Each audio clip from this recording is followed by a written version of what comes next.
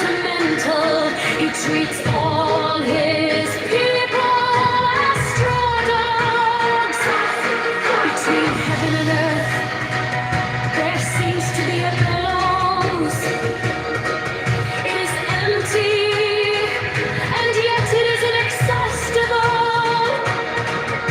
The more it works, the more comes out of it.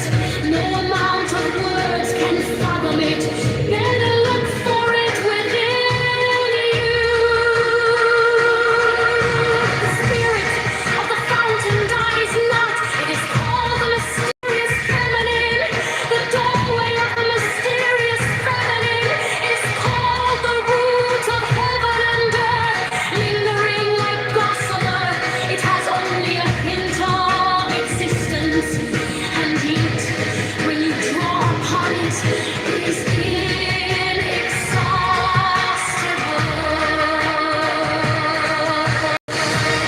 Heaven lasts long, and earth abides. What is the secret of their durability?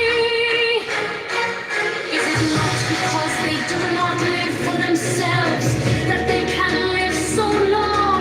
Therefore the sage wants to remain behind, but finds himself at the head of others, reckons himself out, but finds himself safe and secure. Is it not because he is selfless that his self is realized? The highest form of goodness is like water. Water knows how to benefit all things without striving with them. It stays in places loved by all men. Therefore it comes near the tower. In choosing your dwelling, know how to keep to the ground. In cultivating your mind, know how to dive in. The hidden Tao can be talked about, but not the eternal Tao. Names can be named, but not the eternal name. As the origin of heaven and earth, it is nameless. As the mother of all things, it is nameable. So, as ever hidden, we should look at its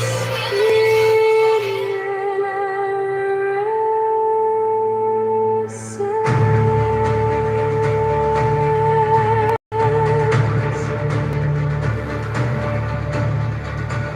When all the world recognizes beauty as beauty, the sin itself is ugliness. When all the world recognizes good as good, the sin itself is evil. Indeed, the hidden and the manifest give birth to each other. Difficult and easy complement each other. Long and short exhibit each other. High and low set measure to each other. Voice and sound harmonize each other. Back and front follow each other. Therefore, the sage manages his affairs without ado and spreads his teaching without talking. He denies nothing to the teeming things. He rears them but lays no claim to them. He does his work but sets no store by it. He accomplishes his task but does not dwell upon it. And yet it is just because he does not dwell on it that nobody can ever take it away from him. As always manifest, we should look at its outer aspects. These two flow from the same source, though differently named, and both are called mysteries. The mystery of mysteries is the door of all essence. By not exalting talented, you will cause the people to cease from rivalry and contention. By not prizing goods hard to get, you will cause the people to cease from robbing and stealing. By not displaying what is desirable, you will cause the people's hearts to remain undisturbed. Therefore, the sage's way of governing begins by a dare the heart of desires, filling the belly with food, weakening the ambitions, toughening the bones. In this way, he will cause the people to remain with all knowledge and without desire, and prevent the knowing what's called and yet do. Practice not to, and everything will be towel is like an empty bowl, which in being used can never be filled up fathomless. It seems to be the origin of all things. It blunts all sharp edges. It unties all tangles. It harmonizes all lights. It unites the world into one whole, hidden in the deeps. Yet it seems to exist forever. I do not know whose child it is. It seems to be the common ancestor of all, the father of things. Heaven and earth is not sentimental. It treats all things as straw dogs. The sage is not sentimental. He treats all his people as straw dogs. Between heaven and earth, there seems to be a bellows. It is empty, and yet it is inexhaustible. The more it works, the more comes out of it. No amount of words can fathom it. Better look for it within you. The spirit of the fountain dies not. It is called the mysterious feminine.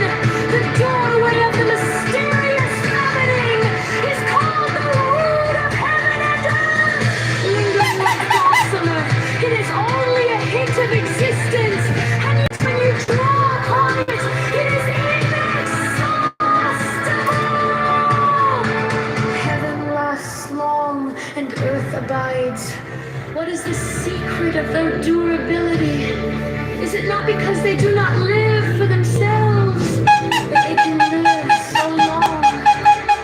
Therefore, the sage wants to remain behind, but finds himself at the head of others, reckons himself out, but finds himself safe and secure.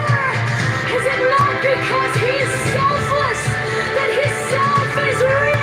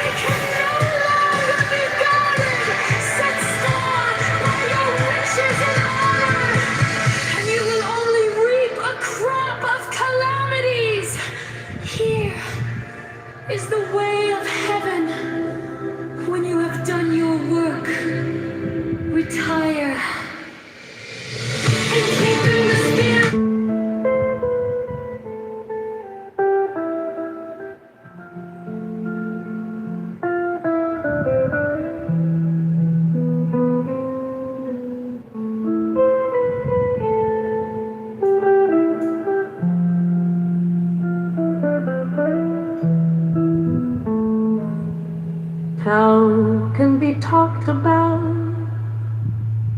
but not the eternal tongue. Names can be named, but not the eternal name. As the origin of heaven and earth, it is nameless. As the mother of all things, it is nameable. So as ever hidden, we should look at its inner essence. When all the world recognizes beauty as beauty, this in itself is ugliness. When all the world recognizes good as good, this in itself is evil. Indeed, the hidden and the manifest give birth to each other. Difficult and easy complement each other. Long and short exhibit each other. High and low set measure to each other. Voice and sound harmonize each other. Back and front follow each other. Therefore the sage manages his affairs without ado, and spreads his teaching without talking. He denies nothing to the teeming things. He rears them, but lays no claim to them. He does his work, but sets no store by it. He accomplishes his task, but does not dwell upon it. And yet it is just because he does not dwell on it that nobody can ever take it away from him. As always manifest, we should look at its outer aspects. These two flow from the same source, though differently named, and both are called mysteries. The mystery of mysteries is the door of all essence. By not exalting the talented, you will cause the people to cease from rivalry and contention. By not prizing goods hard to get, you will cause the people to cease from robbing and stealing. By not displaying what is desirable, you will cause the people's hearts to remain undisturbed.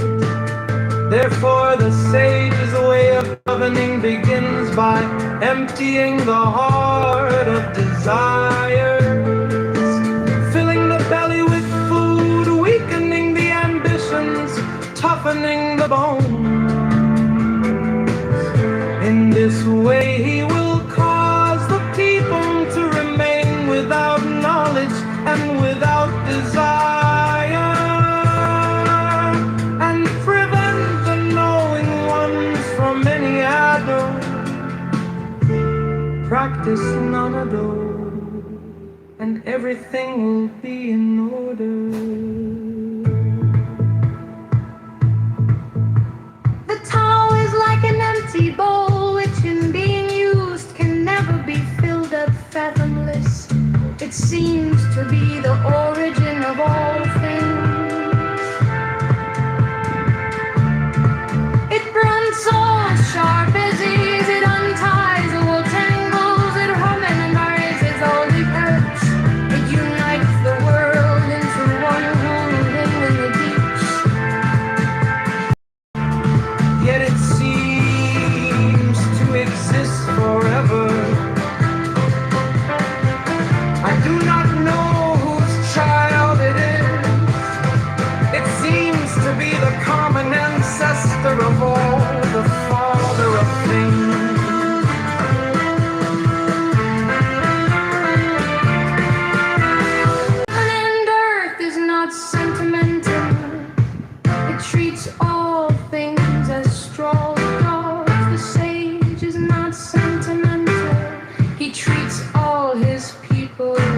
control does. Between heaven and earth, there seems to be a bellows. It is empty, and yet it is inexhaustible. The more it works, the more comes out of it. No amount of words can fathom it. Better look for it within you.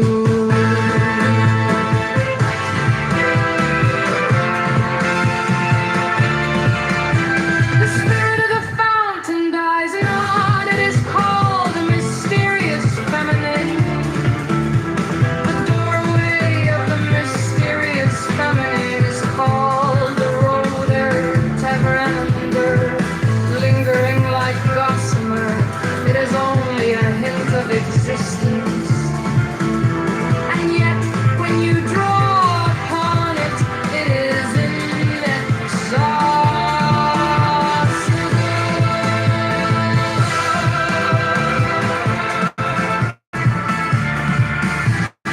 Heaven lasts long and earth abides. What is the secret of their durability?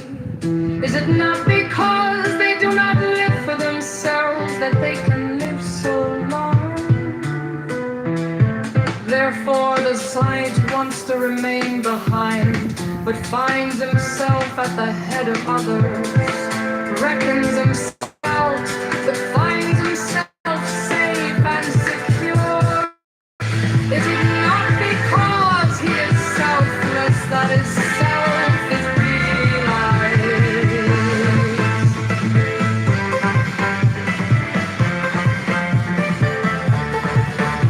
The highest form of goodness is like water. Water knows how to benefit, use without strife and decay. It stays in place, is loved by all men. Therefore it comes near the tower. In choosing your dwelling, know how to keep to the ground. Tao can be talked about, but not the eternal Tao. Names can be named, but not the eternal name. As the origin of heaven and earth, it is nameless. As the mother of all things, it is nameable. So, as ever hidden, we should look at its inner essence.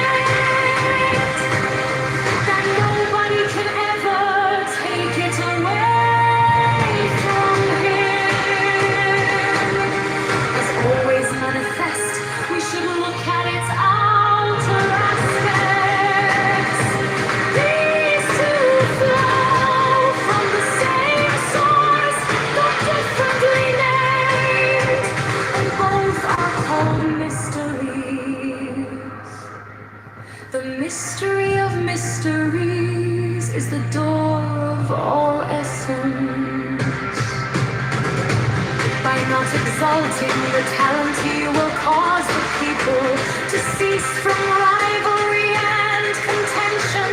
By not prizing goods hard to get, you will cause the people to cease from robbing and stealing. By not displaying what is desirable, you will cause the people's hearts to remain undisturbed. Therefore the sage's way of governing begins by emptying the heart of desires, filling the belly with food, weakening the ambitions, toughening the bones.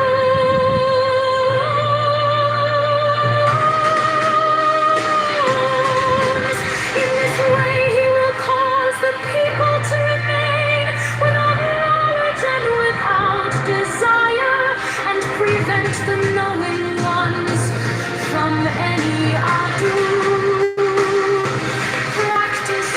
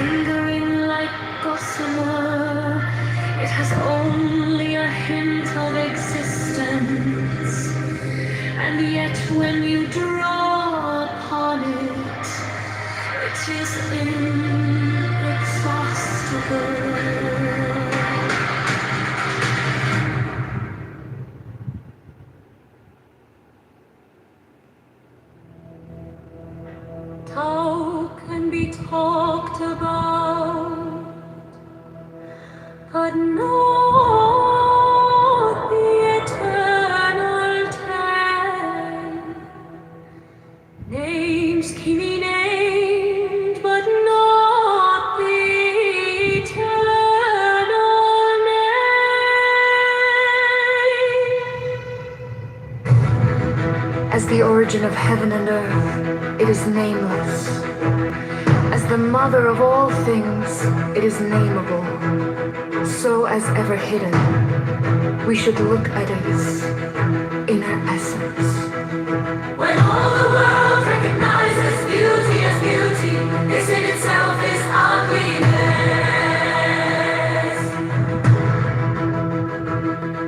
When all the world recognizes good as good, this in itself is evil.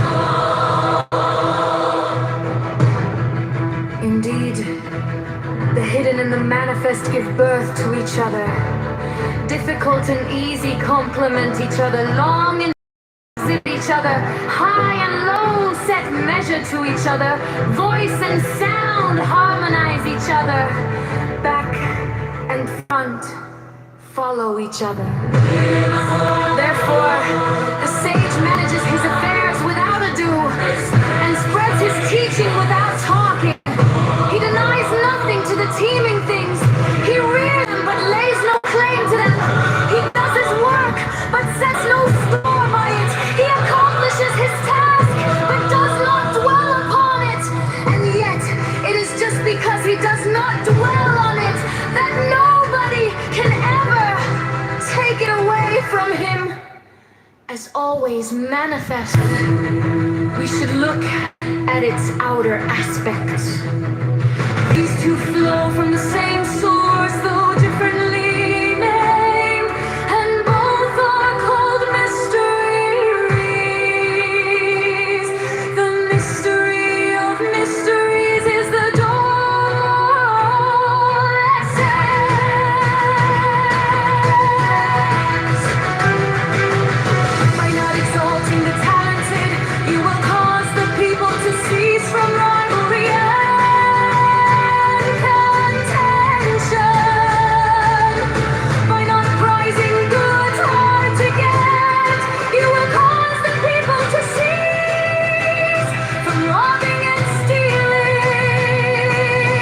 By not displaying what is desirable, you will cause the people's hearts to remain undisturbed. Therefore, the sage's way of governing begins by emptying the heart of desires, filling the belly with food, weakening the ambitions, toughening the bones. In this way, he will cause the people to remain without knowledge and desire, and prevent the knowing ones from any ado. Practice non-ado, and everything will be in order. There's always like an empty bowl, which it being used can never be filled or endless.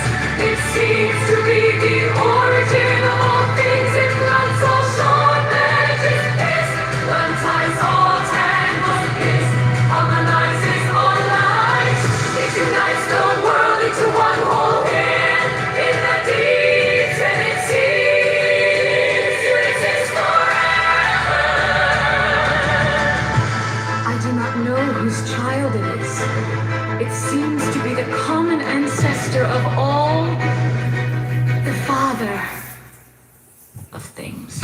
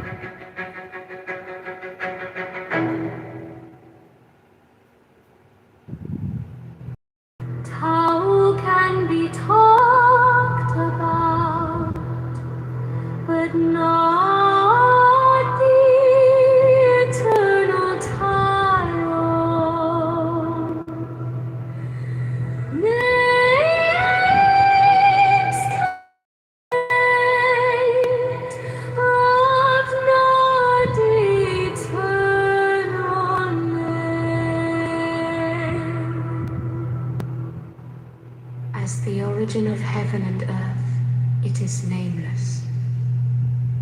As the mother of all things, it is nameable. So, as ever hidden, we should look at its inner essence.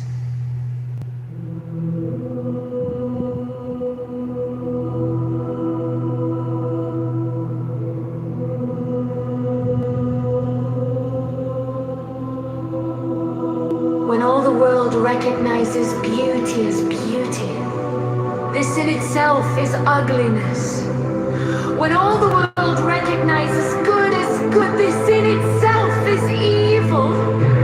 Indeed, the hidden and the manifest give birth to each other.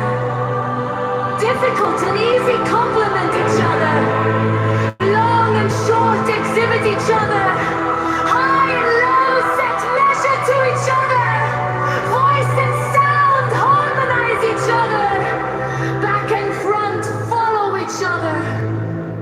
Therefore, the sage manages his affairs without ado and spreads his teaching without talking. He denies nothing to the teeming things. He rears them, but lays no claim to them. He does his work, but sets no store by it. He accomplishes his task, but does not dwell upon it.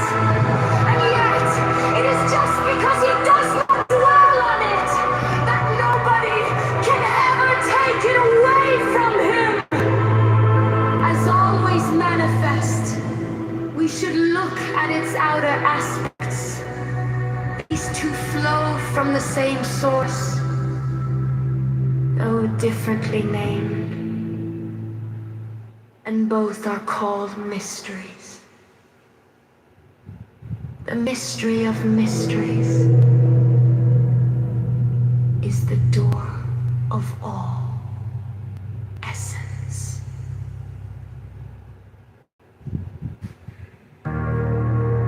Tao can be talked about, but not the eternal Tao. Names can be named, but not the eternal name. As the origin of heaven and earth is nameless, as the mother of all things, it is nameable. So as ever hidden, we should look at its inner essence.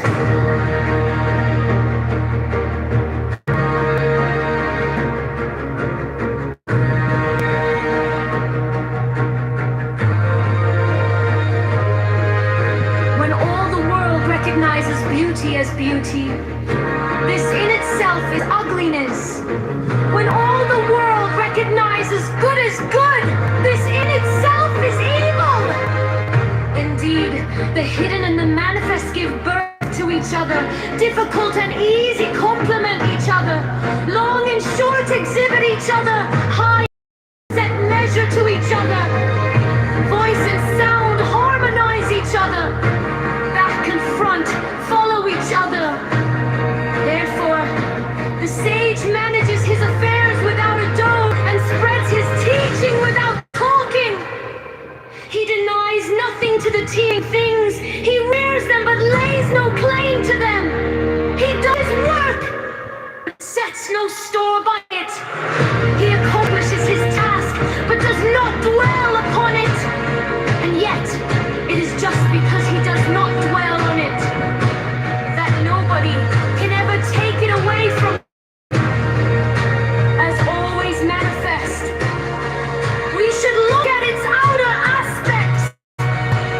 These two flow from the same source, though differently named, and both are called mysteries. The mystery of mysteries is the door of all essence. By not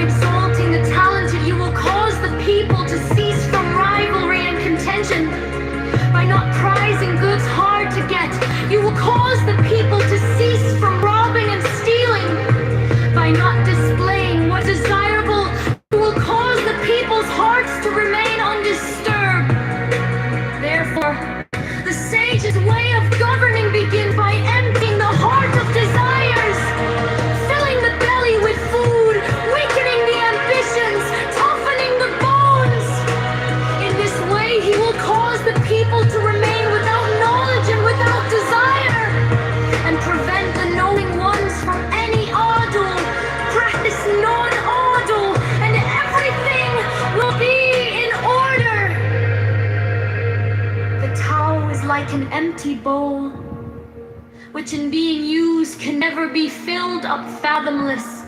It seems to be the origin of all things. It blunts all sharp edges. It unties all tangles. It harmonizes all lights.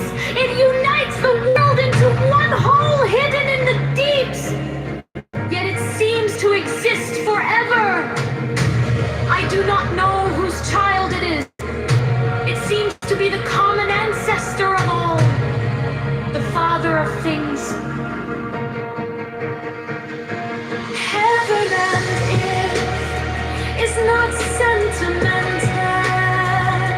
It treats all forms as straw dogs. The sage is not sentimental. He treats all his people as straw dogs between heaven and earth. There seems to be a balance. It is empty, and yet it is inexhaustible. The more it works, the more comes out of it. No amount of words can fathom it.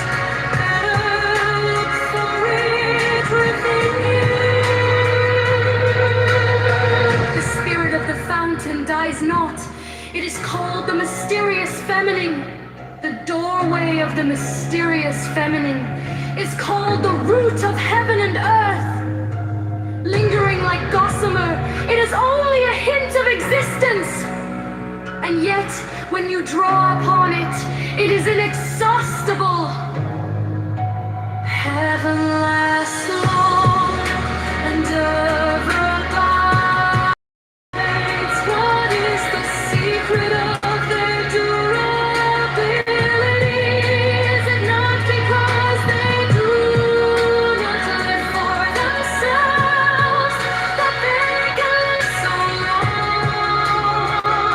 Therefore the sage wants to remain behind. He finds himself at the head of others, reckons himself out, but finds himself safe and secure.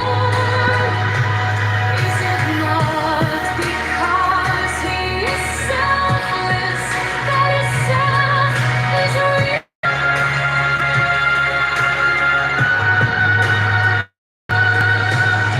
The highest form of goodness is like water. Water knows how to benefit all things without striving with them. It stays in places loathed by all men. Therefore, it comes near Tao. In choosing your dwelling, know how to keep to the ground. In cultivating your mind, know how to dive in the hidden deeps. In dealing with others, how to be gentle and kind. In speaking, know how to keep your words. In governing, know how to maintain order. In transacting business, know how to be efficient. In making a move, know how to choose the right moment. If you do not strive with others, you will be free from blame. As for holding to fullness, far better word to stop in time. Keep on beating, sharpening the sword, and the edge cannot be preserved for long.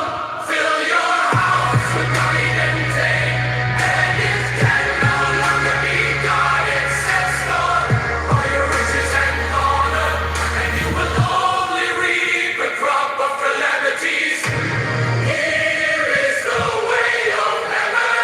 When you have done your work, retire. Here is the way of heaven. In keeping the spirit and the vital soul together, are you able to maintain their perfect harmony? In gathering your vital energy to attain suppleness, have you reached the state of a newborn babe? In washing and clearing your inner vision, have you purified it of all dross? In loving your people and governing your state, are you able to dispense with cleverness? Tao can be talked about, but not the eternal Tao. Names can be named, but not the eternal name. As the origin of heaven and earth, it is nameless. As the mother of all things, it is nameable. So as ever hidden, we should look at its inner essence. When all the world recognizes beauty as beauty, this in itself is ugliness.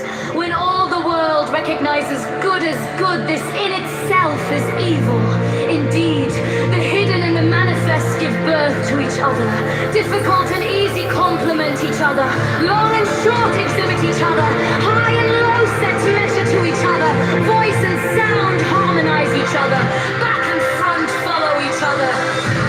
Therefore, the sage manages his affairs without and spreads his teaching without talking. He denies nothing to the teeming things. He rears them but lays no claim to them. He does his work but sets no store by it. He accomplishes his task but does not dwell upon it. And yet, it is just because he does not dwell on it that nobody can ever take it away from him. Always manifest. We should look at its outer aspects. These two flow from the same source, though differently named, and both are called mysteries. The mystery of mysteries is the door of all essence. By not exalting the talented, you will cause the people to cease from rivalry and contention. By not prizing goods hard to get, you will cause the people to cease from robbing and stealing. By not displaying what is desirable, you will cause the people's hearts to remain undisturbed. Therefore, the sage's way of governing begins by emptying the heart of desires, filling the belly with food, weakening the ambitions, toughening the bones.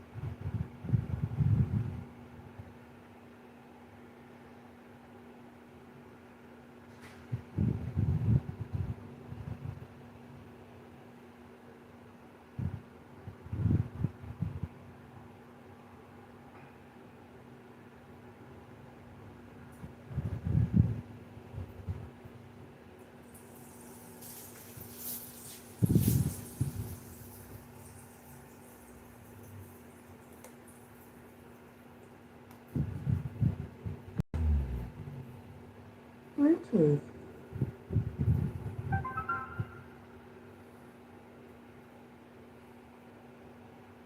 Fast electrical motors on them because at first anything electric, you don't gotta insure it, you don't gotta register it, and so these kids are running around on these electric quads that are going faster than cars. It's crazy, crazy. I mean, we used to do that when I worked on the golf course. We would take out the governor on the golf carts, and we'd be going so fast over those mounds and shit. Which golf course? That doesn't matter. Oh. How old were you? That doesn't matter either. I was young. I did greenskeeping and I was a caddy. Two different golf courses. I know what happens on the golf course stays on the golf course. That's what I saw a girl. She delivers. She's like the golf course bartender. You might have seen her on Instagram, and it's a black girl. Yeah, you seen her, right? She look good too, and she be flirting with him, and they be giving her $100 tips. Like, keep the change. I can tell you, I worked at a golf course recently. I haven't been there in about 3 years. But I'd never worked at one before as a bartender. And then they started, I was just like through a temp agency, and then they started like requesting me, and it's really far. Obama's a member of it and what have you. But them boys, like, the whole new culture just hanging out over there. That, people talk about power lunches, there are power breakfasts, but a lot of deals that decide the world, everybody's fate in the world, happens at those golf courses. Ben spoke about that, and I don't know. I got a homeboy. Well, he's younger than me. When I used to tour, he kind of came up under me. He always shouts me out, and he loved golf because he knew that a lot of the the players in touring industry, like day off in the city, they would go play golf. I'm not playing no golf, but he stuck at it. He got good. And he told me, he does meet some interesting people, and interesting conversations. Young black brother on the golf course. But I remember when everybody's like, I want to go play golf. Like, that's where the deals are made. It was a thing in the music biz for I'd say around 2003 to like 2007, everybody wanted to play golf. Now it's pickleball. I want to play. I'm not good. All right, so here's one more new thing. I don't even know what pickleball is. What is it? It's kind of like a mix between it's a mix between squash and tennis. It's a mix between the racket ain't that heavy. Full size ping pong. Yeah. Yeah. Yes, that's a good description. Stand up ping pong. So we had a Toys R Us in Brooklyn, down by King's Plaza. It's been abandoned for about 10 years now. Wait, I remember that. Okay, so Stephon Moore bought it, and he's turning it to an athletic facility. And guess what? They're gonna have basketball and other sports for the kids to have somewhere to go. So it's not too far from me. I want to play pickleball. Yeah, my LA Fitness just got pickleball courts. It took out all the boxing and put pickleball and Pilates. So I might start playing now that I can just do it. The Pilates requires a tennis court. It requires a court. It's smaller than a tennis court. Yeah, it's play like pickleball on a tennis.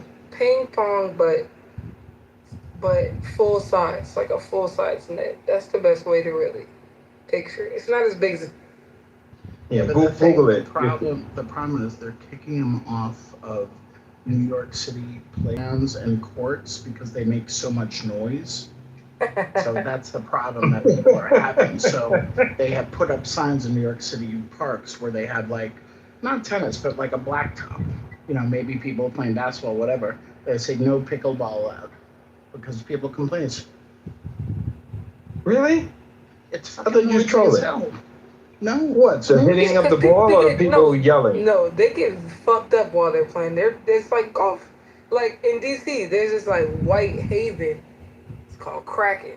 I'd never go in there.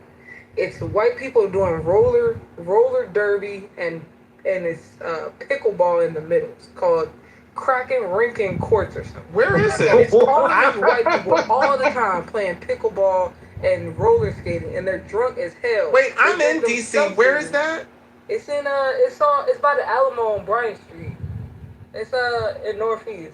Oh, Northeast. Oh yeah, I don't go there. Oh wow, yeah. The But fuck? yeah, it's up there, so that's where the white people But be wait, at, man. The first time I went there, I felt like I was not in DC. I was like, this is a new environment. It was spirituals. I can't wait. They're making noise. What do you mean? The sound of Dude, hitting the have you ever ball, or heard? they're just It's explain. it's like so you know like racquetball and handball and all that. Like it Yeah. makes that noise, right? Oh, okay. So imagine they have a court right outside your fucking apartment, and people are doing this all day. Drive you Right. fucking insane. So Okay. yeah, fuck pickleball, fuck golf. He's a miserable New Yorker. I'm gonna find pickleball right next to where you stay, and I'm bring the whole hood. We're gonna play no. pickleball. I'm trying to And say sorry, real, Good. real quick. Sorry to those people that live in that part of town, but fuck Northeast too. I don't No, live over that's- there. I got a Somali joint over there. That's what I'm saying. What's going on? Why would you never be fuck Northeast? Somali food? No. No, Yeah, well, That's the thing. We don't really have many Somalis these days. It's just Ethiopia. But But they're that mixing food- now. They're but he eating. definitely. But Divine, they're drinking them seltzers and all this vodka soda while they're playing, and they're loud and rambunctious. Like imagine like niggas hooping and talking shit, but white people that's drunk doing it, playing pickleball. That's what it sounds. That sounds good.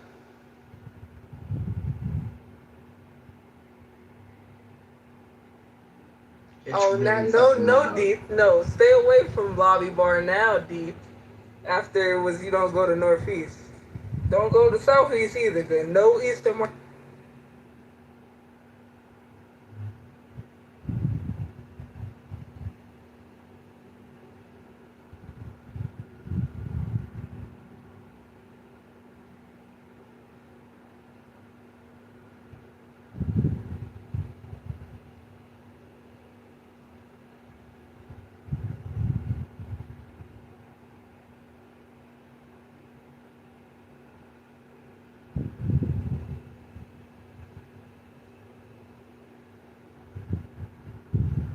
Looks like the Amazon warehouse is closed today. Devon, are you there? Hey, what's up, brother? What's going on with you, man? Something's up. What's going on? What? What you talking about? What happened?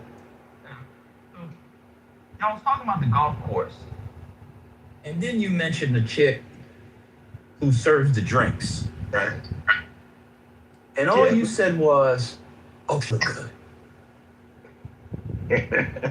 You couldn't spend another 30 seconds, 45 seconds on how fine that lady is. What's wrong with you, brother? Oh yeah. We need to go back to that point. Yeah. Yeah, was that? That was insane. Yo, man, I don't know what's going on, man. Oh, we done. Oh man, Divine. I'm losing it. Oh I'm my losing God, it. he was like, oh yeah, she looked good too. Look good. I had to come out of the pool, bro. I had the clubhouse playing on the pool, speaker on the Bluetooth. I got out of the pool just to cuss your ass out, brother. That's insane. Devon, what's happening? My apologies, brother. Matter of fact, let me find her picture. I'm gonna make her picture my. Yeah, there you go. Yeah. I'm dead.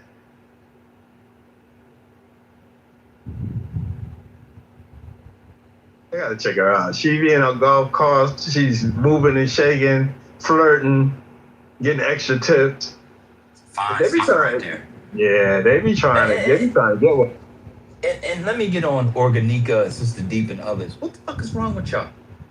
Why y'all hang out in DC as black people and don't go to Northeast? I don't even understand. I don't even understand. I had to come out of the water. What the fuck are y'all saying? You are Negroes and you don't. I don't even understand. Y'all only date people. I'm not even in the dating market. Y'all go on dates with blacks who live in Northwest. I'll be honest with y'all. Okay, that's a good answer. She said, I don't date DC men. That's actually a very good answer. All right, that's a good answer. That's actually a good answer. But I'll be honest with you, I don't think y'all are Americans. Y'all say stuff on this app. It's just, oh my God, what's happening? Yeah, it would be Harlem. Spiritus, that would be the DC comparison. Like, it's like, I don't go to Northeast. Now, to be fair, I don't spend the night in Northeast. To be fair. What's happening? I don't like to be unconscious for more than 6 hours with that high concentration of working class people around me for my own safety. This is crazy. And I'm done speaking. Shout out to Northeast. Do they have like a bunch of clubs up there? Like There are clubs. dance I wouldn't There are say clubs. it's a bunch of It's not a Okay. It's but not more like loungy and bars and restaurants. Okay. I think I went to a big club in like I want to say warehouse area. Or Oh, that's the old school. What are you, back in love? You talking about love? 2013. yeah, that area still Oh. have. They just made it a new club. It's called Culture, and I love it. I go there very often. That's where they have the black house parties. Yeah, it was. Yeah, It was like something like. yeah, they made all of those. That area is like clubs again now. So wait, are we saying Northeast DC is like Harlem? What would we compare it to, Ben? Here. Yeah. That's the best. Oh, okay. I mean, just in terms of its relationship to the rest of the city, there's a different vibe, but it's like the black. Like if you want to like hang out and stuff, that's where you would go. I mean, there's some spots over in Northwest, whatever. I don't go down to the wharf or whatever they call. I don't do that You stuff. can't really hang Dr. out. Library. You said Dr. Library. Dr. Library, she does that. I don't do that. That's if I. The wharf, it get played out. It's too expensive to do often. Like, and then the parking situation. That parking garage is $30 an hour. So I refuse to do that whole thing. But the wharf is. And first thing, if you want 1 second, Divine. Yes, and I got salt and vinegar chips. Yes, I got out of the pool for salt and vinegar chips. Eat up, sir. Eat up. Here's an anthropological question for the room. That's why you're Has anybody? That's true. Has anybody? Although I'm gonna burn it off when I swim these laps. Has anybody here? Actually, I'm not gonna burn it off. Has anybody? I'm just gonna wade in the water. Shout out to my ancestors. Has anybody? Has anybody in here ever seen a white person eat salt and vinegar chips? I bet you haven't. I bet you've never seen a white person eat salt and vinegar chips. They don't know I they never exist. looked to check their chips that they were eating on. They don't do it. I don't Broke go around one. and say, okay, let me watch and see if the white people are going to get salt and vinegar. But they have to eat them because I see them people in the gym and the salt and vinegars are always gone. So it can't just be the black people eating them. Well, Owen May had to defeat her. He said the broke white people do. I was gonna say, I mean, without triggering anybody, I think it's a class dynamic. yeah, it does feel class-like. I agree. Do white people eat barbecue chips, or that's just a? Oh, they It might be classed. no, they do. They do. It might be classed. But they're sour What- cream and onion. That's Yeah, they like sour cream. That's Plain. it. Yeah, they like that. But But you know, they you guys, the cheddar and Kettle no, cooked. no, the cultures have changed. The whites like salt and vinegar now, so whatever. They eat They like cheddar. kettle cooked. They eat cheddar. Oh yeah, they Exactly, the kettle they like cooked the salt and kettle vinegar, the jalapenos. Cape Cod ones. Mm. Yeah. like kettle jalapeno and that kettle black pepper. That gotta be them eating. And black people in y'all community and working class in y'all community, you've never seen a real nigga pull out a bag of kettle cooked chips. You've never seen it. I'm telling y'all what y'all think. But those are them hard ass chips. They are kind of extra crunchy. Just to cut the roof of your mouth. I do like the ones. The First Lady, you and I shared this thing that we like. The ones that Subway sell in the green bag, the jalapeno joints. Those are crack. Go ahead. Miss somebody, I don't know. If you're Louisiana, it doesn't matter if you're real nigga or not, whatever you want to call it. They get the Oh, really? Yeah. So at a young boy concert, they just pull out Cape Cod, kettle cooked, apple No, it's cider not. vinegar and chives. Odd, but there's a brand in Louisiana called that everybody gets. Oh, okay. It's like Creole seasoning chips. Imagine. Yeah. So, I don't know if you ever seen this. They sell them all over the place now. Yeah, they got them here now. There's salt and vinegar type tasting chips. I'll go back on It's like Lowry's and vinegar chip.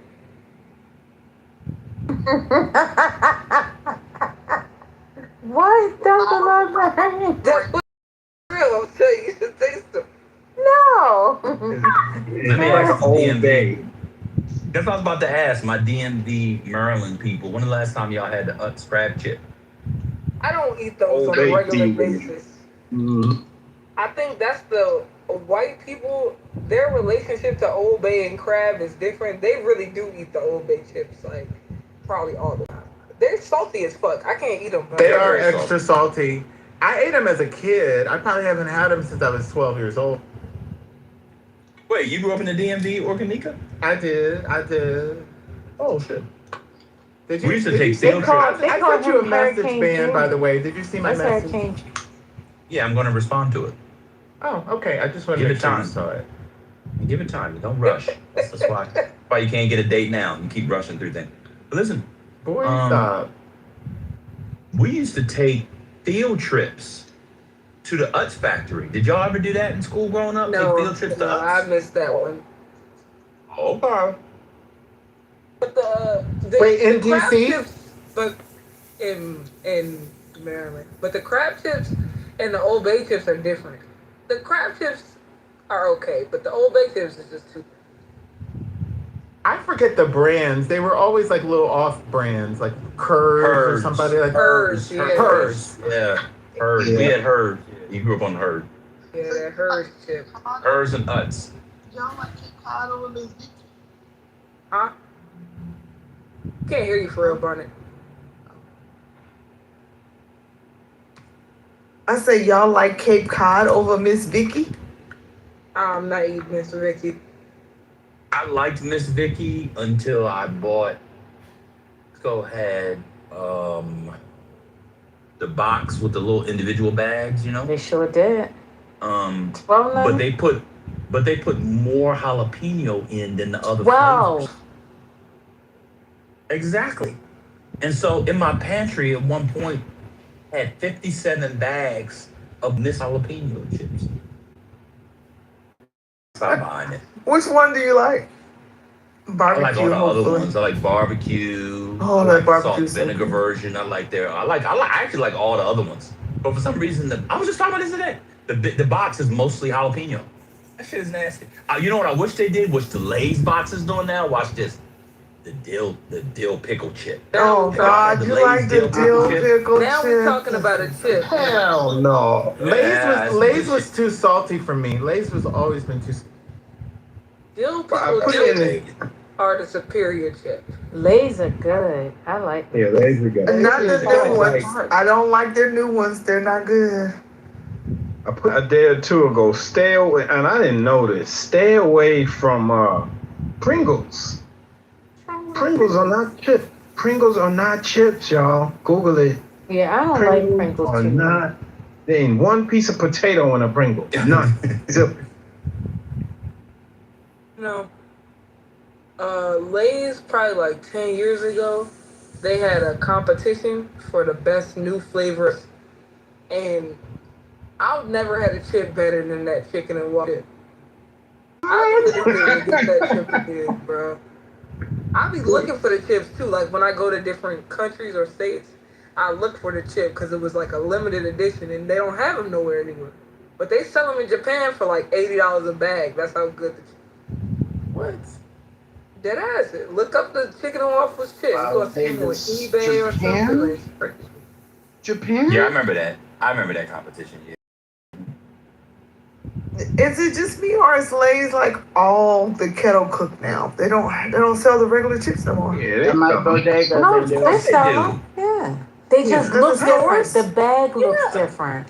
No, I opened the bag and was eating. I was like, wait, this ain't original picked the wrong greasy ass one. Lay's. I'm That's eating what it I'm saying. now. You picked the I'm wrong eating one one. now. Hold on. One mic on me. Hold on. Go ahead, tip it. I'm eating one now. I'm just like, yeah. It doesn't sound. I didn't hear any crunch. What's I ain't wrong? hear no crunch either. I didn't hear you. Where's the swallow. fucking crunch? That's what I'm saying. It's not kettle. That's exactly. It's not kettle. That's exactly the point. It's not kettle. Did you Look, swallow? it's the regular Lay's. Huh? Did you swallow it? No, I spit it. Oh my God. I didn't hear you swallow.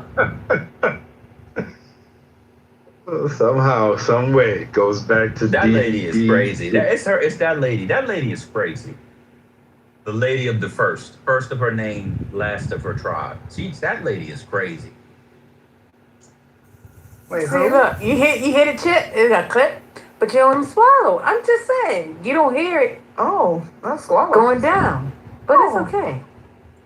Let's keep it moving. You better motherfucking swallow that chip. Who said that?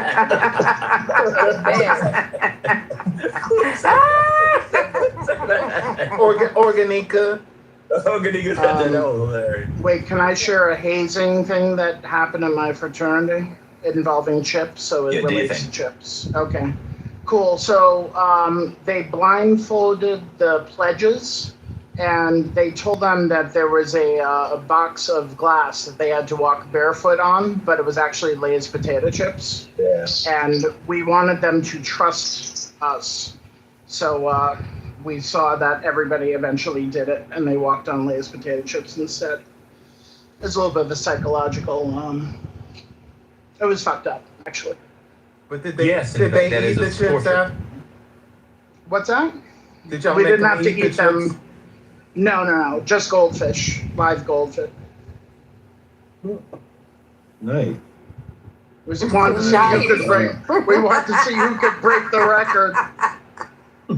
Wait, can you get sick from that? I mean, they did. There was some vomiting. Oh wow. No, that remind me of school days. They put bananas in the toilet and they blindfolded the pledges. Squeeze it, squish it, squeeze it. And Yeah, they that's were all. squeezing. It's all They about were trust. It's squeezing. only about trust. They would never have you walk on a box of piece of glass, but potato chips, it's fine. And you don't have to eat the live goldfish. It's just, will you break the record? That's the question. Did you just go back to school days, Divine? Squeeze it, squeeze it, squish it. But the scene, First Lady. There was a lot of words that came before that. I remember that. Let me say something about this. It's about trust on this clubhouse space. This one right here. You all know what trust falls are, right? Everybody knows what trust fall is. Yes. Okay. Yeah. Good. I'm gonna go around and just to the people on stage who I would trust to catch me on a trust fall where I would fall and break my head. PT every day, all day, 7 times a week. First Lady.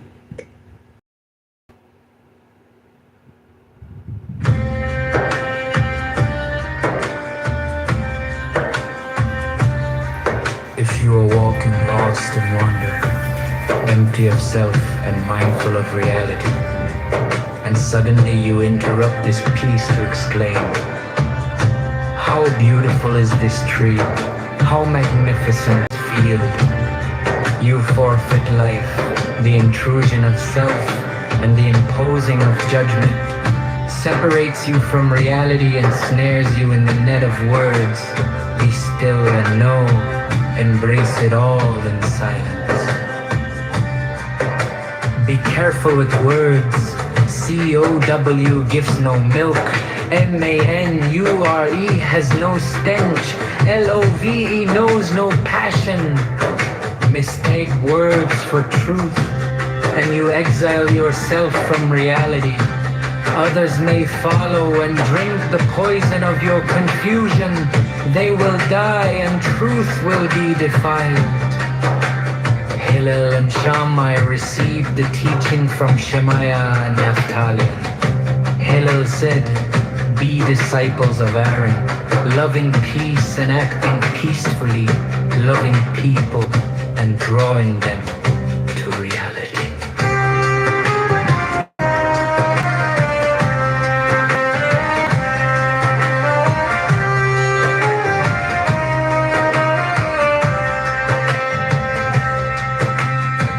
Pursuing fame is self-destructive.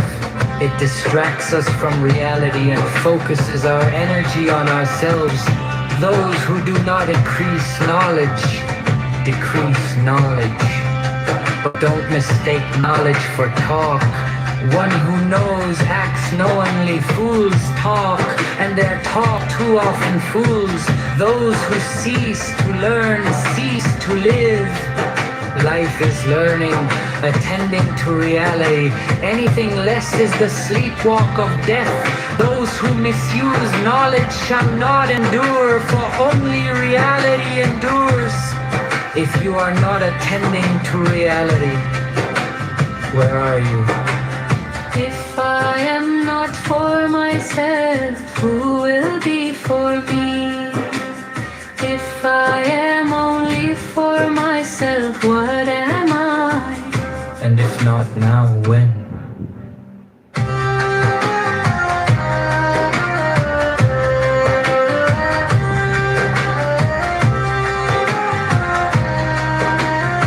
Attend to reality diligently. Say little and do much. Receive all people with kindness. Make yourself a sage. Rely upon reality, not authority. Free yourself from crippling self-consciousness. Attend to each moment and act without hesitation. Do not tithe by guesswork. Justice is not a matter of whim. Today, you may feel generous. Tomorrow, you may feel stingy. Give what is just because it is just. I grew up among the sage. All my life I listened to their words. Yet I have found nothing better than silence. Study is not the goal. Doing is, do not mistake talk for action. Pity fills no stomach. Compassion builds no house. Understanding is not yet just. Whoever multiplies words causes confusion. The truth that can be spoken is not the ultimate truth. Ultimate truth is wordless, the silence within the silence. More than the absence of speech, more than the absence of words. Ultimate truth is the seamless being in place that comes with attending to reality. The world stands upon three things: upon truth, upon peace, upon justice. Speak truth each to the other. Establish peace and render honest judgment in your gates. What is the right path for a person to follow? One that honors both self and other. Be attentive in all you do. Do not judge one deed small and another great, for you cannot always know their significance. Be virtuous, even if virtue is costly. Avoid sin, even if sin is profitable. Remember three things and you will not err. If your deeds shouldn't be known, perhaps they shouldn't be done. If your words shouldn't be shared, perhaps they shouldn't be spoken. Act with attention, for all your deeds have consequence.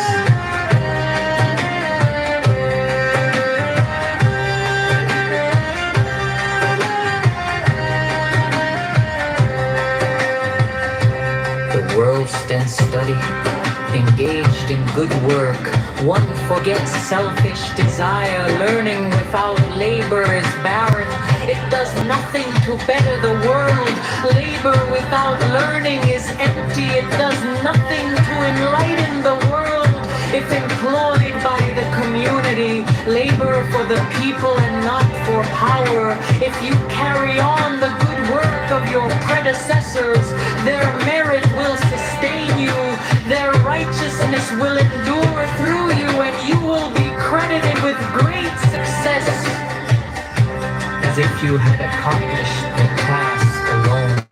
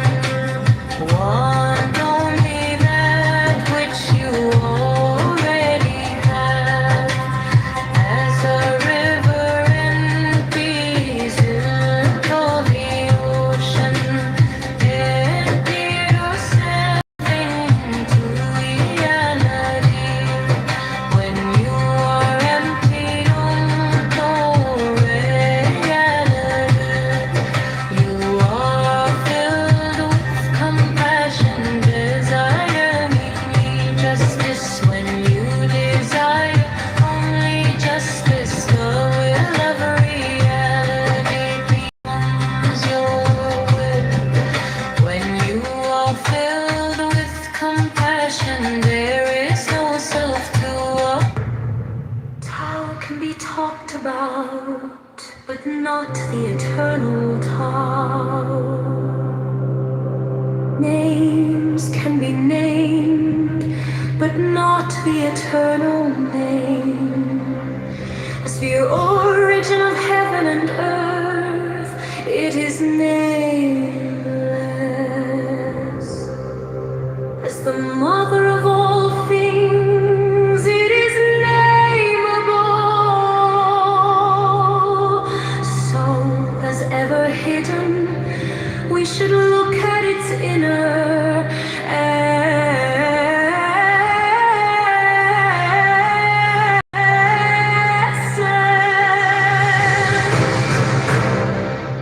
When all the world recognizes beauty as beauty, this in itself is ugliness.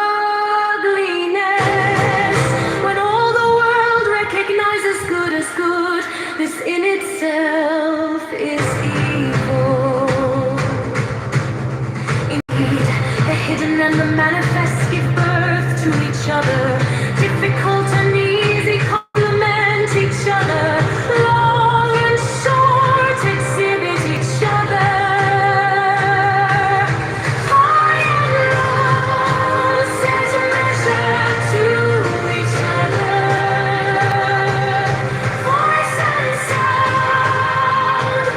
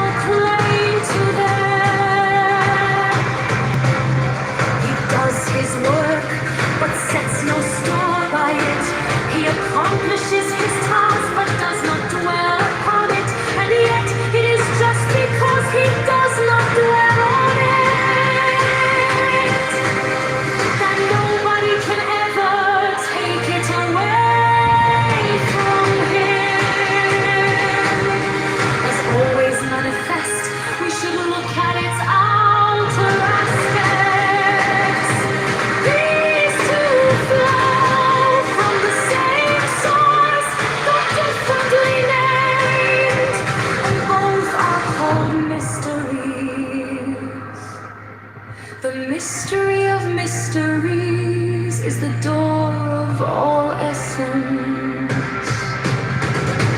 By not exalting the talent, you will cause the people to cease from rivalry and contention.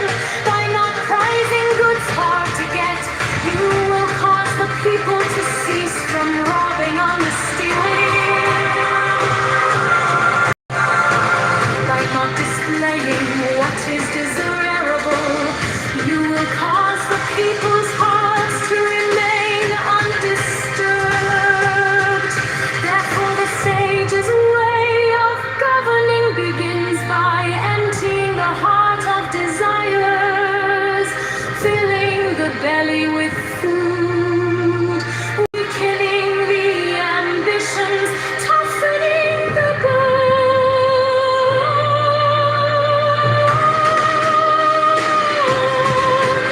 In this way, he will cause the people to remain without knowledge and without desire, and prevent the knowing ones from any ado.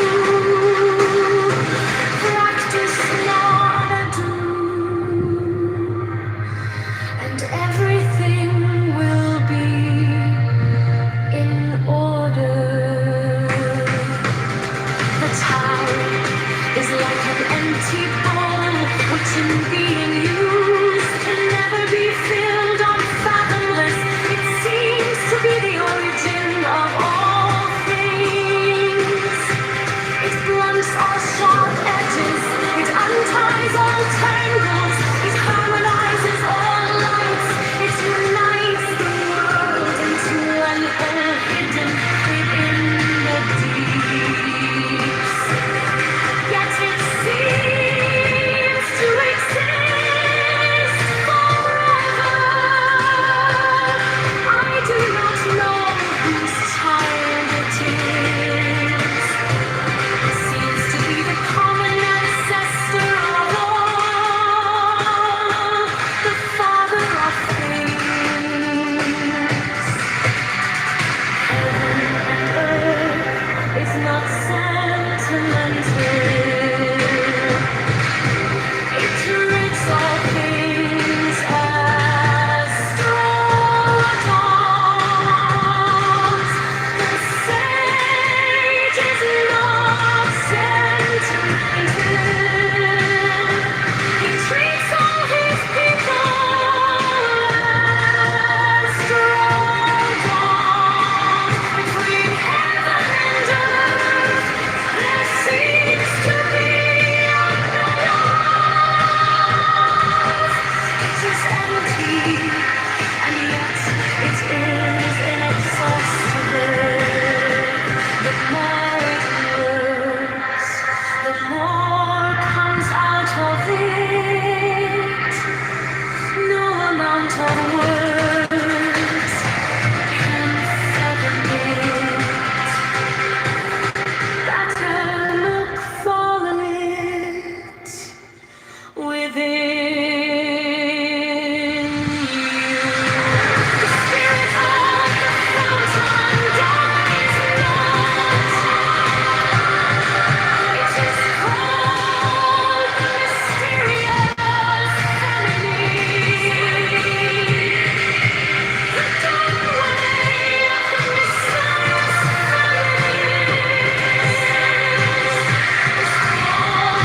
root of heaven and earth, lingering like gossamer. It has only a hint of existence, and yet when you draw upon it, it is inexhaustible.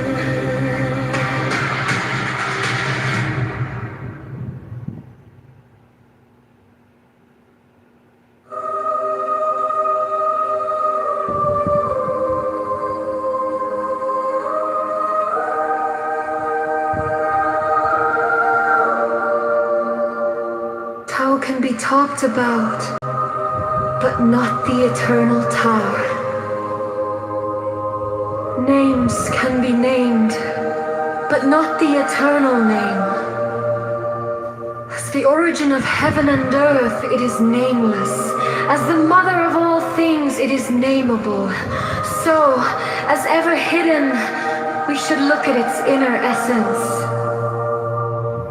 When all the world recognizes beauty as beauty, this in itself is ugliness.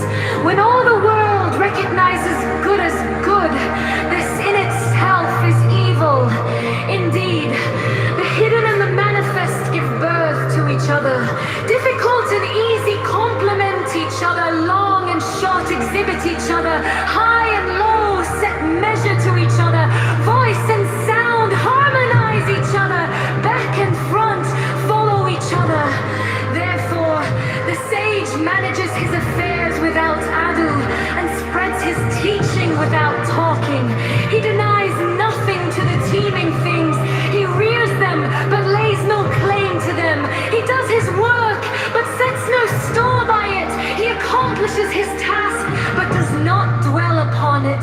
And yet, it is just because he does not dwell on it that nobody can ever take it away from him. As always manifest, we should look at its outer aspects. These two flow from the same source, though differently named, and both are called mysteries. The mystery of mysteries is the door of all essence. By not exalting the talented, you will cause the people to cease from rivalry and contention. By not prizing goods hard to get, you will cause the people to cease from robbing and stealing. By not displaying what is desirable, you will cause the people's hearts to remain undisturbed. Therefore, the sage's way of governing begins by emptying the heart of desires, filling the belly with food, weakening the ambitions, toughening the bones. In this way, he will cause the people to remain without knowledge and without desire, and prevent the knowing ones from any ado. Practice non-ado, and everything will be in order.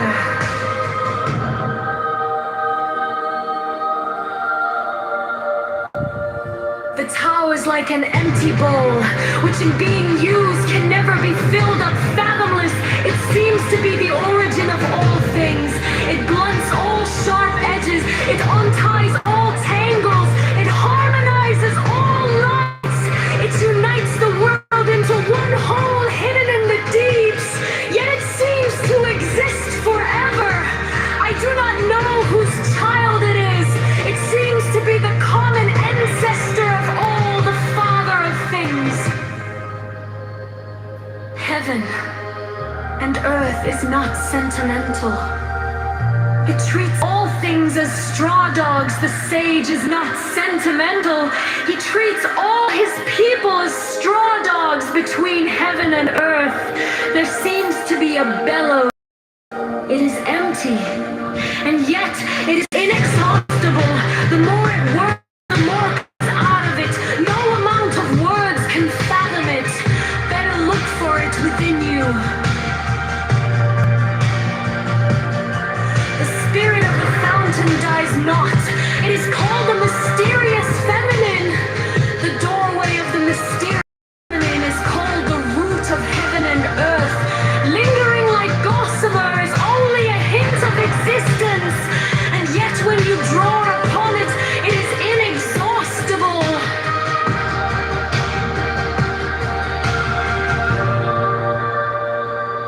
Heaven lasts long and earth abides. What is the secret of their durability? Is it not because they do not live for themselves that they can live so long? Therefore, the sage wants to remain behind, but finds himself at the head of others, reckons himself out, but finds himself safe and secure. Is it not because he is selfless that his self is realized? The highest form of goodness is like water. Water knows how to benefit all things without striving with them.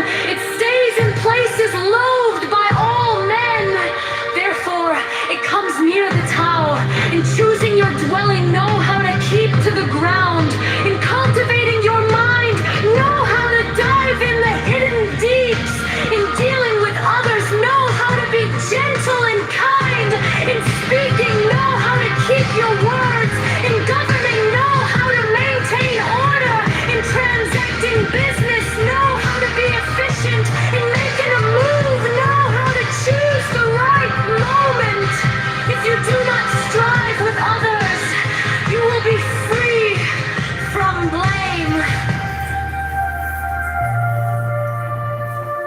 for holding to fullness. Far better word to stopping time. Keep on beating and sharpening a sword, and the edge cannot.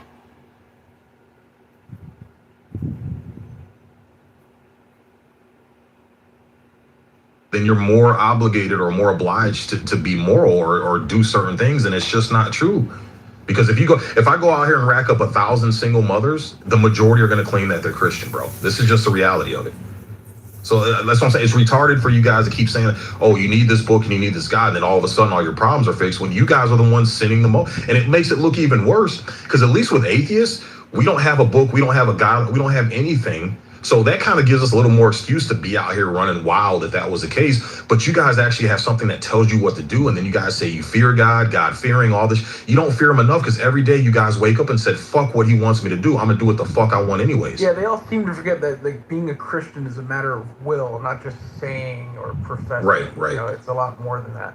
But again, like, there are a lot of atheists who still operate under a more Christian framework, even more so than, you know, self-proclaimed Christians do. Yep. Right? And Sig knows this. Sig understands what the Bible teaches when it comes to traditional marriage and the roles of men and women when it comes to it's like, but you know, like you said, most Christians don't really abide by that. And in fact, I've come across many so-called Christian conservative women who are no different than left-wing feminists when it comes to these conversations. Well, look at what just happened today. What was it, Massachusetts, or was that yesterday? I can't remember. I just read the article. It popped up on my feed. Massachusetts women all gathered around the sign in a law to extend abortion up to birth. And they all clapped and cheered. And then you're sitting there going, And they're like, you know, all Christian women, they go to the church, and they're all clapping and shaking. And I'm sitting there going, your dogma doesn't really fucking it just doesn't match. I personally don't think the government should be regulating your body, period.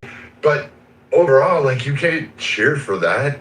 Like, that's just it just strikes me as like weird. And then you had to turn around and have one of your famous libtard fucking feminists sitting there on a fucking show trying to freeze her eggs. Like, oh my God, someone make an omelet out of those. But I mean, fuck. Like, at this point, I don't understand, guys. I really don't. Like, you women are a lot different from when I was a young man in the world. Like, you guys just have flipped shit around.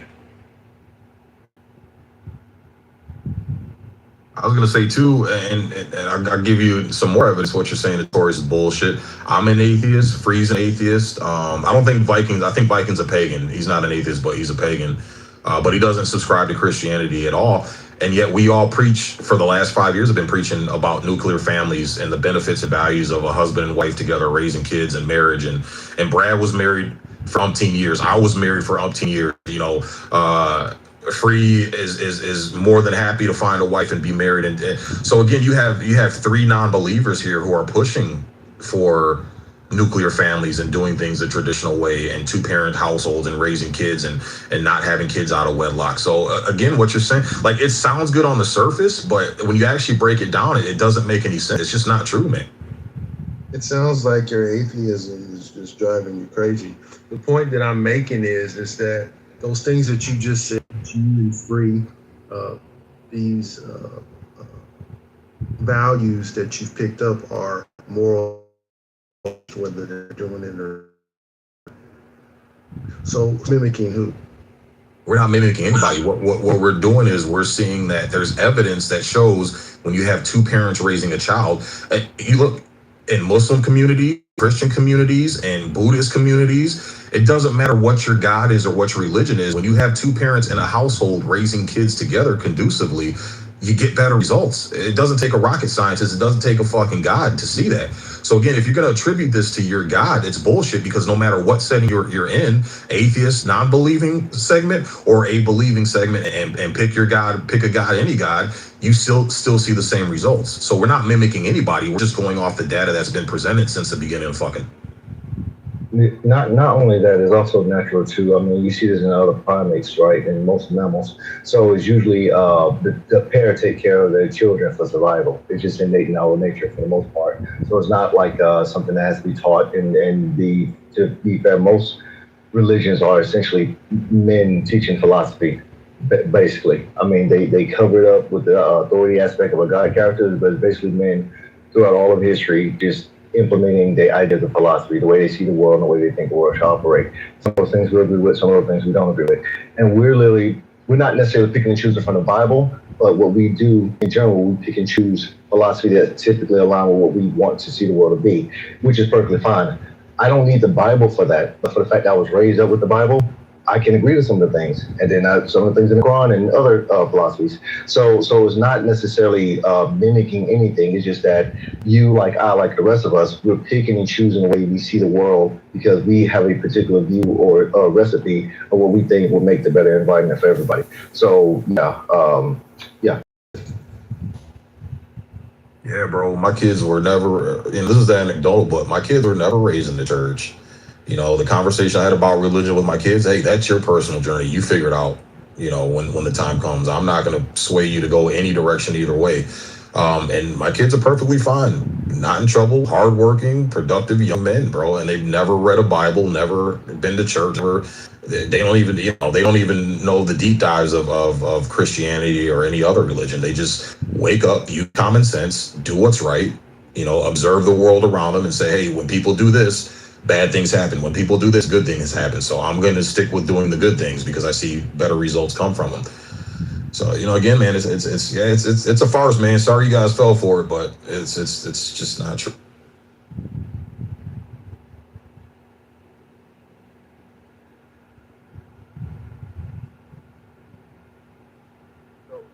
To the bear topic, who brought that up? The bear or the white man, black man, basically man, I guess. Retarded ass Beamer. She'd rather gravitate towards a bear than a white man in the woods. Oh Jesus! Because the white man so evil is gonna hurt her. And Winnie the Pooh's just gonna take her in with open arms and have deep discussions about her begonias. Right. Did you hear about the story with a white woman? I think last year shooed off the bear. That was like she was camping out or whatever from a hike. She shoot him off the first time, then the second time he came back, like the bear kicked in, like, oh, wait a second, what the fuck? So he came back straight and killed her. And there's tons of stories like that too. So listen, those types of things that this white guy came up with, the one who did this shit about a year or so ago, with this, it's just stupid shit to kind of drive more division between us. Just dumb shit. Statistically speaking, humans kill bears more. Like, yeah, statistically speaking, humans kill humans more than any fucking thing. That's dumb. Hey, if you were stranded out in the middle of the ocean, would you rather come across another person that's, just stranded with you? A white male in a boat or a whale? Which one are you going to take? Right. Yeah, like statistically speaking, clearly you want to be with another fucking human because the other thing is not going to help you. Now, there's stories of people being helped by actual whales, but not by sharks. So any other fucking animal in the world, you want to come by another human, and then second to that, probably another member, whether it's dolphins and whales, etc. Because statistically speaking, they don't fuck with us. But the bottom line is, it's just dumb reasoning to try to bring up an obvious non-point. Because if we lived around bears, and I know you do, Viking, if most of us live around bears, we probably have more interaction with bears that would likely be fatal. Okay, and especially with grizzlies. Black bears, you probably fight them off. Grizzly, you're getting fucked up. So it's just dumb shit. Hey, would you rather be raised by a bunch of hillbilly rednecks or a pack of wolves? I'm black. I think I'll take my chance with the fucking hillbillies. The wolves might just eat me at some point, or I'll grow up not fucking speaking English and take it, just roll around in my own shit. Like, just stupid fucking logic. Yeah, it's not great, but it's still a better option. So, last thing I'll say on this. I'm the type of person that I do go hiking routinely. On these hiking trips, I come across groups of men, groups of women, individuals all the time. All these women are walking past all these men, even in groups like me, because I typically go solo, and we don't bother each other. Because most of us are not fucking psychopaths. So statistically speaking, out of all the times these individual women encounter all these men, whether collectively or individually, there is no bad interactions. So statistically speaking, you're clearly safer around men than any other fucking creature. But you're gonna use some Go ahead. Yeah, free. It reminds me of the Jim Bro Ho videos that you see online. You know how like when you go to the gym and you always have one of these fucking girls setting up their fucking cell phone, trying to pump it up on weights, and then you're like you're kind of like they're in your fucking view and they're like, oh, you're watching me, and it's like I have nowhere else to fucking look, and plus you got this fucking ridiculous outfit on that has half your ass hanging out. Of course I'm gonna fucking look. Like, if you didn't want to go to women's gym or stay fucking home or wear fucking sweatpants, I don't know what the fuck you're doing. And then you're doing a stupid TikTok dance on a machine that I'm waiting for, and you think somehow or another I need to do it, which is why I hate fucking gyms, is because I thought the guys that pose in the mirror and fucking spend 30 minutes doing that, taking videos, was fucking lame as fuck. Like, you can't imagine what I think when I see some fucking girl sitting there trying to pull her fucking yoga bra down over her fucking nipples and try to go, oh, look at these guys are staring at me. Yes, because you're flashing us, because we're looking at you as if you're stuck on stupid. And the same thing hiking. Like, the number one thing I told everybody, free, I hiked a lot. The one thing we ask when we pass by people, if we see you're struggling, do you have water? Like, do you have enough water? Especially if I'm going out and you're going in, because I'll give you what water I have if I'm leaving the area. I'll make sure that you do, because I've seen and ran into people like that. Or I say hi and move on. But nobody fucking never encountered absolutely any of this shit. In fact, generally the women come up to the men while we're hiking. Like, we were out in the woods, we don't want to fucking talk to you, and you still find a way to try to intrude on our solitude. Yeah, and that's the thing about it. That's one of the elephants in the room, so to speak, is that the human can help you. If you come across, if you're stranded because of primitive, you're lost in the woods or whatever, yeah, the human will help you. Even if it's a shitty human, you still have a better chance of survival, because you can probably kick the human's ass. Even if it's a man, you probably can kick him in the nuts. You got a lot of vulnerable spots, carry a weapon, etc. But the logic of the matter is that you're trying to increase your chances of survival. But these hypotheticals are only meant to just point out the disdain they have for men, essentially. That's what it is. That's the whole goal. Like, well, man, do all this stupid shit. Like a bitch. All right, try go walk in an area where bears are known to be and see how that fucking turns out. She lived in bear country. She lived in bear country, which, yes, there's bears in her state, but you live in a fucking suburb. You're not in bear fucking country. You live in a town. Right. It's not bear country. Like, yes, bears may walk through your neighborhood time to time. Like, fuck. Just the other day, I walked past an outcropping, and up above on the shelf there, tucked away, was nothing more than a mountain lion. And I'm like, God, fuck, please don't jump down, please, because this is going to be a really bad fucking day. And, you know, you take your pack off, you loosen that hip belt, and you're like, all right, what do I have on me? I'm not using mace because this is going to be real close. Let me grab that knife out and let's see, because I know I'm probably going to get one shot off and drop it and have to fight with my hand. So, you know, like, I don't know. I can't stand fucking idiots out in the wild. I just can't. Like, as somebody who's out there so much, these fucking people aren't out there. Oh, speaking of, just last week, a woman was eaten and killed by a mountain lion. Yeah, they had to fucking put it down, and they had to put down another one that was nearby, which they wasn't sure if that was actually, while they was looking for her remains, there was another one stalking the guys that was looking for her remains. They was following them, so they had to put that fucker down. So 2 lions died because of this fucking woman. And unfortunately, there was a body cam where they had to tell the parents, you know, that their daughter wasn't coming over because that was her next stop, supposedly. It's just shit like that. It's like, you're not safe by yourself in general in the woods amongst animals. Definitely around men, for the most part, but not animals. And when you are by yourselves, you get fucked up.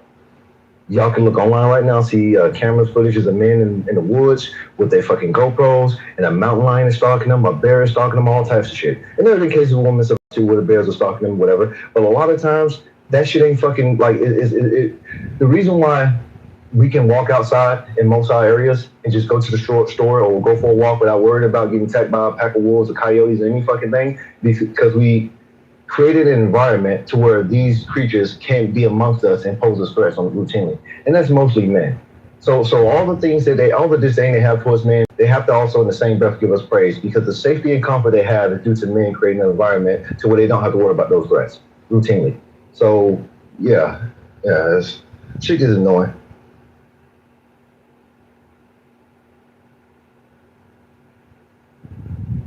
That's women, bro. Female logic, man. You gotta love.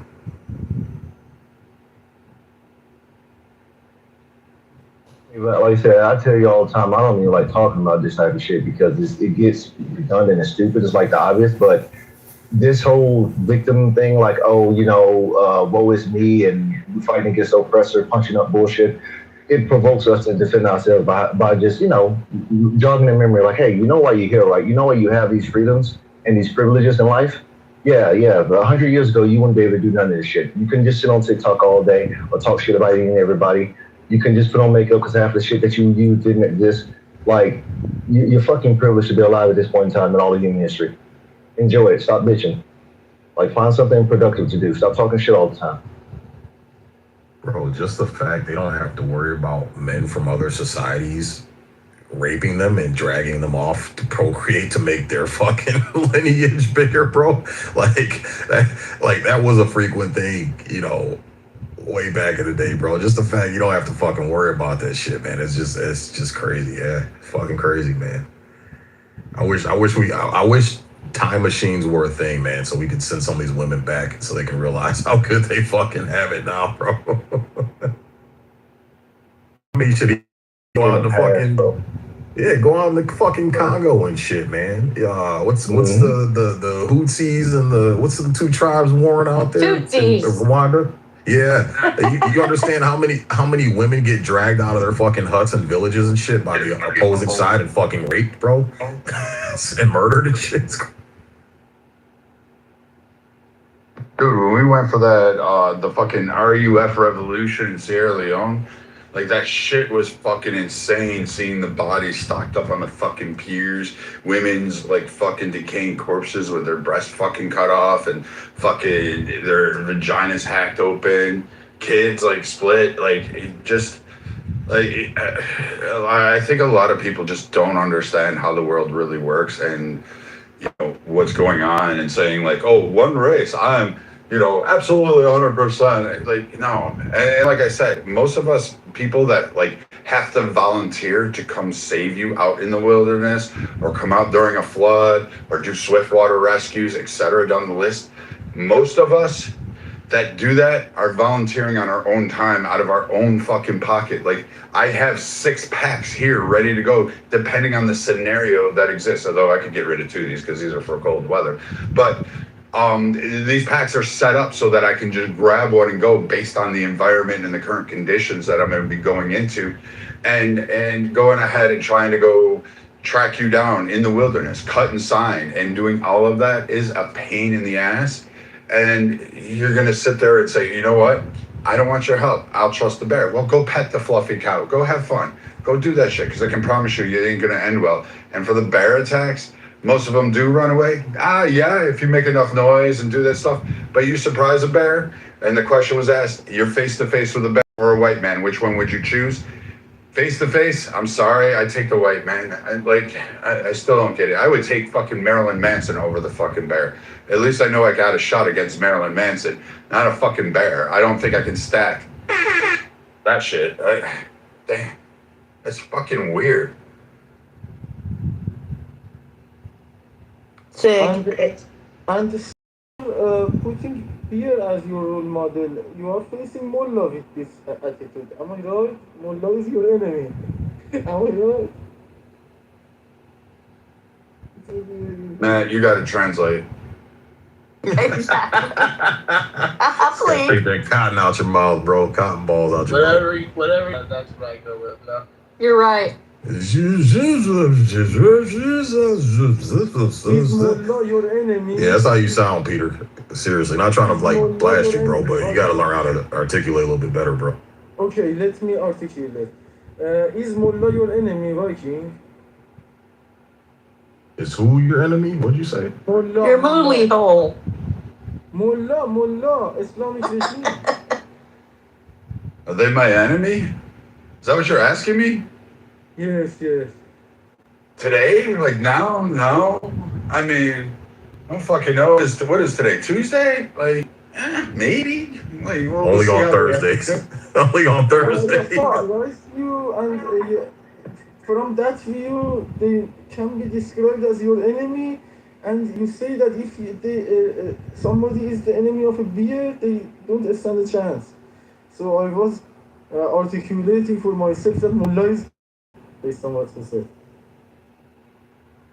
I thought he was talking about beer, but I think he's saying bear now. Would you rather take a beer or beer, Holly? I'll take a beer. In fact, I've got one right now. Fucking hey, I'm drinking Guinness right now. I mean, I've worked from home today. I've been. I'm drinking a shitty Coors Light. See, there you go. Fucking women choices. I'd like a fucking horse pissed in a can. Said here, it's Rocky Mountain Fresh. Yeah, Coors Light is like drinking fucking tap water, bro. I don't know why I have this. I don't know where it came from. So you confess to yourself that Mullah is going to be done if you can't do your task. No, I confess this, Peter. I will make fucking more sense. In fact, I'm going to try to break the record. I want Geneva Conventions to be renamed the Viking Brad Conventions, where they're like, well, listen, there are levels to this shit, and before we go to the Viking level, we want to make sure we have rules engaged on here. So yes, I'm going to reach that status one day. I hope that we reach that status together and stand on the Mullah's grave. I want to dance. Hey, Sig, I got a crazy question for you. I prepared chorus music for I just wonder what you think about this. The question came up in another room. If you were to go out on a boat and come across an island that had no civilization in it, and the island was populated by women, would they be wearing clothes? Not by the time I got done conquering the island. That's the best response. Let's go. You get raped, and you they raping everybody of it. Hey, you get some penis. You get some penis. Everybody gets some penis. So you think the women would have made themselves clothes? Do you believe that? I don't know. I don't think they'd I don't have think the. so. Yeah, I don't think they'd have the wherewithal to do Only if they get their nipples burnt in the sunshine. I mean, look, we had the infamous men versus women on Bear Grylls Island, and we saw women couldn't even do shit. They couldn't even take care of the bare bone basics of survival, bro. They contaminated their own water. The two little piglets that were supposed to be their source of food, they ended up turning into pets and shit. You know, Wait, is that the one where they drank like shit out of their water, like when they contaminated it because they are like what's not covered is where they went to the like bathroom and shit, and it was like wet water source. They took a shit in a bathroom in their water canisters because I guess they didn't want something about contaminating something or whatever. So they thought it'd be a good idea to put their feces in their water supply container. So the actual off-camera crew had to come in and like clean it out and shit and sanitize it for them because they would have fucking dehydrated to death. Do not drink brown water. Tell the women that they didn't get the memo, Joe B. So the bigger question was, do women dress for men? That's what kind of brought that question to fruition. Does the average woman dress for a man? Yes, yes, absolutely. I don't know. That's a tough one. Because when I get dressed, like I like to feel like, ooh, feeling pretty makes me just feel like awake and alive and like ready for the day, like confidence. But I don't really think of like, are the guys gonna think I look hot? I don't really think about that. Well, subconsciously, that's why you're doing it, Holly. That's why you're getting dolled up. Because even though you're married, like you have a family and everything like that, but biologically and subconsciously and evolutionarily, that's why you guys get dolled up, because your beauty is the number one attraction trigger to gain a man. That's how you get men knocking on your door. So that way you can pick the best one that's going to take care of you. So do you mean we want to rack up penis? Yes, that's one of your guys. Even do it in the wild, like for you, Hike. Look, like I will tell you this, like the amount of dumb shit clothing I see women wear. Like I'll go out there and I have like Silver Ridge pants or Fall Raven fucking pants that are there, and I'll have the wool socks tucked in on the outside with my pants tucked in because I don't like fucking ticks. You guys go out there in yoga shorts that are like giving you the utmost wedgie with a whale tail sticking out of it, and this like little strip out there, and then you're swatting all these bugs, and I'm looking at you as you're trying to like walk by with your like little Powerade and hip walk on your hookahs, and you're sitting there and all of your legs are covered with ticks, and I can see that sitting in there, and I'm like, yep, you're a Lyme disease death waiting to happen. And I just keep it walking. And what's really fantastic is when you guys do it in the fall and the temperature drops below like 40 degrees at night, and you guys are sitting there shivering because you didn't bring base layers or any additional layers, and you're freezing to death, and then you got to go out there and grab you by your fucking blonde hair and fucking try to pull you out of some fucking rock crevice or tree root that you tried to crawl into instead of staying put when you got lost. And go ahead and save you some fashion. Like, like go look at the women's outfits. Go out into the wilderness, go on a trail, and go watch what women wear, and you're just like, yeah, this is why men are explorers. Well, think about the things you guys prioritize when you dress. Makeup, right? Your whole MO to dressing is to make yourself look younger. Why do you make yourself? It's because younger is attractive to men. So like I said, this is ingrained in your guys' DNA. You guys do a lot of shit you don't even realize why, the evolutionary factor and the mating strategy factor that's behind it. So, push-up bras, you make your breasts look more robust. Why? Because historically, when men see women with bigger supple breasts, that's a biological indicator that, hey, she's got enough food supply to keep my offspring young. Like she can develop milk very well, right? And that's going to be better for keeping my children alive, for them to breastfeed. The wide hips, men go for wider hips. This is why you guys wear things that slim your waist down, and you guys wear certain stripe patterns and stuff to give the effect that you have a thinner waist with wider hips, because we understand the wider hips a woman has, she's got a better probability of successfully bearing children, right? That aren't going to die or having birth complications, shit like that. Your high heels. Reason why you guys like to wear heels is because it makes you look taller. So if you look taller, then you're going to be able to attract a man that's taller than what you really are. And a taller man is conducive to being more successful surviving out in the world.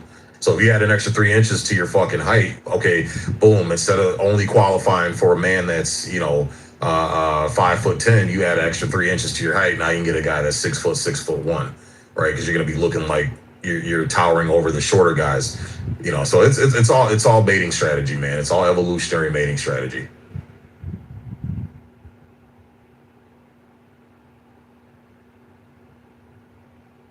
I don't know. I mean, sometimes I purposefully do the opposite of what you just said. And then sometimes I wear things that I know, I'm like, I look good. Like, I'm like really in fashion. Like, and then my husband's like, what are you wearing? Like, what is that? And I'm like, you don't know fashion. Oh, yes, he does. And I'm just like, you don't know. And I don't care. I'm still wearing it. Yeah, but that feeling of joy and that feeling of I'm pretty, I'm looking good, like that euphoria you get when you do dress yourself up, you get that because it's like, okay, I know I look good, therefore my odds of attracting men are higher, right? So that's, again, that euphoria you get, even though you're married, you're not trying to attract outside men, whatever, you're doing it because, quote unquote, it makes you feel better. Well, that euphoria you get is your inner biological working saying, hey, I've got a better chance of attracting men at this point when I'm dressed like. It's an interesting theory. You could be right, but I also I am wonder. Right. It's 100% right. But it's theoretical, like, because you could also say, I could sit here and say, well, it's an evolutionary thing that women want to compete with other women, and you're going to say for the men. But what if it's just we like the high we feel that when we look better than the other woman in the room, or yeah, because the chances are higher of gaining a man. Even the women. Yeah, that's competition. You're doing it for attention first and foremost. So you get your gratification there. But then secondly, when it depends on the environment. If I'm taking you out to dinner, absolutely. A ballroom, yes, absolutely. We're going to a ballet, an opera, or a play, yes, absolutely. 100%. We'll get the limo and everything. However, if I'm taking you into the mountains, that is not the time to sit there and worry about the 20 pounds of makeup and shit like this. Because the last thing, first, somehow or another, you convinced me to take you into the field, which is really difficult to do because I find it annoying to take women with me. Secondly, you are now going to slow me down or cause issues because you're worried about your looks, and I have to now worry about your survival along with mine while maintaining absolutely everything out there because we are literally in the wild, and the closest help we'll probably get is maybe 4 to 5 hours away, and that's by air. So, I mean, I don't know. I just wish women would like really pay attention and stop trying to be cute all the time because, quite frankly, sometimes we just like you plain. Like, I really do. Sometimes just that natural beauty kicks in. Little sweat down the forehead ain't gonna kill you. They don't care if you're huffing and puffing. You're trying. I'll concede that. But if you're doing it because you're like, look at my ass, look at my tits, look at my face, look at how my makeup is so perfect. Hold on a moment. Let me make sure I touch all this up behind a tree. I don't know. I just find it annoying. Well, that's a certain type of girl. You know, there's a lot of us, myself included, we know how to conduct ourselves when it comes to camping and adventure activities. We're not putting on I don't even wear makeup when I do that type of thing. You would have loved me this weekend. I was looking like shit all weekend camping. So you would have loved it. Nah, we ain't saying we want y'all looking like shit. Nah, come on. I mean, we don't mind a little pain, but we don't want you looking like shit, Holly. Come on, don't take that. After your third or fourth day where all you've had to clean yourself up in is either creek water, maybe a couple of bar soap if you brought it down, or a couple slivers in a Tic Tac case that you've used that just kind of pummel it out of your hand. I mean, you're kind of like, you're going to smell like ass too. Like, I'm not really... I did brush my teeth. I did brush my teeth. I mean, I'm not asking you to sit there and swallow the long pole because I'm sure as hell not going to go muff diving between your legs after 4 days in 100-degree weather hiking it up. I'm not looking to see Oh my God. My father-in-law's next to me listening to this. He's probably agreeing with me. I mean, I'm just saying, like, we go out in the woods and the women come. It's like, he says, he just said to tell you you're his kind of guy.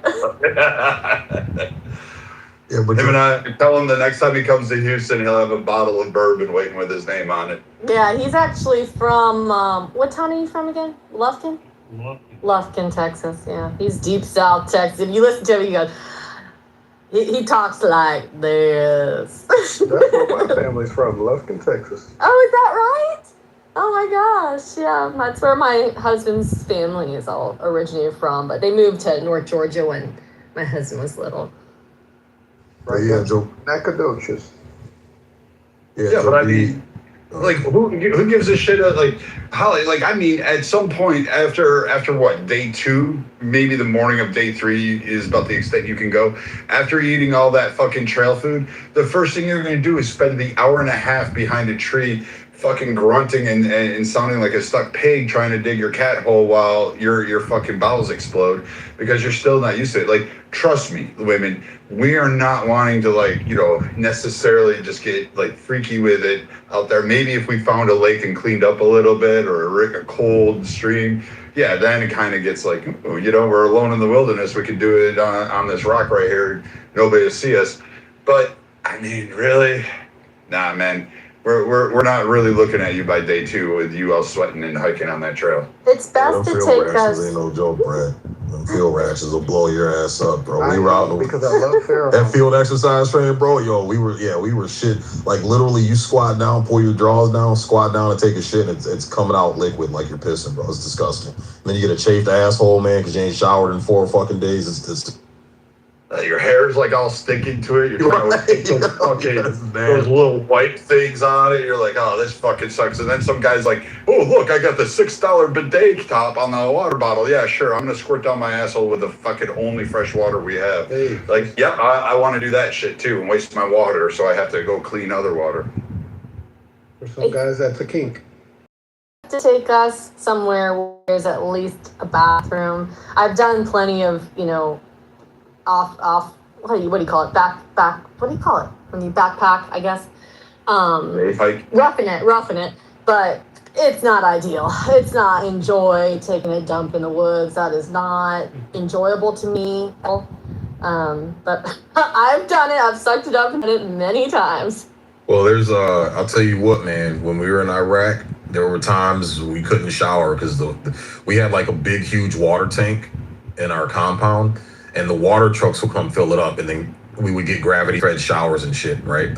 So sometimes those water trucks would get blown up en route or, you know, stopped or seized, whatever, and we couldn't get our water delivery on time. And you're talking baby wipes and like using bottles of water to try to clean yourself. Let me tell you, to smell fish in Iraq in 130-degree weather with some of you women, oh my God, it is like the fish smell starts coming out, man. It's disgusting. Yeah, the guy in the chat said not showering for 3 days is.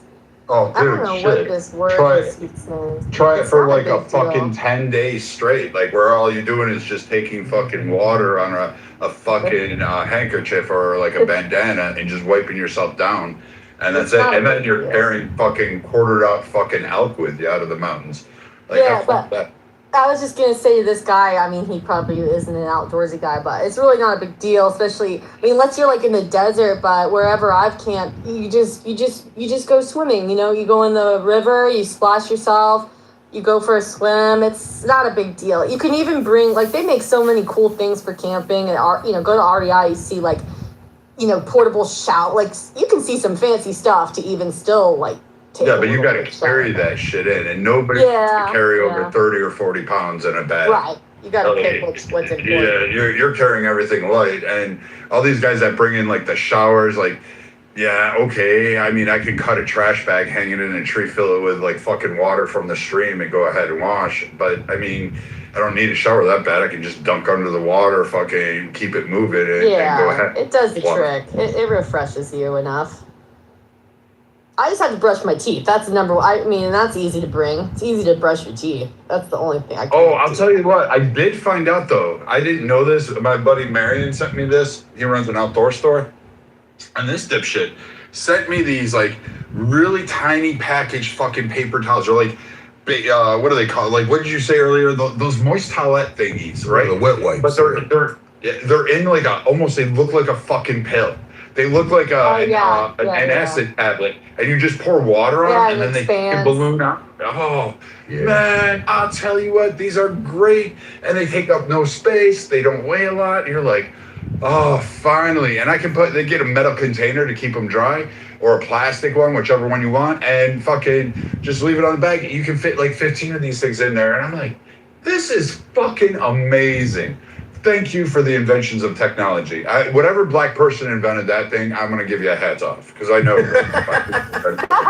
Gotta be a black guy invented it. Yeah, As we learned earlier, they are such avid outdoorsmen. that's right. Yeah. We invented that shit in ancient Egypt and ancient Sumeria. Yeah, that's ours. We'll take. Some white guy probably stole that one though. Yeah. So, Brad, you can thank us. You white people can Holly thank us for giving you the ability to wash your ass in the woods. Oh yeah. Thank you, Jake. Why do black You're people? welcome. How come so many black people on here talk about like how we taught you how to clean your ass? What's that about? What is that about? I've asked this before, and I've gotten like 100 different responses. Somehow or another, they think Northern Europeans didn't wash. But here's the actual true construct. First off, most African tribes, particularly sub-Saharan, they didn't go near water sources. Why? Because water sources meant death. Like, there was a whole lot of fucking big-ass animals out there that wanted to kill you, including bugs. So you had everything from fucking malaria, tsetse flies, all these things. You had 100 snakes. You had these things called these like water pumps. Those hippos would kill you, alligators, and then you had every predator from fucking hundreds of miles around coming in to fucking drink from these like limited water holes. So you guys didn't really bathe that way. You also didn't dig irrigation things. Were you clean? Yes, just like any other. You adapted to the own. You used sand. You used various mud and clay ingredients to help care for your skin, protect you from the elements. Use as bug repellent. All these things. The same thing happened in Europe. Like, Vikings were desired because they were big, they were clean, they used berries, they washed, they bathed daily. Like, that was one of their things, is that they were actually hygienic before encountering anybody from fucking Africa. The same thing with a lot of tribes. In China, Indians, somewhat. I mean, Native Americans, various tribes did different things. It's just dependent on the region, the country. So this idea that they had to show everybody how to take a shower is just absurd. And it's just one of these things that I think with a doorknob. There's way more black supremacists on here than there are white supremacists. Not today. I was the conquering white ape. Exactly. Yeah, there are more black supremacists on this app than white It's people, very period. nice to know that you know that you. Period.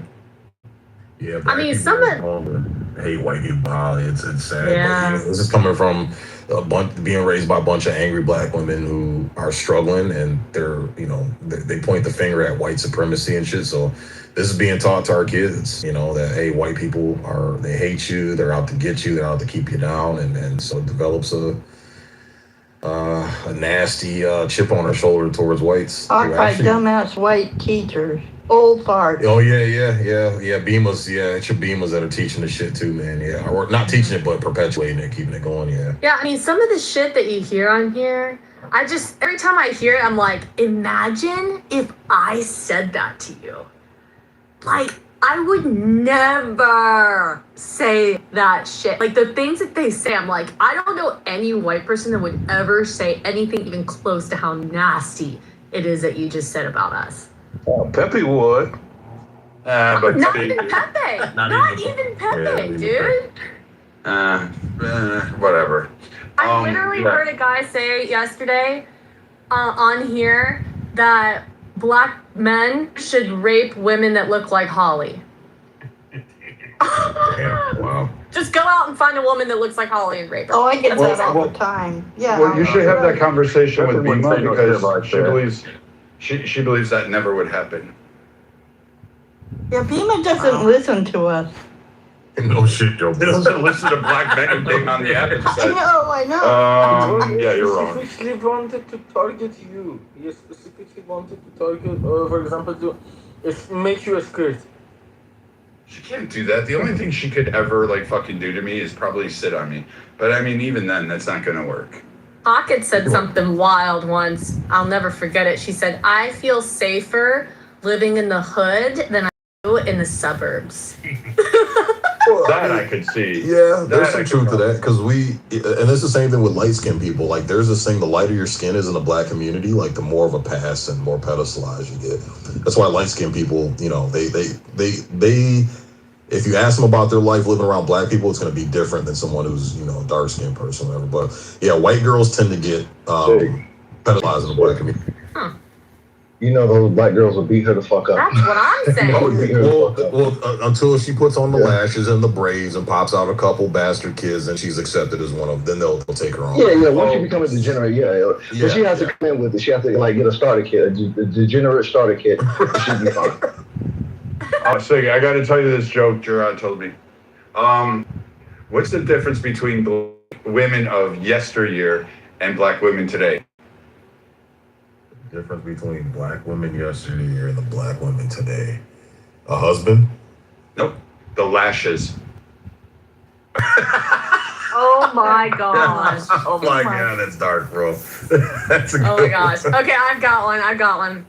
What do you tell a black man in a suit? Hello? You're guilty. Guilty. Close. Will the defendant please? Oh yeah. You were.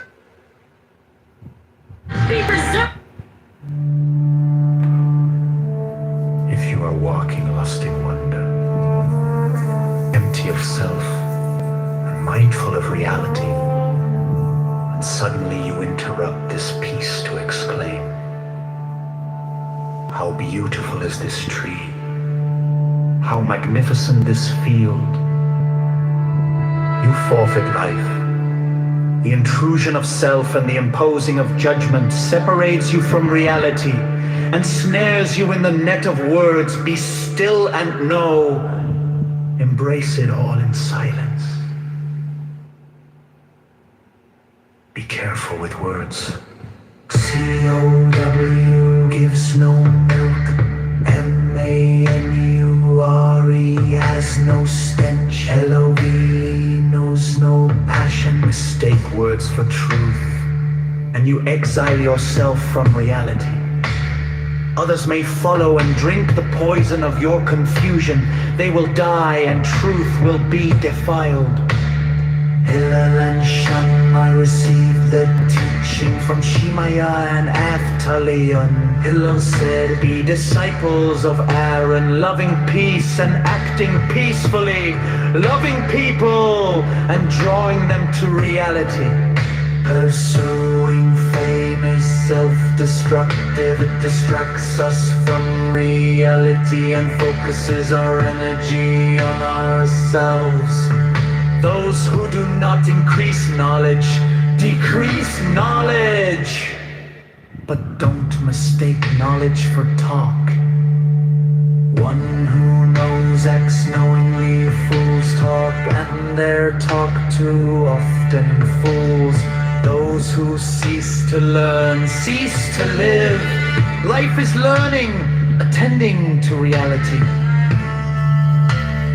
Anything less is the sleepwalk of death. Those who misuse knowledge shall not endure, for only reality endures. If you are not attending to reality, where are you? If I am only for myself, be for me. If I am only for myself, what am I? And if not now, when? Attend to reality diligently. Say little and do much. Receive all people with kindness. Make yourself a sage. Rely upon reality, authority. Free yourself from crippling self-consciousness. Attend to each moment and act without hesitation. Do not tithe by guesswork. Justice is not a matter of whim. Today you may feel generous. Tomorrow you may feel stingy. Give what is just because it is just. I grew up among the sages. All my life I listened to their words. Yet I have found nothing better than silence. Study is not the goal. Doing is do not mistake talk for action. Pity fills no stomach. Compassion builds no house. Understanding is not yet justice.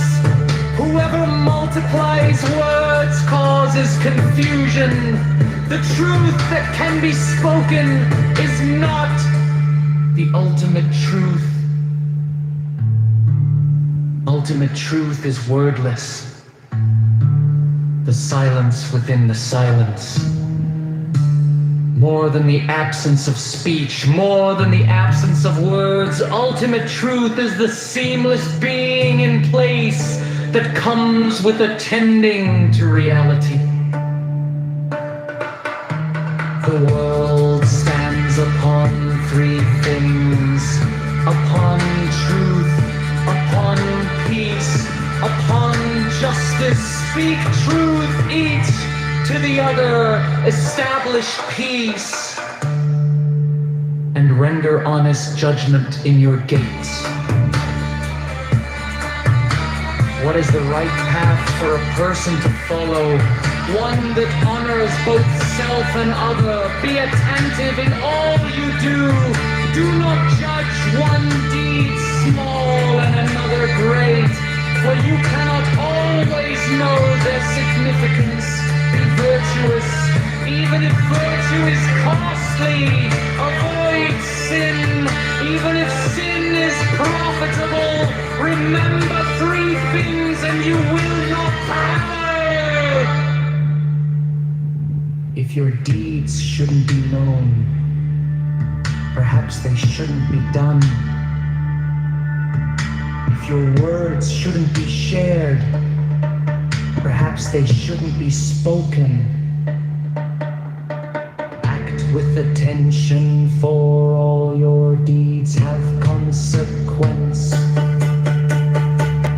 Engrossed in study, engaged in good work, one forgets selfish desire.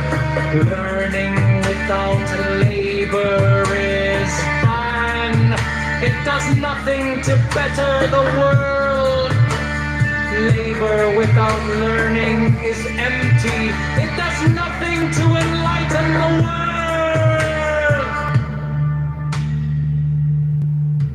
If employed by the community, labor for the people and not for power. If you the good work of your predecessors, their merit will sustain you, their righteousness will endure through you, and you will be credited with great success, as if you had accomplished the task alone. Be wary of those in power, for their friendship is often a matter of convenience. They appear as friends when it suits them, but they will not stand by you in time of need. Desire only that which has already been given. Want only that which you already have. As a river empties into the ocean, empty yourself into reality. When you are empty into reality, you are filled with compassion, desiring only justice. When you desire only justice, the will of reality becomes your will. When you are filled with compassion, there is... Tao can be talked about, but not the eternal Tao. Names can be named, but not the eternal name. As the origin of heaven and earth, it is nameless. As the mother of all things, it is nameable. So as ever hidden, we should look at its inner essence. As always manifest, we should look at its outer aspects. These two flow from the same source, though differently named, and both are called mysteries. The mystery of mysteries is the door of all essence.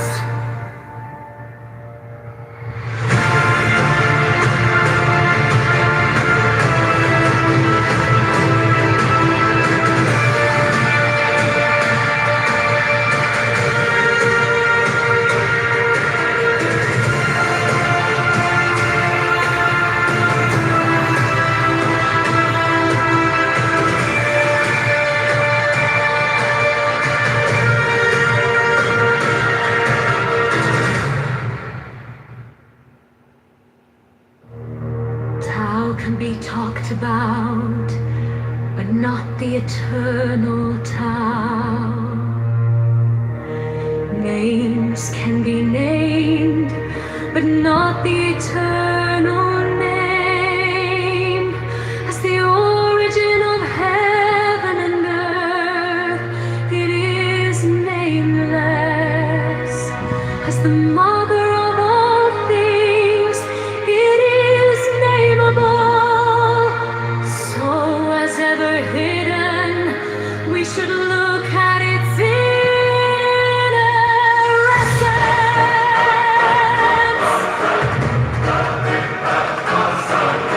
When all the world recognizes beauty as beauty, this in itself is ugliness. When all the world recognizes good as good, this in itself is evil. Indeed, the hidden and the manifest give birth to each other. Difficult and easy complement each other. Long and short exhibit each other. High and low set measure to each other. Voice and sound harmonize each other. Back and front follow each other. For the sage manages his affairs without ado, and spreads his teaching without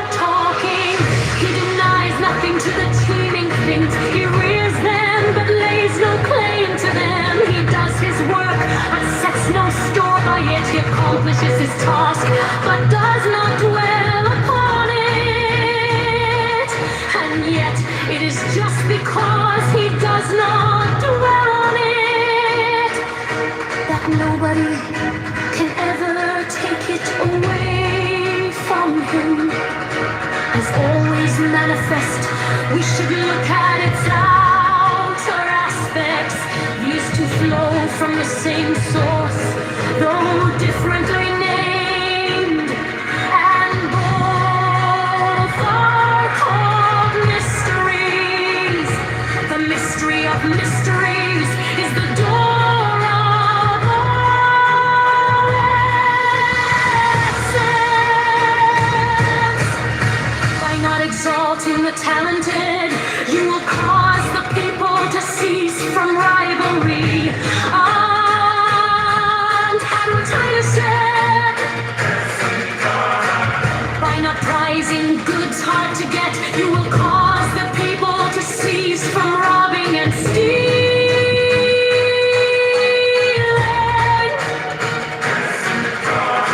By not displaying what is desirable, you will cause the people's hearts to remain undisturbed.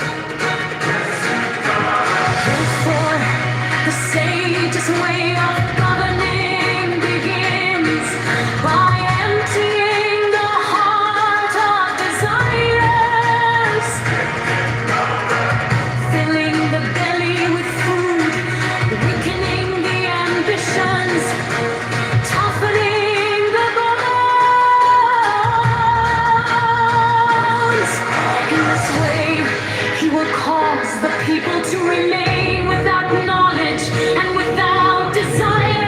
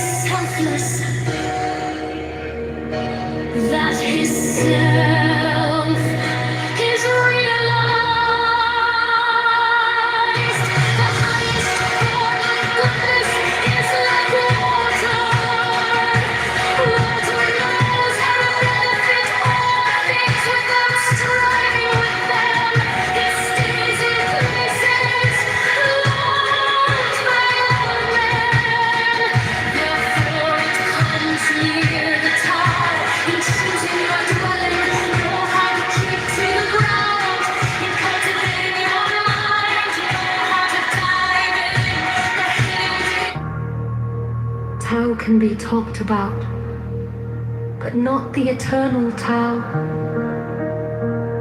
Names can be named, but not the eternal name. As the origin of heaven and earth, it is nameless. As the mother of all things, it is nameable. So as ever hidden, should look at its inner essence.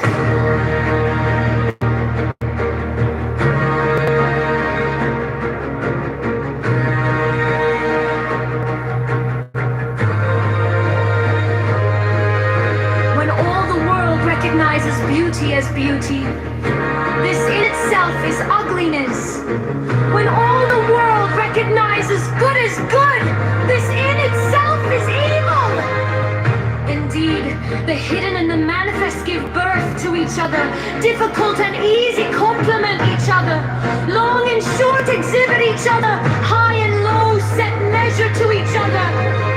Voice and sound harmonize each other. Back and front each other.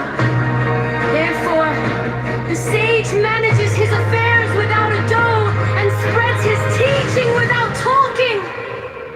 He denies nothing to the teeming things. He rears them but lays no claim to them. He does his work but sets no store by it. He accomplishes his task but does not dwell on it. And yet, it is just because he does not dwell on it that nobody can ever take it away from him. As always manifest, we should look at its outer aspects. These two flow from the same source, though differently named, and both are called mysteries. The mystery of mysteries is the door of all essence. By not exalting the talented, you will cause the people to cease from rivalry and contention. By not prizing goods hard to get, you will cause the people to cease from robbing and stealing. By not displaying what is desirable, you will cause the people's hearts to remain undisturbed. Therefore, the sage's way of governing begins by emptying the heart of desires, filling the belly with food, weakening the ambitions, toughening the bones. In this way, he will cause the people to remain without knowledge and without desire, and prevent the knowing ones from any ardor. Practice non-ardor, and everything will be in order. The Tao is like an empty bowl, which in being used can never be filled up fathomless. It seems to be the origin of all things. It blunts all sharp edges. It unties all tangles. It harmonizes all lights. It unites the world into one whole hidden in the deeps. Yet it seems to exist forever. I do not know whose child it is. It seems to be the common ancestor of all, the father of things. Heaven and earth is not sentimental. It treats all forms as star dogs. The sage is not sentimental. He treats all his people as straw dogs between heaven and earth. There seems to be a balance. It is empty, and yet it is inexhaustible. The more it works, the more comes out of it. No amount of words can fathom it. Better look for it within you. The spirit of the fountain dies not. It is called the mysterious feminine. The doorway of the mysterious feminine is called the root of heaven and earth. Lingering like gossamer, it is only a hint of existence. And yet, when you draw upon it, it is inexhaustible. Heaven lasts long.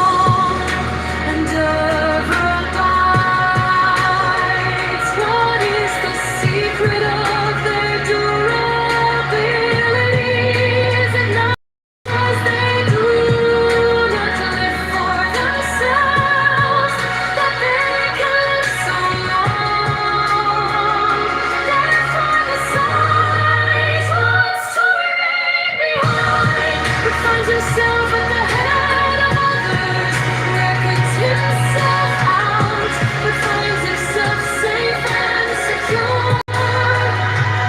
Is it not because he is selfless that his self is real?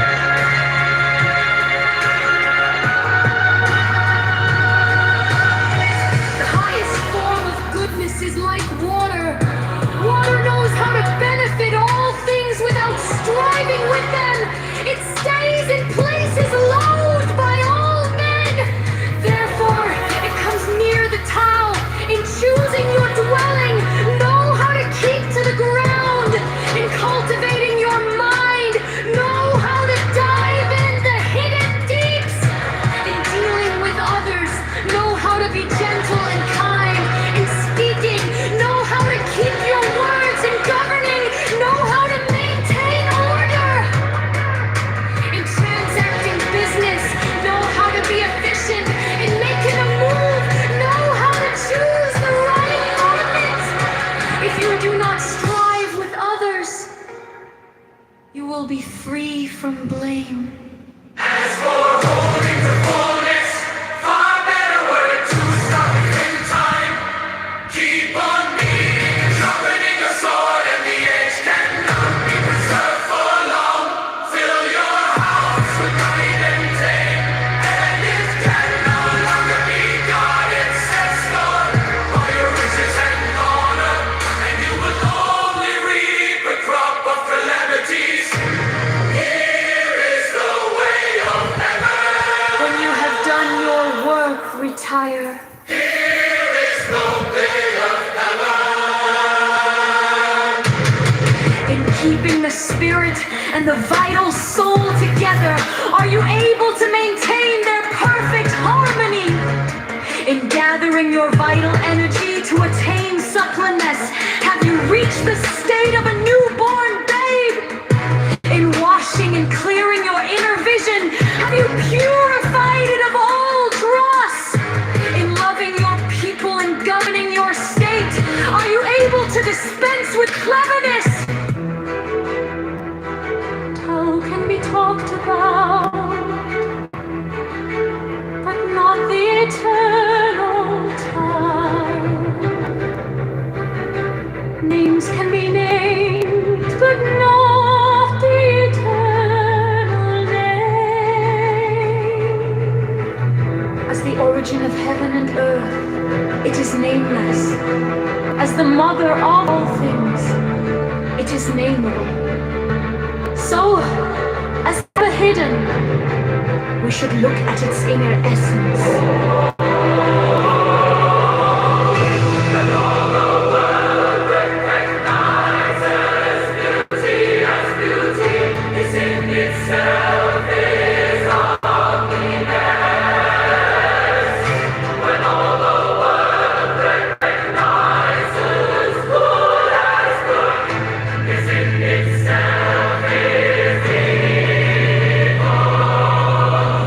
Indeed, the hidden and the manifest give birth to each other. Difficult and easy complement each other. Long and short exhibit each other. High and low set measure to each other. Voice and sound harmonize each other. Back and front follow each other. Therefore, the sage manages his affairs without ado and spreads his teaching without talking. He denies nothing to the teeming things. He rears them, but lays no claim to them. He does his work, but sets no store by it. He accomplishes his task, but does not dwell upon it. And yet, it is just because he does not dwell on it that nobody can ever take it away from him. As always manifest, we should look at its outer aspects. These two flow from the same source, though differently named, and both are called mysteries. The mystery of mysteries is the door of all essence. Think not exalting the talent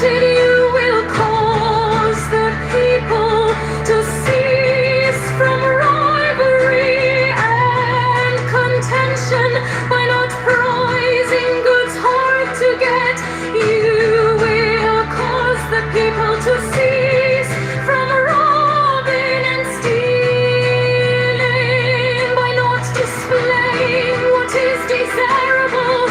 You will cause the people's hearts to remain undisturbed. Therefore, the sage's way of governing begins by emptying the heart of desires, filling the belly with food, weakening the ambitions, toughening the bones. In this way, he will cause the people to remain without knowledge or without desire, and prevent the knowing ones from any ado. Practice now, and everything will be in order. The Tao is like an empty bowl, which in being used can never be filled up. Fathomless, it seems to be the origin of all things. It blunts all sharp edges, it unties all tangles, it harmonizes all lights, it unites the world into one whole hidden in the deeps. Yet it seems to exist forever. I do not know whose child it is. It seems to be the common ancestor of all, the father of things. Heaven and earth is not sentimental.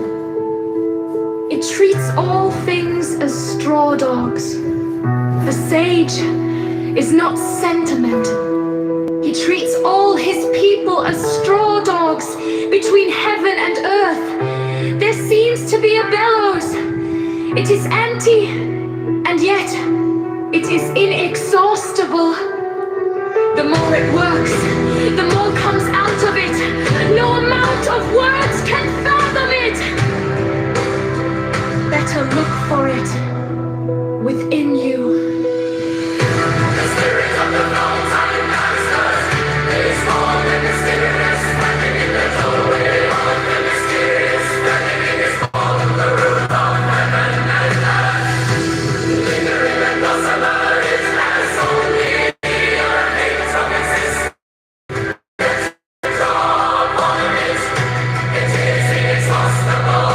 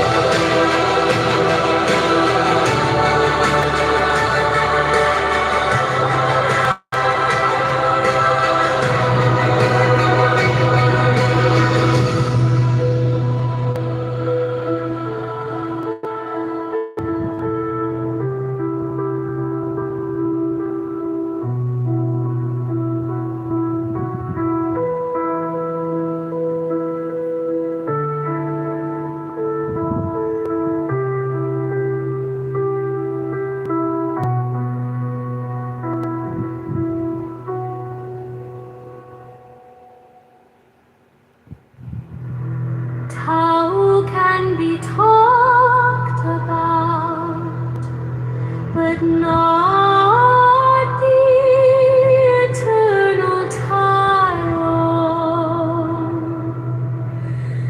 Names can be named, but not the eternal name.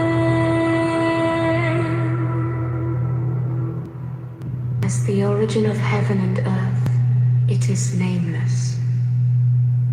As the mother of all things, it is nameable.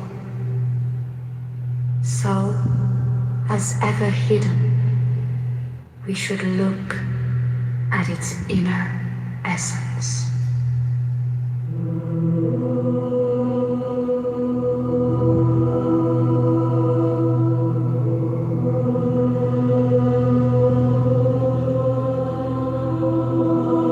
When all the world recognizes beauty as beauty, this in itself is ugliness. When all the world recognizes good as good, this in itself is evil. Indeed, the hidden and the manifest give birth to each other. Difficult and easy complement each other. Long and short exhibit each other. High and low set measure to each other. Voice and sound harmonize each other. Back and front follow each other. Therefore, the sage manages his affairs without ado and spreads his teaching without talking. He denies nothing to the teeming things. He rears them, but lays no claim to them. He does his work, but sets no store by it. He accomplishes his task, but does not dwell upon it. And yet, it is just because he does not dwell on it that nobody can ever take it away from him. As always manifest, we should look at its outer aspects. These two flow from the same source, though differently, and both are called mysteries. The mystery of mysteries is the door of all essence.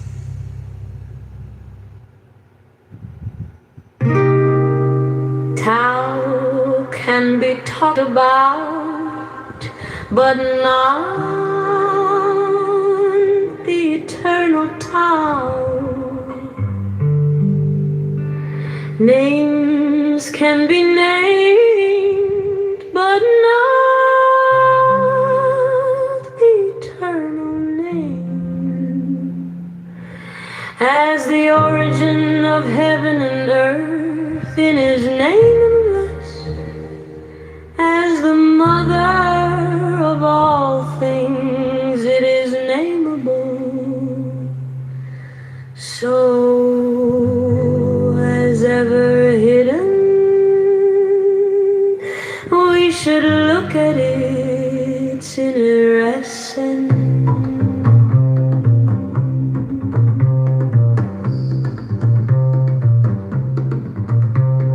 When all the world recognizes beauty as beauty, this in itself is ugliness.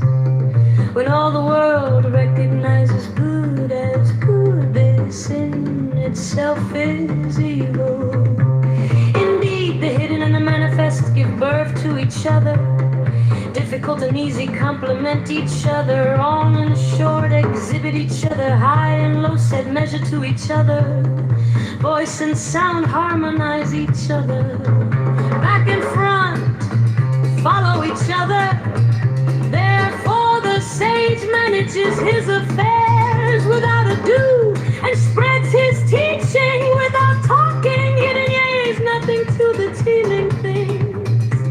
He rears them but lays no claim to them. He does his work but sets no store by it. He accomplishes his task but does not dwell upon it. And yet it is just because he does not dwell on it that nobody can ever take it away from him. As always manifest, we should look at its outer aspects. These two flow from the same source, though differently named, and both are called mysteries. The mystery of mysteries is the door of all essence.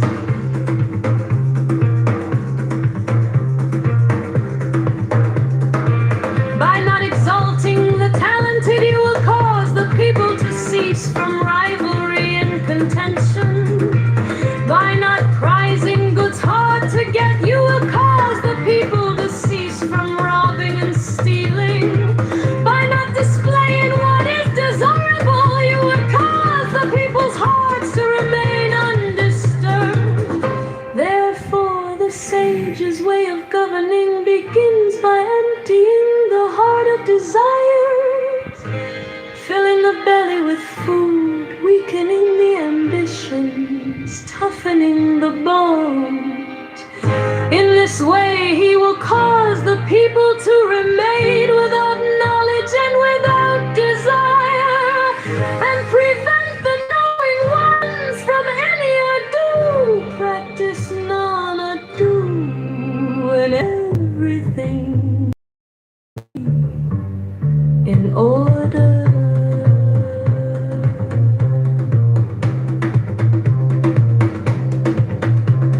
The town is like an empty bowl, which in being used can never be filled up.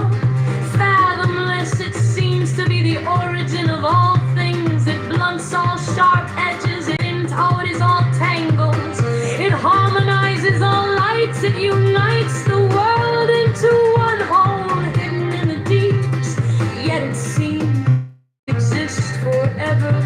I do not know whose child it is. It seems to be the common ancestor of all, the father of things. Heaven and earth is not sentimental. It treats all things as straw dogs. The sage is not sentimental. He treats all his people as straw dogs. Between heaven and earth there seems to be a bellows. It is empty and yet it is inexhaustible. The more it works, the more comes out of it. No amount of words can fathom it. Better look for it within you.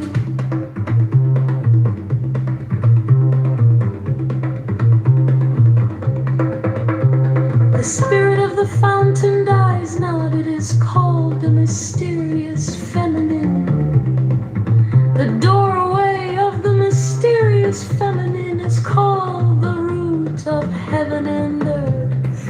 Lingering like gossamer, it has only a hint of existence. And yet, when you draw upon it, it is inexhaustible. Heaven lasts long and earth abides. What is the secret of their durability? Is it not because they do not live for themselves that they can live so long? Therefore the sage wants to remain behind, but finds himself at the head of others, reckons himself out, but finds himself safe and secure. Is it not because he is selfless that his self is realized? The highest form of goodness is like water. Water knows how to benefit all things without striving within. It stays in place, is loved by all men. Therefore it comes near the town. In choosing your dwelling, know how to keep to the ground. In cultivating your mind, know how to dive in the hidden deeps. In dealing with others, know how to be gentle and kind. In speaking, know how to keep your words. In governing, know how to maintain order. In transacting business, know how to be efficient. In making move, know how to choose the right moment. If you do not strive with others, you will be free from blame.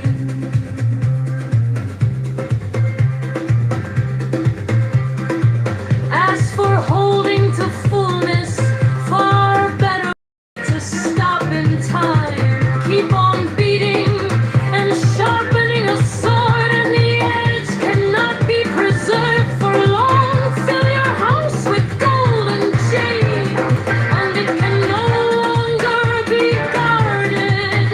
Set store by your riches, and Tao can be talked about, but not the eternal Tao. Names can be named, but not the eternal name. as the origin of heaven and earth. It is nameless. As the mother of all things, it is nameable. So, as ever hidden, we should look at its inner essence. When all the world recognizes beauty as beauty, the sin itself is ugliness. When all the world recognizes good as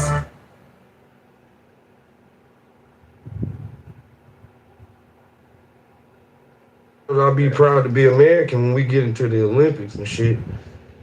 Man, I will say this though. They would do it rather than private security. Yeah, but it's also the judicial branch, and we're interpreting the law in it too, right? It's like the whole apparatus. Yeah, exactly. That's what the Dred Yeah, Scott was a perfect Supreme stuff. Court decision. And then like the executive branch had to enforce it too. Yeah. I don't know. Like, But the British did abolish it though, so does that mean to say we get some money?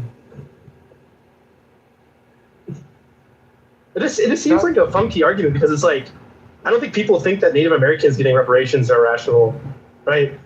And like no one ran the logistical fucking aids when they gave them those reparations, or no one runs that argument now. So like, this pegs me as very potentially could happen. And to that end, I want to add to another line of thought that maybe Trump doesn't have to declare a national security emergency because of the midterms. Of foreign intervention, because like people say, it might get challenged and not pass. But there are other national security emergencies he could declare. For example, the national oil reserve has fallen under 300 million barrel, and depending on what's happening in the Middle East, he could very validly declare a national emergency when it comes to oil reserve and other things. And he could even start rationing oil to different states to fine-tune the voter turnouts as he please. That's just, I don't know how practical that would be, but just open up for some ideas. There are other types of emergency who could declare. Excuse me, is this Tiger speaking or Stephen Miller? Because those are the kind of suggestions that you would expect from Stephen Miller.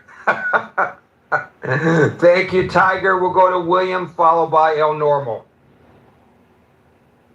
Hey, Gary, Scott, Marshall, everybody else.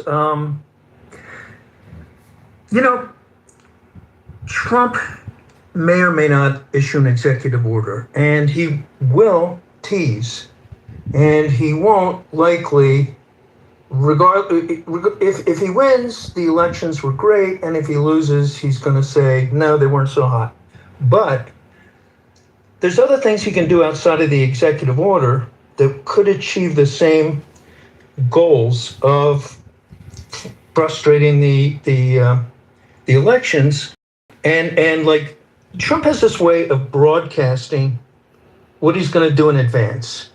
So like an example of Trump broadcasting or putting out a message is like before January 6th, he says, yeah, come to the Capitol, come to the Capitol. It will be wild.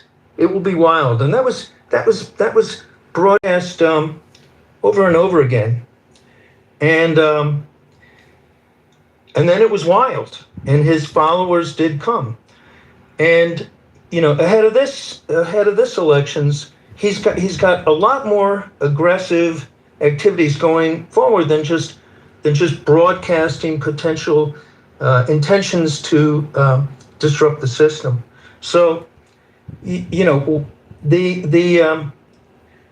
put this in the post, but during his first term, and he's not been a fan of, well, he's had taken both sides on many issues, but during his first term, he put on this guy, Louis DeJoy, to oversee the mail, and Louis DeJoy went ahead and decommissioned and pulled out a lot of very expensive mail sorting equipment and had it destroyed so that it couldn't even be put back in if someone filed a lawsuit on it because the equipment was just destroyed. And that did frustrate the people voting by mail, and I have to assume, and I think that this is sort of a related topic to what's going on today, because some things Trump's animuses or things that he likes remain consistent. So I think there's things that he could do that would achieve his goals outside of an executive order. Another thing that really has me concerned is dispatching ICE at the last minute to big cities like the one I live in, and well, I'm some medium city, or other medium or big cities around the country, which would have a chilling effect on the vote on Democratic venues, jurisdictions casting their vote. It would achieve, in a way that couldn't quickly be turned around or addressed, voter intimidation, and might dissuade some people. And people have been altered in their activities by the ICE presence in various cities. Sometimes it's made them more defiant, and other times I think there's people that are, less courageous that just don't come out. So there's a lot of things that can be done that would achieve the Trump desired goals without necessarily going through the executive order. And he could do both, because he does like to flood the zone, as Steve Bannon has pointed out, and many other people have observed over the last years. That's it. Steve Bannon. Did I misidentify Steve Bannon a minute ago? So Trump did post those exact words in a tweet on December 19th, 2020. I just fact-checked William. 18 days before the attack on the U.S. Capitol, this is what he put on then what was known as Twitter. Quote, statistically impossible to have lost the 2020 election. Big protest in D.C. on January 6th. Be there, will be wild. I just looked it up. Right. By the way, William, today is the 1-year anniversary of another monumental executive order that changed things in big cities across the nation. Today is the 1-year anniversary. Do you know what it is? I don't. The deployment of the National Guard to Washington, D.C. Happy anniversary. That's a cheerful thought, and that's a good example of unilateral things that can be done that are pretty disruptive. Oh, by the way, most people still call it DC, Twitter. when I was in DC with my little brother, I didn't find that stuff disruptive at all. They didn't get in my way. They didn't inhibit me. They were just extra present. So they really didn't do anything to me. Like, you could talk to them, but they didn't impede you or anything like that. I agree with you, Marshall. When the National Guard came out during 2020, and they came out in response to protests and things like that, and they were in Philadelphia, I went and talked to them, and they were actually cordial and friendly. They had to stand their guard like a soldier at Buckingham Palace. They can't sit there and crack too many smiles. But I talked to them, and I didn't find them threatening at that time. But I think if they were dispatched to the polling places, that would be different, and that would actually violate Pennsylvania law about the presence of law enforcement within, I think, 100 feet of a polling place. And But the National Guard is not law enforcement. I understand that, but here's the thing that I believe that these tactics really are designed to do. They're designed to intimidate. Now, maybe in the case of the National Guard in Washington, D.C., it was designed to intimidate the criminals. Maybe that's what the National Guard is there for. I mean, they use the National Guard occasionally here in New York City at transportation hubs when they may have a threat assessment where they want to have more uniforms at the transportation hubs. Nobody's ever told me, by the way, whether the arms that they carry are loaded or not. That's a closely guarded secret, which makes me think that maybe they're not. But at any rate, it's a case of intimidation. Look, let me give you a real life example of ICE today in a community not far from where I live.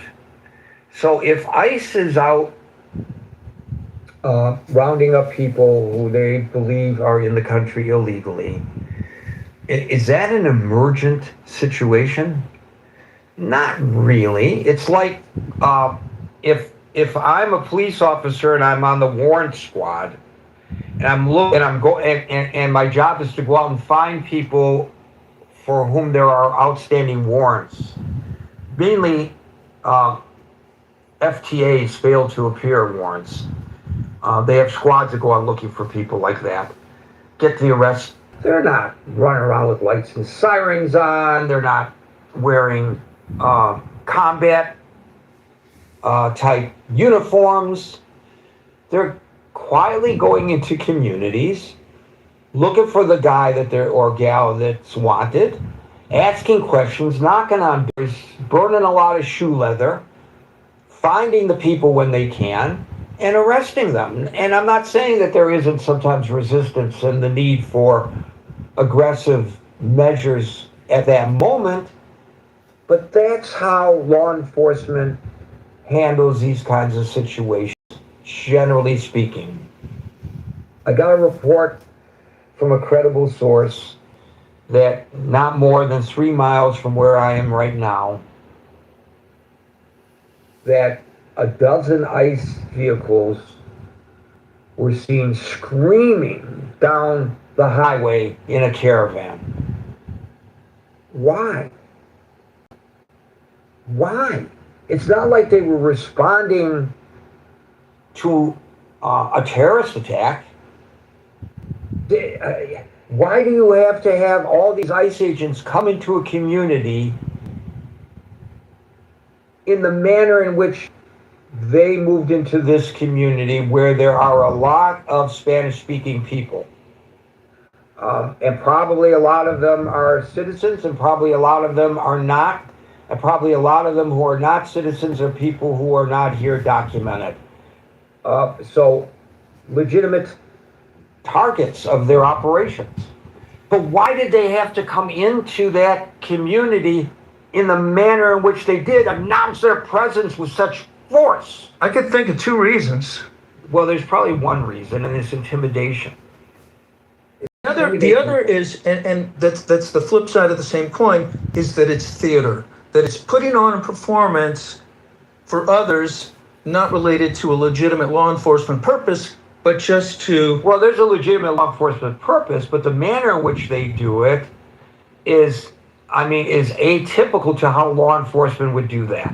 Yeah, I'm not talking about I am talking about manner, not the legitimacy. I'm talking about the fact that putting on the lights and sirens, acting as if it's an emergency when it's not, is also theater.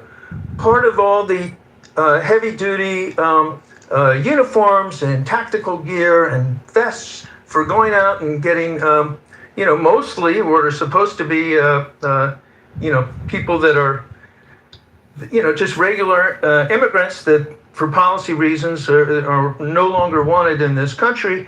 You don't need to go in armed to the hilt, but a lot of that is theater to send a message to intimidate. And I can't tell you exactly what the purpose of that theater is, but I've got theories. So here's the thing, and I know I am allowing us to get off topic, and I apologize to myself as the moderator for doing so, but it's kind of hand in glove to this whole thing. And that is, they're violating state law by doing that. State law says you cannot activate your lights and sirens unless there's an actual emergency. You're not supposed to be violating traffic laws of which you are indemnified for following as a law enforcement officer unless there is a legitimate reason to do so, i.e. an emergency. But they always claim that, well, that's the law, Steve. That's the law. But they will claim that because they are federal agents, the state law does not apply to them. That's what they will claim. Well, you raised a lot of issues, but on the state law, there's a whole body of case law on this topic about what is or isn't an emergency. It arises under people that get injured as a result of a police chase that was not an emergency, and they sue for tort. Well, that's a civil issue, not a criminal. I'm talking about the actual criminal statute. Anyway, that's a little bit off topic, but you led me to the water and I drank it, William. Thank you. It wasn't my intention, but thanks for Kane, El Normal, followed by Steve.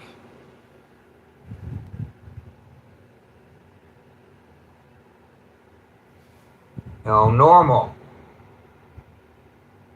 What's going on today? So many people come to the stage and they're not there when I call them, and I feel like I'm being ignored, and I'm very thin-skinned about these things. And I started with it. I was feeling so good in the very beginning. Marsha said, "How you doing, Gary?" And I said, "I'm doing great." But now you're the third person to ignore me when I call them. Norm, please speak. Can you hear me? Yeah, we can hear you. Yeah. Am I? Okay, so you got me worried that you couldn't hear me. All right. No, I can hear you when you open your microphone. Well, that's a detail. So I want to make. I made a point earlier to some of the people back channel. Nixon was never impeached. So it's interesting the way legends over time become accepted as truth. That's number one. Number two, Trump lost the 2020 election. I don't want to upset you or him or anybody, but he lost in 2020. And it is a weird quirk of his personality that he can't accept it. Even though he's probably in a much stronger position now than he would have been, say, in 2022, right? In other words, if he was 2 years into a 2020 term, for a variety of reasons. And this time he won the popular vote, which is quite a mandate. So now to the question, I really like what Marshall said, and I agree with him.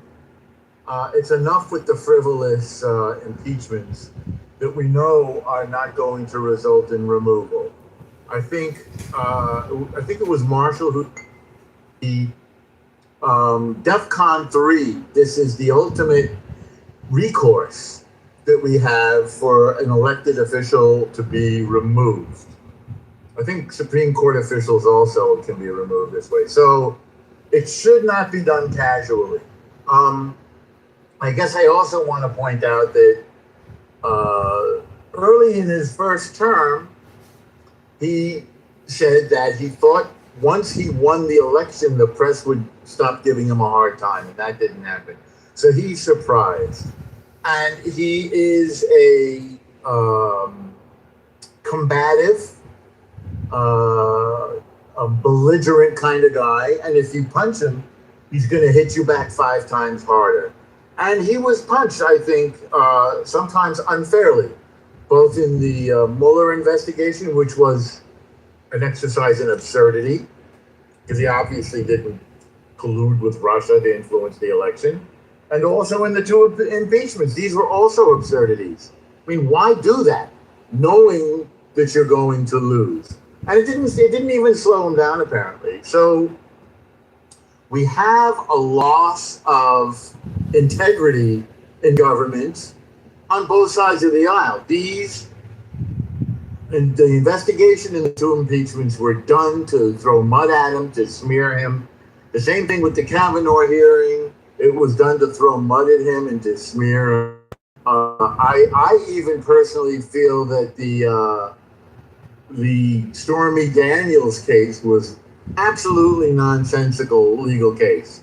Again, to smear him with each payment that he made to Michael Cohen to pay off the NDA that he got from Stormy Daniels was charged as a felony. It was $7,000 here, $8,000 there. So Trump is capable of responding with equal or greater pettiness. That's why I list all those things. because he knows how to fight back, and if his opposition is going to fight dirty, then he's going to fight dirty right back. And I would not put it beyond him at all to. I got to put the phone down. I hope I'm not getting pulled over here. I'm not. Okay, good. All right. It's not me. He is not above pulling some sort of monkey business when it comes to the midterms. I would definitely not put it past him. Now, I didn't see the announcement, so I'm just taking it from you, Gary. So I'm just giving you my opinion. The question from the room is, Trump might declare midterms national security. Are you asking, do we think he's capable of it? He sure is. I mean, don't forget, FDR was capable of serving, 3.5 terms, and he was capable of stacking the Supreme Court, but the popular opinion went against him. So I do think we are in a time of enormous geopolitical, global, social, political. Well, Norm, if you'll notice, the other side of the aisle only wants to pack the court when it's out of favor with them.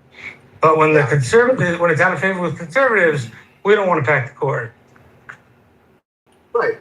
Well, I don't know if Hello, Trump everybody. came up with that. Hello. I don't know if Trump ever considered packing the court, but if somebody suggested it to him, he might look into it, because he's capable of darn near anything, is the only point I want to make. Can y'all catch me up on the subject? You got to wait your turn, buddy. We Yes, sir. You have Yes, to wait sir. your turn to move. Yes, sir. We'll get to you. We'll get to you. Yes, sir. Go ahead, Norm. All right, just to conclude, he's capable of darn near anything, and he colors outside the lines a little bit more than the Democratic Party. So the Democratic Party is capable of all sorts of interesting stuff that looks good on paper, that is seemingly conventional and allowable. But in fact, and I discussed this with Scott previously, we're breaking the norms. Abolishing the filibuster for judicial appointees Has nothing to do with the topic at hand. I'm saying we're talking about breaking the norms, Gary. That's why I bring it up. And Trump is as capable of breaking the norms as the Democratic Party is, possibly more so. Let me just leave it there. Are you a self-hating Norm? No, I'm not. Why do you ask? Because you said you were breaking the norms. Oh, very funny. No, I'm not doing it. But what we're talking, this is... Hey, Norm, on a serious note, and it's totally off topic, you reported in the chat, the chat is linked above, and it's there 24 hours a day, 7 days a week on Facebook Messenger for you to participate in conversations before, during, and after our sessions here on Clubhouse. You made an announcement about a United Nations report. Not everybody reads the chat. Would you like to repeat for the folks who are listening what that UN report said? Yeah, and this was brought up today today or yesterday in the United Nations. The report made it clear that there was no starvation in Gaza. I mean, I can leave it at that. Perhaps. And Thank you, Norm. Thank you, Norm. I just wanted to point that out because there have been misrepresentations of the reality in that terrible conflict that become, as you said in the beginning of your discussion about this issue, truisms. But truisms don't necessarily reflect fact. Thank you, Norm. Steve, followed by Kyle. Hey, Gary, I got one question. How do you know there was an emergency for those ICE agents? Okay, Steve. Maybe there was. Thank you for that question.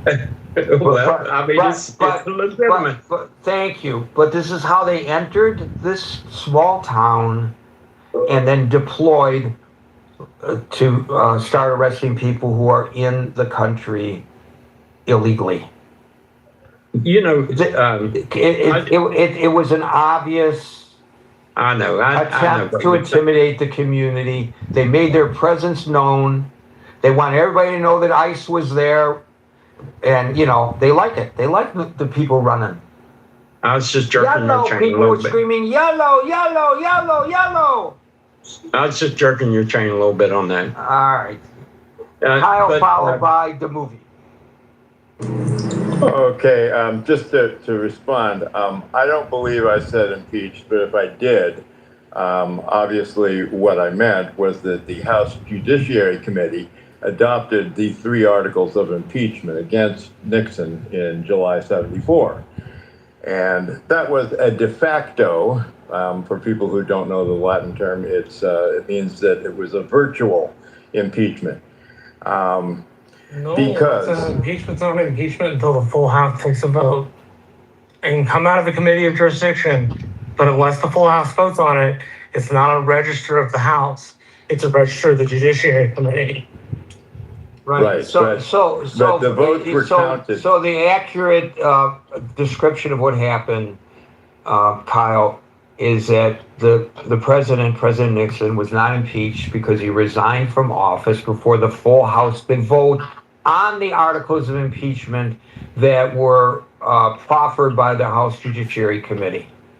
So that is the formal impeachment process. That is historically accurate. Okay, it's frustrating to talk because I've been interrupted so many times, but I'll keep going.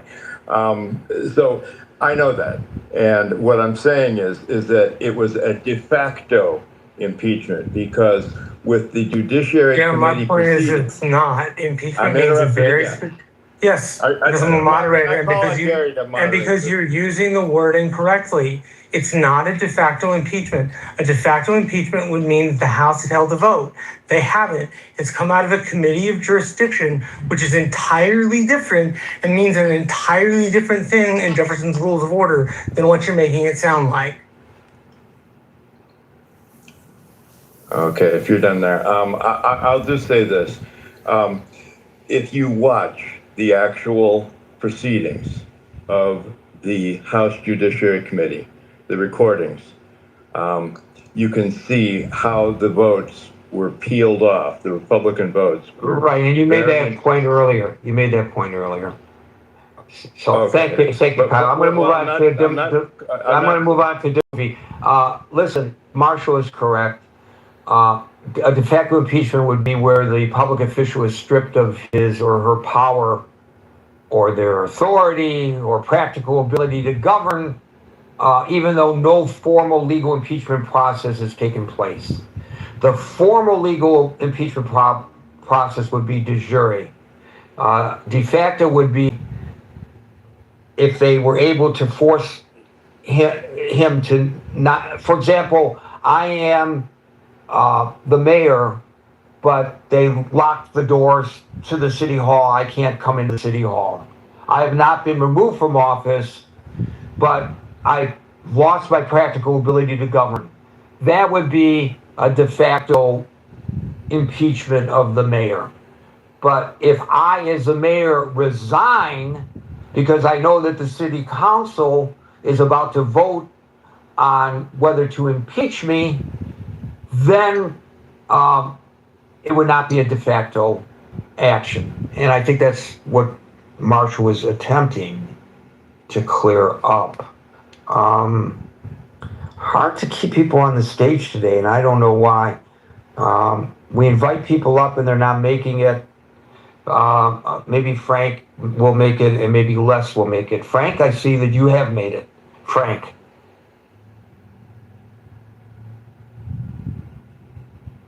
That's the other thing. I've been calling people today and they haven't been answering. I'm beginning to think that it's not them falling asleep at the switch. I think there's some kind of a clubhouse problem. Les is trying to get. Yeah, see, it's there's a problem here today. Okay, well, we had a good discussion nonetheless, folks. We're here Monday through Friday at 5 o'clock New York time, so until 5 o'clock New York time tomorrow for the next edition of the Critical Thinking Forum. Everybody be safe, be well, and peace out.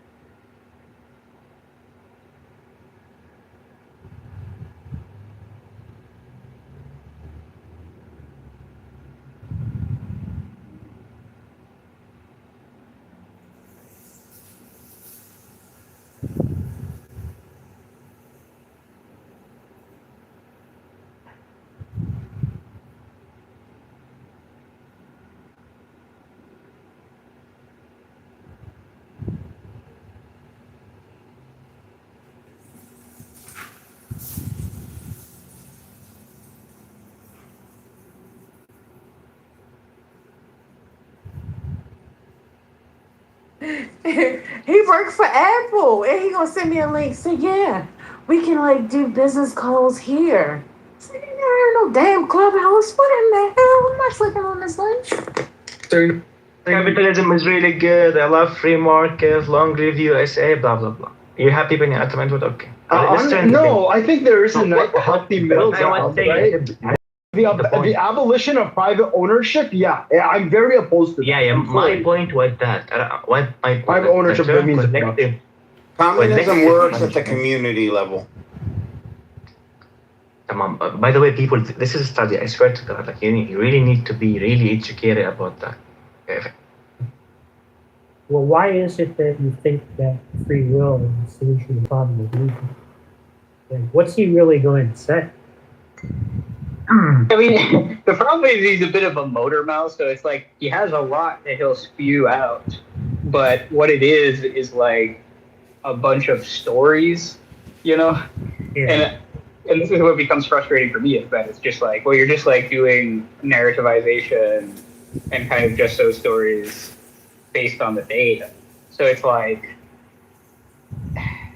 yeah, you can tell me a story about how free will is related to like evil arising in the world, right? But that's not actually a response to the argument because what you want on the argument is to show that like you start from like perfect being theism or classical theism. I give the argument that, okay, from this, you should have a very low expectation of evil arising in the world.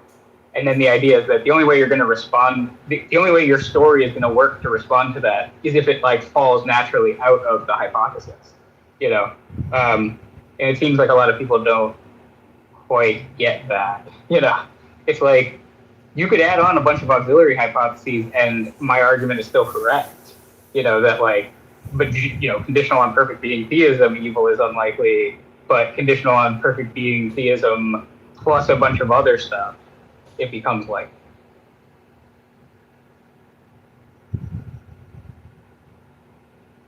Yeah, so I mean, right, so, I mean, if he told me a Just So story, I would just say, well, that's a very nice Just So story, but what's the independent investigation story? And that's what I would like to see somebody like him have to supply. And I'm not saying there couldn't be good answers, which is one reason why why I think Andrew is a good target. I wouldn't expect Andrew to have somebody more sophisticated and more serious, like, I don't know, like a Dave Coleman would have. Yeah, just where I invited you up. I don't know. Dave Coleman is like, I think his response to it is going to be one of these like, sure, it's evidence against, but I have way more evidence in favor kind of thing. And No, but I wasn't talking about the evidential problem itself. I was just talking about appealing to free will as a response to it. Because my point is, okay, why think that free will is what accounts for it? Like, I could grant if that was what God cared about, or if free will was good, or whatever, any of these things, I could grant that, for the sake of argument, that it could be used in the construction of a theodicy. My point is that I'm not seeing what the independent justification for thinking that's what God cares about is, because it's not clear to me that there's much of a scriptural basis for it. Now, I mean, if you're a Catholic or Eastern Orthodox or Oriental Orthodox, what have you, you can just say, well, this has been in church tradition since the second century, probably things in the Catholic catechism, there might be conciliar statements. Okay, fine. Then they wouldn't be the best target of this kind of approach, people from those traditions. But if you're like just a sola scriptura Protestant, I want to see what they would say, right? Because I've noticed that nobody's really, well, I haven't seen it. I mean, obviously, I'm not really an Andrew Devereux, but I haven't noticed anybody put the question or whoever that way. I haven't really seen it. I haven't seen that ever done. So I'd be interested to see how they start. Yeah. On this point of like, where does this like idea of leeway, libertarian free will come from? I agree with you. I think it's kind of fascinating. It's not to be honest. scriptural, and I mean, Yeah. They could try to appeal to philosophical arguments, obviously. Right. I'm not personally don't think those are good arguments, but they might. But apart from that, I don't think there's any scriptural. Like if I could just pose, right, as a sola scriptura Protestant, I could say, well, I'm not really moved by the philosophical argument, so why would I think that's the right answer to this question? What are they going to say? I don't, I'd be interested to see somebody hold those feet to the fire. Yeah, and to be honest, like at least with arguments like the one I'm trying to run here, like it's broad. It's not supposed to be specific to a certain religious tradition. So it's like when you say like classical theism or perfect being theism, like somebody could be like completely non-religious or non-denominational or whatever you want to characterize it, where they're they believe in like a philosopher's god, And so for me, like one of the issues is going to be like, even if something does show up in the church tradition, while that may be like independently in tension with the sola scriptura stuff, the question is still like, okay, but is this expected on perfect being theism? Now I think, I'm fine with sort of granting these like independent philosophical, or at least for the sake of argument, these independent philosophical arguments for why you need TAP or leeway, freedom for responsibility or something. And then I can, like, for me, it's just like, yeah, but I can grant all that, and I just don't see how it injures the argument because, again, it tells you nothing about probabilities. And what does tell you something about probabilities, if you're following, people like Cutter and Luke Barnes and Collins and stuff, and the way they run all these arguments is like, you're supposed to be able to model theism as a value selection hypothesis, So like that's how you're generating expectations and probabilities. And so even if agents are free, like think about if it's like the divine conceptualist view, where for the complete concept Molinist view, where God could instantiate all these different possible people. He's going to select on the value selection construal of the hypothesis. He's going to select for valuable, agents to instantiate. So you would have to think he had like run out or something of good agent. Actually, yeah, that reminds me of something else. I talked with Matthew very briefly. I mean, basically, I just told him why I didn't think he was real. He wanted to talk to me. I hate Matthew. I don't have any interest in really talking to him. But I was thinking a little bit about his view, and you probably know more about it than I do, because I don't watch his content as a real.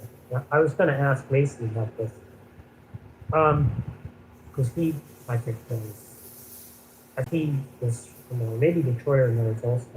I'm just sort of curious, if you don't believe in a God of revealed, a God with special revelation, what is there supposed to be any interest in establishing the hypothesis that he exists? It's a little hard for me to understand. Like, if you think Jesus exists, if you think Jesus was God or that Allah exists or whatever, then presumably that should be like consequential to your life in some way. But if the God of perfect being theism exists, what's supposed to turn on that? Anything? Do you have any idea? Yeah, I mean, like you mean in like a pragmatic sense? Yeah, like what's supposed like to change? Like why is it supposed to matter that he exists? Yeah, so I guess somebody like Matthew would probably lead off with like, well, I just care about what's true, and so like, you know. No, obviously not. I'm not talking about that. Yeah. I'm just saying, is there something other than two kids? Yeah, like I think a lot of these people that I'm sort of I've been able to talk to a lot of them recently, like, you know, like even people like Miles Donohue, Joe Schmid, they're kind of all a little group actually on like Substack, from what I can tell. Well, aren't they writing a book from together? Who's writing the book? There's a book that Matthew and Joe and like 2 or 3 other people are writing together. I forget who the other ones are. I know there's like a little crew of like Amos Swollen, Miles, Joe, I think and Amos Matthew. is one. Yeah. That's right. Yeah, but I don't know if they're all writing that book. I They think all seem Amos to be is on the one of same. them. Yeah, they seem to be on the same page about a lot, which is like theism. Maybe Joe. Yeah, maybe Joe is like the most. Oh, look, kind Roger's of, here. Or Nathan, I should say, Dathan. Yeah, that's right. But I think Miles, you know, Sully, I don't know if I've told you this, but I think Miles may be on the way out. While Joe is on the way in. Well, it seems like it's getting weaker and weaker because apparently he told Dan that, according to Dan, he's like, in his newest paper, he's pretty much conceded that Dan's objection goes through, or he's very close to conceding. Yeah, I wouldn't.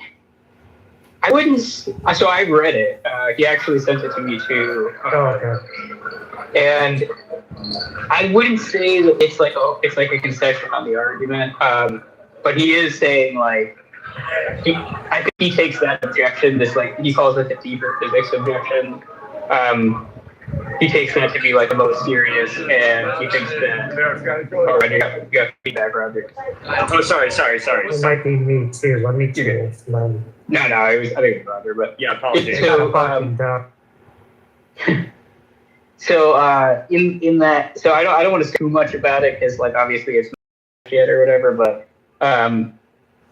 he does admit to certain like he's there's a whole section where he's saying like I don't think there's like so basically he proposes a response to several versions of the objection that he thinks is successful against those versions, but then there's this he writes a whole section about a case that he doesn't think it works against, and so he's kind of saying like, yeah, against this, like I don't know what to say. So to some extent, yeah, he is kind of like he's like admitting defeat about that point, at least maybe in a kind of like provisional sense.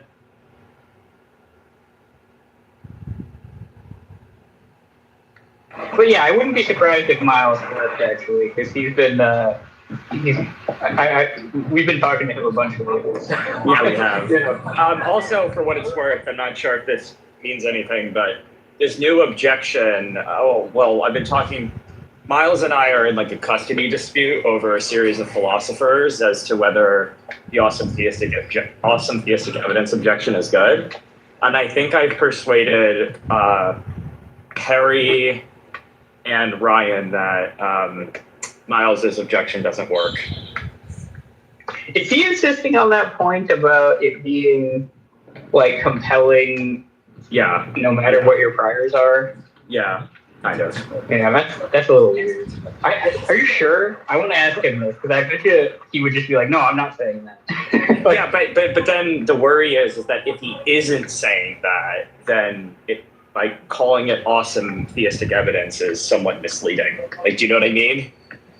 Like, because it seems as though, like, because in order for the point to land, he has to say something like, yeah, and there's this bit of evidence that if you were to observe it, you would be irrational not to think that theism is true. As a side note, Luke Barnes expressly says that. He goes like, if you were to observe that and you didn't think that theism was true, you're irrational. So, and Donahue says the same thing. He's like, you would be irrational. So it kind of seems like he's committed to that. But then there are two ways, obviously, of resisting that. One is to kind of have subjective Bayesianism about priors. And then the second way to resist it is to question the likelihood ratio. Yeah. Yeah, Detroiter hates my argument, I realize now, though, because we disagree. Detroiter and I disagree about this, like, key point that my whole argument against fine-tuning turns on, and it, like, makes me sad. But, okay. I mean, the thing about Miles is, what's kind of interesting is, I'm not sure about all these guys. I'm not sure about Amos Orland. I think Matthew, Joe, and Miles are all kind of motivated. And Miles pretty much said as much, right? Because I think when Jason brought him in Yes. the room Yeah, I did. the other day, and he more or less said, it's just, I feel like my life is a lot better believing in God than not. But what's striking about it is that even though he probably is motivated, and that probably does explain why he's accepted a lot of this reasoning. What is interesting is that he is willing to modify his future, and he's conceded a lot of points in the past year or two. And plus, even when he was in the room the other day, in Andrew's room the other day, he was, they asked him about the problem of evil, and he was just like, I really don't know what to say about it, right? Which I thought was a very healthy response. If you could turn all this into, if you could construct an argument, if it were legitimate to construct an argument on this basis so that, you did have some good evidence, well, by the same token, right, it seems like there's going to be all this counter evidence. What are they going to say about him, right? And people like Matthew, and to Joe's credit, I think Joe thinks this is people like Matthew, of course, totally fucking dishonest, but he's much more motivated than they are. What do you think about the interchange between Matthew and Lance Bush on Substack? Oh my God. Well, I'm not sure I totally approve of everything that Lance has done, because I haven't followed it that closely. But I do think Matthew is dishonest, and the way that he made fun of Lance, saying, Lance is denying concepts that every 6-year-old has. And Lance, of course, correctly pointed out that that's an empirical claim which Matthew hasn't investigated, unlike Lance. And so he shouldn't, glibly say stuff like that. I think that sort of shows what a fucking dishonest piece of trash Matthew is, why people shouldn't even bother talking to him. I mean, I will say, so I know something about the history between Lance and Matthew, because I used to talk to Lance all the time. And, from my vantage point, I get what you're saying, that, Matthew will reach for stuff. If he thinks that there's, a rebuttal, it's like a chess game for him when he's debating, I think, where it's maybe he doesn't think a rebuttal is that good, but he's going to give it the strongest presentation he can, or this or that, and maybe he's dodgy sometimes, that's probably true. But Lance was a complete dick to him for pretty much no reason. Well, that could be. I don't even know dislike enough Lance. about that. Yeah, I don't know enough about that to know.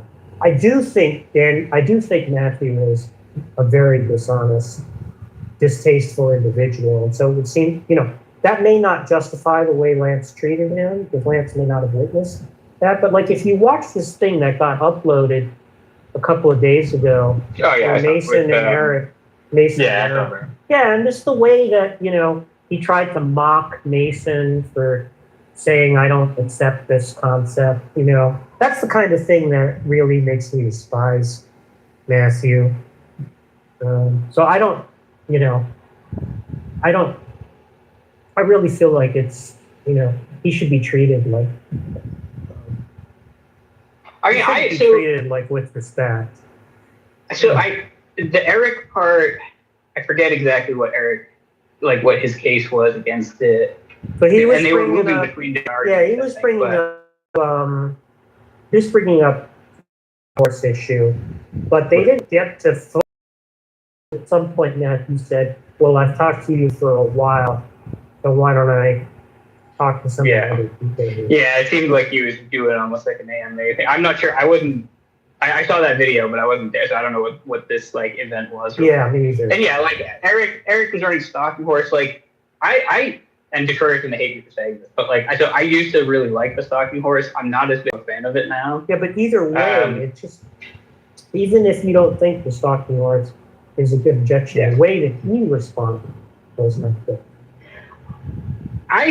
So obviously, like, I'm in agreement that that there are a bunch of problems with the response that he gave, but it is like it seems to be like the standard response is like, you know, all these guys who object to the stalking horse say it proves too much. No, but that wasn't what he was talking about. He didn't. He wasn't talking about that. Right, and then there's like that there. Yeah, he was just the antecedent likelihood stuff. Yeah, he was talking about the antecedent likelihood stuff, and he said a lot of dumb stuff there. And of course, the dumb stuff there you could deal with, but the thing that I really didn't like was him taking a high-handed approach to Mason's objection and trying to mock Mason for rejecting concepts that every 6-year-old has, and like the majority, or so he claims, that like the majority of philosophers accept. You know, I found that infuriating. Yeah, I mean,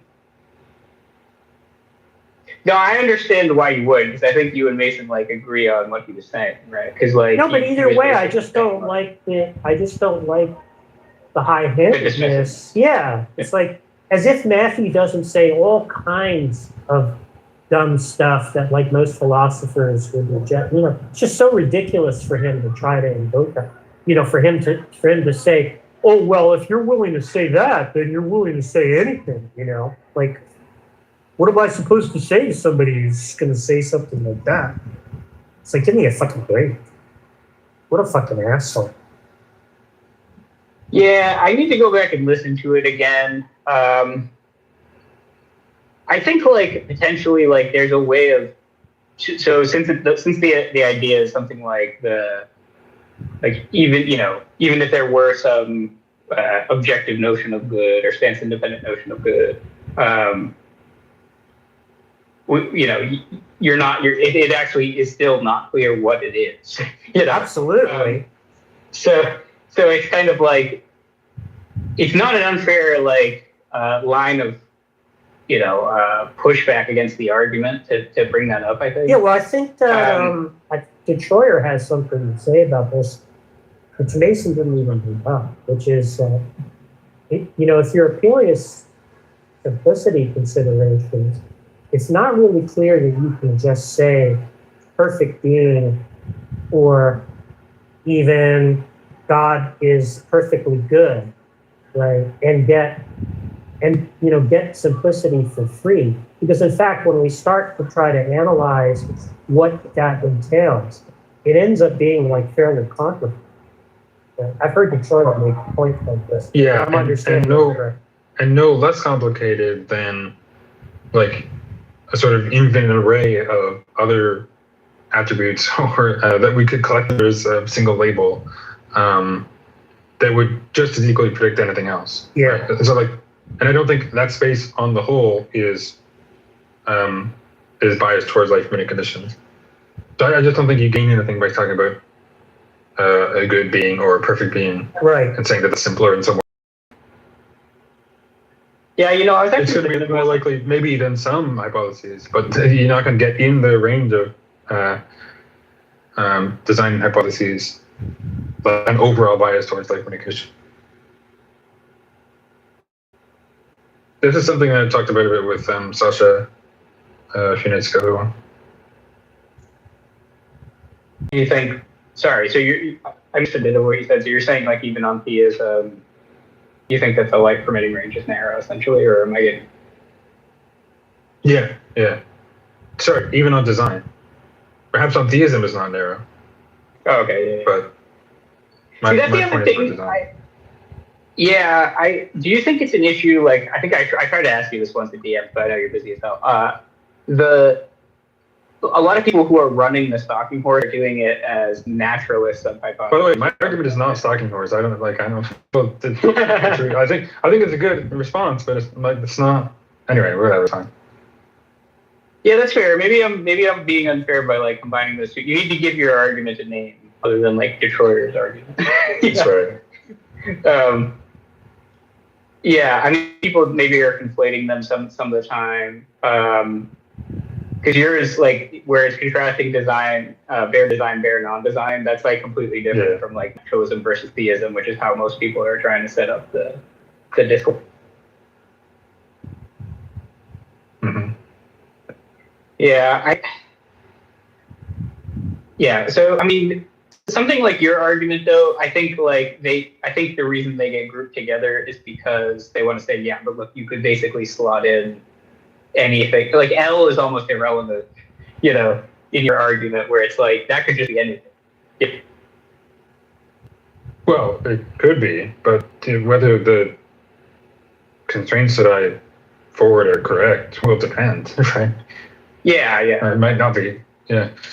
I try to defend this point. It's also, of course, background dependent, but Right, and you think like the semantic cases are stronger in favor of design, right? Like if it's like star writing or a message or like that, you think that's more expected in bare design than bare non-design?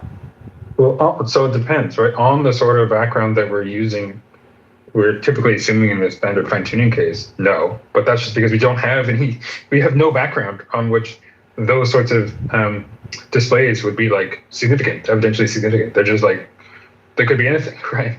Once we start including in our background knowledge about language and displays like that and how those tend to get produced and yada, yada, yada, once all that's in the background, or at least some of that's in the background, then of course it's going to favor bare design to bare non-design. Sure, yeah, I think that's right. Yeah, I mean, I feel like but I think that's the right result. Do you know Nevin's stuff about like? Yeah, like he thinks that you can get a bunch of conditional likelihoods basically from the a prioritors, I guess, or something like this. Like, at least that's how I'm reading that's how I'm understanding what his view is supposed to be. But I don't know. Well, I mean, I guess you can get some. I don't know. Whatever you want, like it's going to depend on what we're including in the background. I don't know. I don't think you're going to get much about like language and inscriptions and stuff like that from a priori truths. But sure, but maybe they want to say something like. So, is your idea more that like recognizing a piece of data as it even having any semantic content in the first place depends on your background? Of course, well, that's part of it. Right, okay. Yeah, because that would make sense. Because it seems like if you were to say that like you are able to say just recognize that the data has like some kind of semantic content, then like you could say, okay, there's more of a conceptual connection with like designer intentions and semantic content than there is with like non-design explanations of the data. Does that make sense? Like it seems like maybe there's something. Well, it depends on what we're building exactly into quote unquote semantics. What it means for something to be semantic or language or something like that. But I don't know. Yeah, once you update on something about what these sorts of symbols are, especially maybe you'll get a little bit of support, but really the bulk of support for design in the ATE typefaces is going to be all evidence about how these things tend to get produced, right? Or what sort of things we'd expect to produce them, given knowledge we have about language and things with communicative intent and so on, yada, yada, yada. So I think it's with like 99.99% of the support is going to become coming from that. Like whether you get a little bit of some minimal knowledge about what like meaning is or something like that, maybe. But I think that Yeah, but then individuals. then it starts. So you heard all these like arguments But about it's sort whether of claims irrelevant, are evidence. I guess, right? You're gonna have to you can update on some of that anyway. Yeah, but it's like, you know when we're arguing about like whether claims are evidence, and there was that Matt Dillahunty versus Joe Schmid episode, and then like you have these guys on here who are fighting about it or whatever. There are people who are like, oh, it's not that, and we mean like somebody's giving you a testimonial claim. It's not just like a abstract floating claim or whatever. You have the same background before you get the claim. So it's like the background might be doing the work. Like, so basically, if you were in a vacuum background where there was nothing, then you wouldn't be able to say whether something was evidence or not. In general, I guess. But like the background isn't the thing that does the evidential work. It's like you could have the same background and the neon cross doesn't show up in the sky.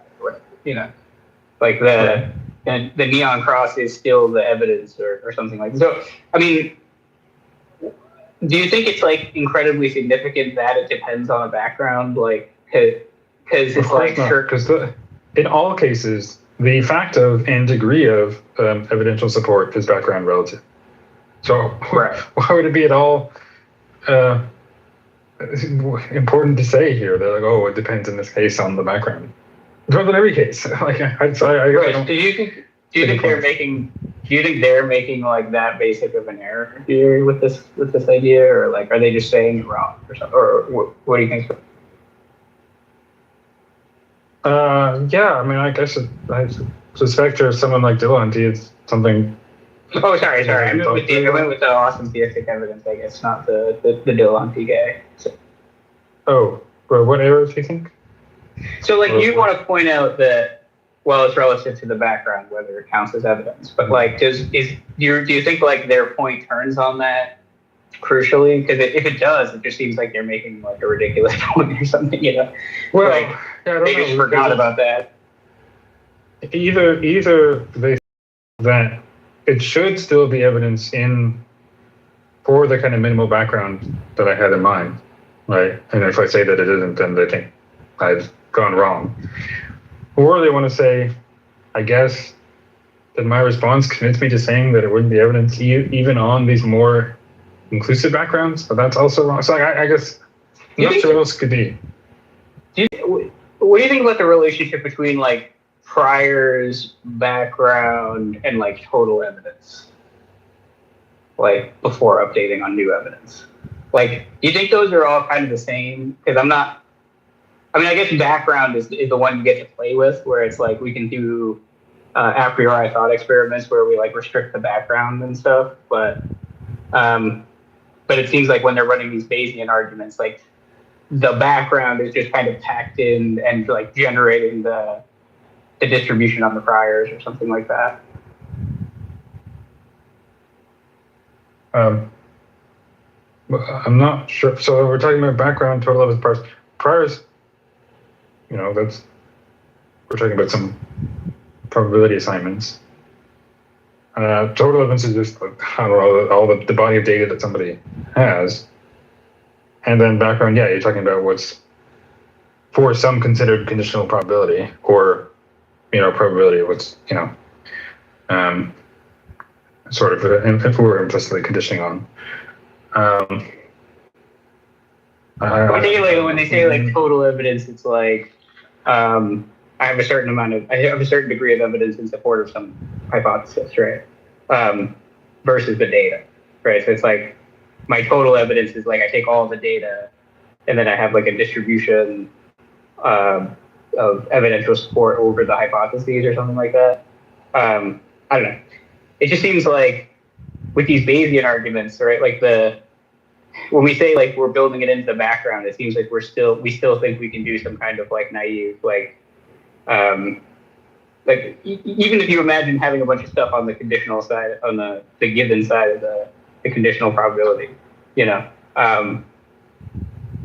why think you can do it with like a big conjunction on the conditional side, and you can't do it with like one thing,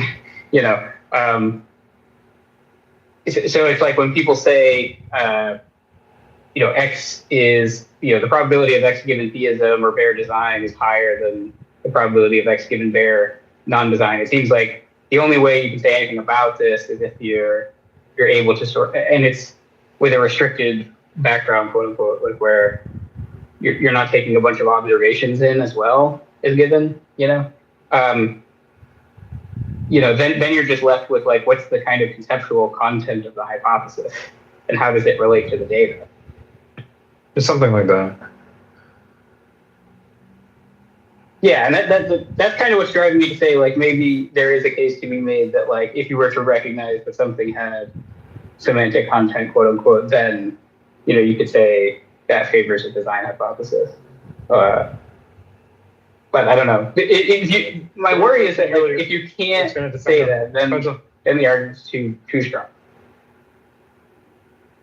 No. Well, so as I said earlier, it's going to depend on what it is to have semantic content. Like we're sort of building in that, because depending on what that means, I mean, you might get closer to, like it might still be irrelevant to design versus non-design, depending on what's included. It might get you a little bit, depending on how much is built in, or might not. I guess I don't know how much turns on that. Actually, to be more strong, I think nothing turns on that. Well, no. I'm just saying, like, so say you have your second constraint, right? Yeah. And the idea is that, like, you don't want that to just hold in general for anything. Like, if L were to represent like anything you want, right? If you want to say like, no, it's not, it doesn't. Or do you think it does, like, actually hold universally across, like, whatever L? Well, it's already said no, obviously. Right. But then what sorts of things is it false for, I guess?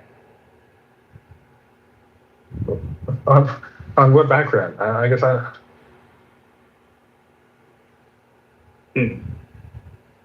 Well, wait. We're talking So about the same background as in the fine-tuning case. Would you just say that, like, depending on your background, your second constraint could just be false, or? Of course, right? I don't know. Depending on what we're. I mean, that's going to be true. I think, almost no matter what we put in. Right. I mean, I think we're just but but I don't know why you. But why do you invoke this point about, like, it depending on the background? That's just kind of like yeah, sure. Yeah, right. You still defend the premise because I think it's true on the relevant background in the case. I don't think it's true. We can consider different data and different backgrounds and ask whether it's true in those cases. And depending on the case, we'll have different things to say. But I think in the standard fine-tuning case, it's not. Yeah. So just like, what's an example where you would flip and say no, it doesn't hold it? Like, you tell me, like, I'm wondering about what sorts of backgrounds and data would count. Like, I understand it depends on those things, but like, what sorts of those things would it? I mean, to me, it's a silly question. You observe a designer of the universe, and that's going to be more expected of design than, like, even independent of the background. Sure. Like, I don't know. I can give you other trivial examples. I can give you less trivial ones. But I don't know where this gets us, though. To be honest. I mean, I'm just like, I would like to defend your argument. Just like, I'm trying to figure out if somebody threw this at me to say, like, okay. What are they throwing at you? We got to figure out what the right thing to say in these other cases is. And we can do that exercise. We can try to figure it out. I guess. It's that it proves too much objection. That's the idea. It's like, oh, you could just slot in anything for L. Like, that's the. We already know that. We already know that's false, right? So I don't know, like. Right. No, I'm trying to figure out. So is it just false because it depends on the background? Because that doesn't seem like a reason to think of it. Well, no, it's false because that's just. It's not a general fact that those conditional probabilities will be. Will satisfy my constraints no matter what data we put in. and no matter what, and or on no matter what background we have. Sure. And you can give examples if you want, I guess, where you vary the background and or you vary the data and you get different results. Okay.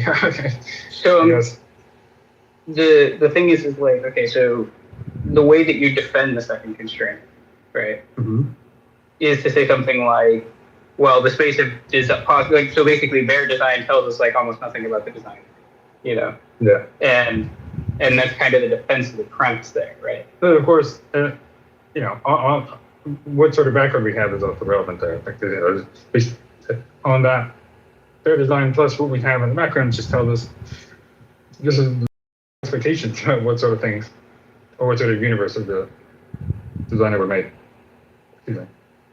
Right. Yeah. And I'm not saying that I think that you're wrong about this, right? It just like does it not seem like on that same basis I could you know, okay, instead of L I'm going to put P, you know, in the second constraint, and that's just going to be arbitrary. And then I can say, look, well, it's still true because bare design doesn't tell us anything informative. You know, so like I guess what I'm asking is like, when would it be informative? So I mean, I feel like I just gave a case of this, but you asked me to give a case where the second constraint would be false for a piece of data on the same sort of background that we use in the fine-tuning case.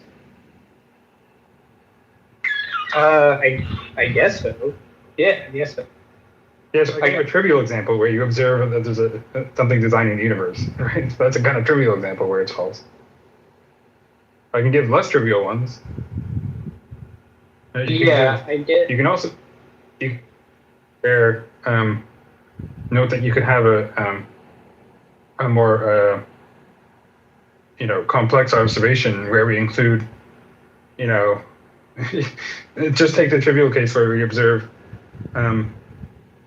the facts about language and such and the ATE, right? And it's not independent of that conjunction, right? So where the data is that conjunction,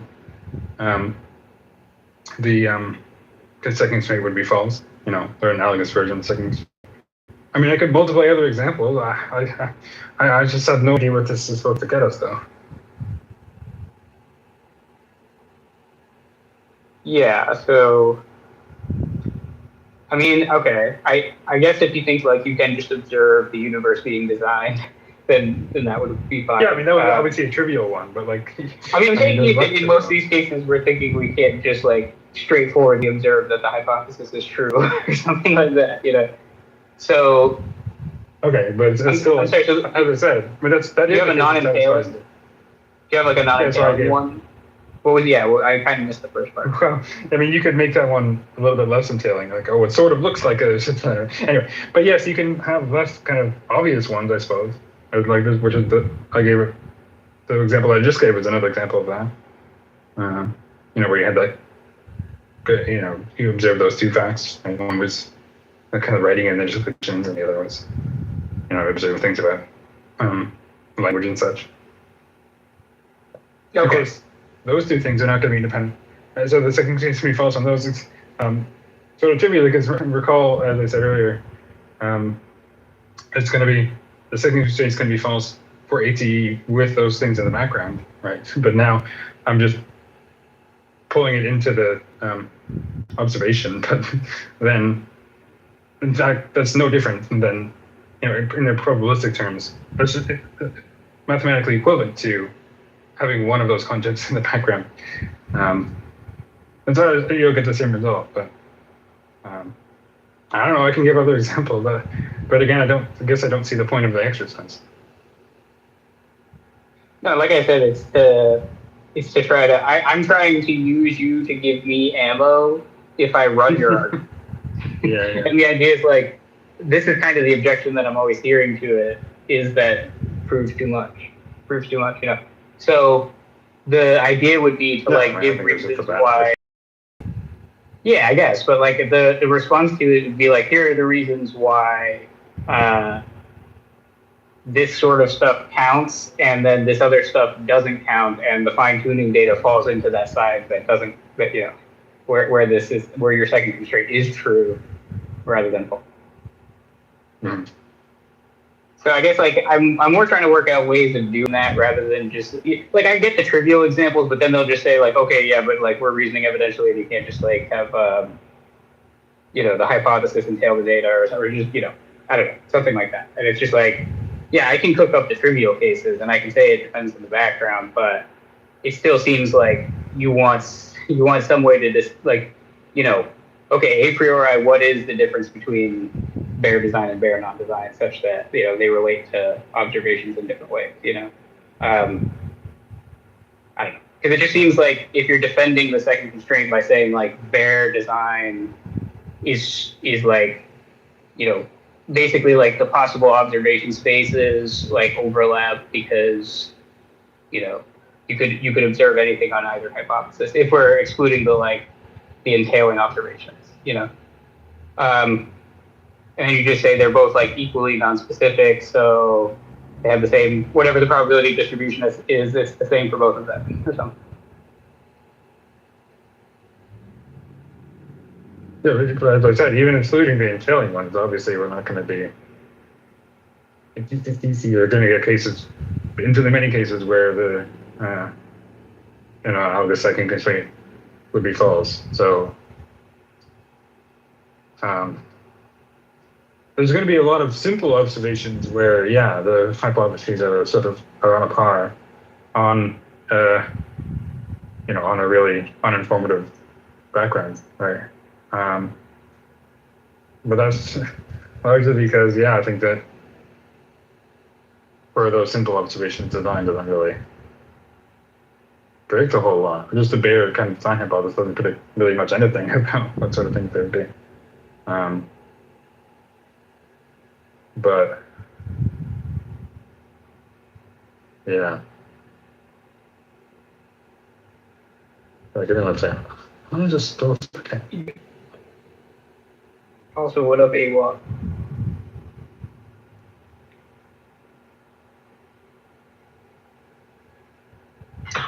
And Venus. What's with Venus?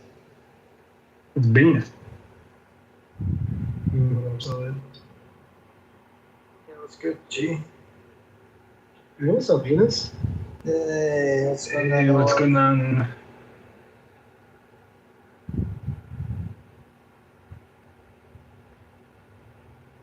I can't believe that there's like Venus put the Sully case in his paper. There's a Sully case in the philosophical literature that's named after him. Let's go.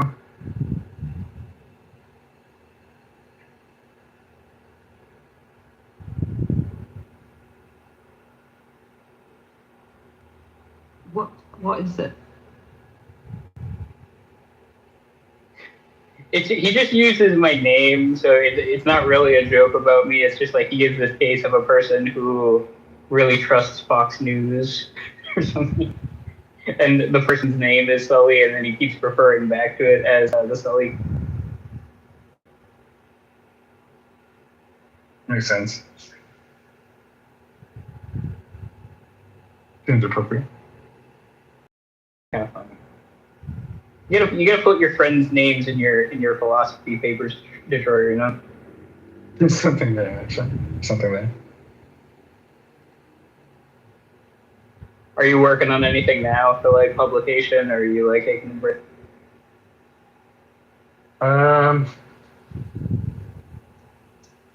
Sort of working on that Andrew Loke response thing. But, I mean, it's kind of dumb. Is it definitism stuff? Yeah. Oh my god. I mean, it's so. It was funny when Malpass came in and he was like talking about all this, like how it's like nobody, it's like all these people there. It's like, yeah, actually, no one here disagrees.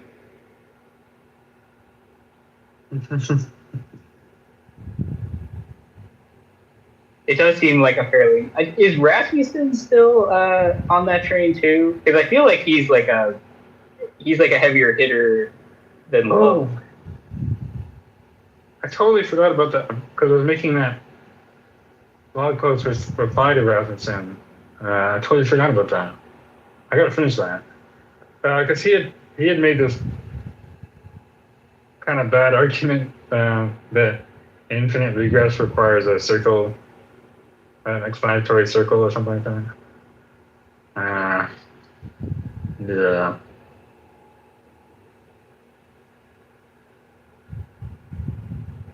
I don't know, where did he, is that in a paper or is it like a blog post?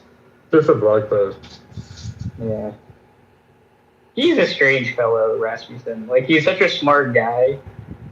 Yeah. But his arguments are so bad.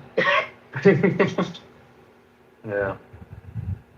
That one that they used in that Kuhn's paper about the skeptical PSR stuff. Oh my god, it's he calls it the counting argument against physicalism. Oh yeah. And then they repurpose it as like a defense of the PSR, and it's like, oh my.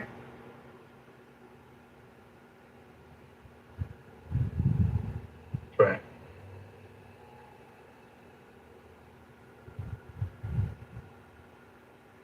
Soccer, come up here, soccer, you piece of shit. What a piece of shit.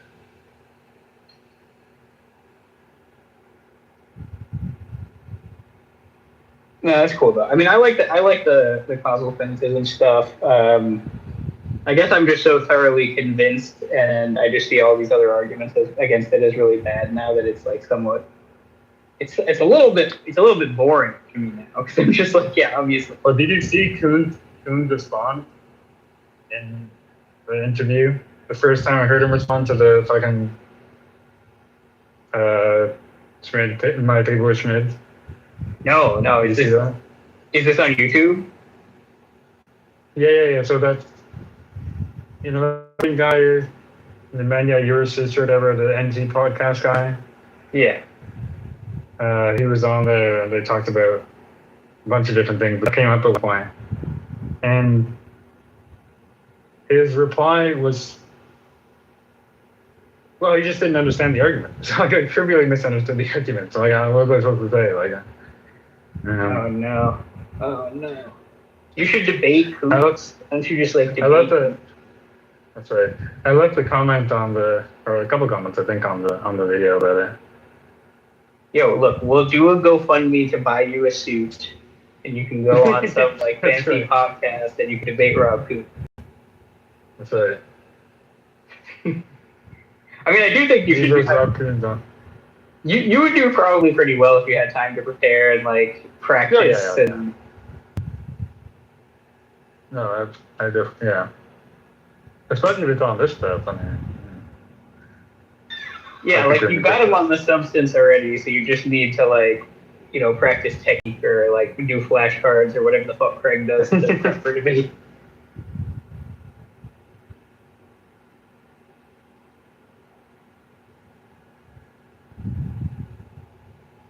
Although I don't know, is Kuhn's like a debater even? Like, does he really debate? Not really.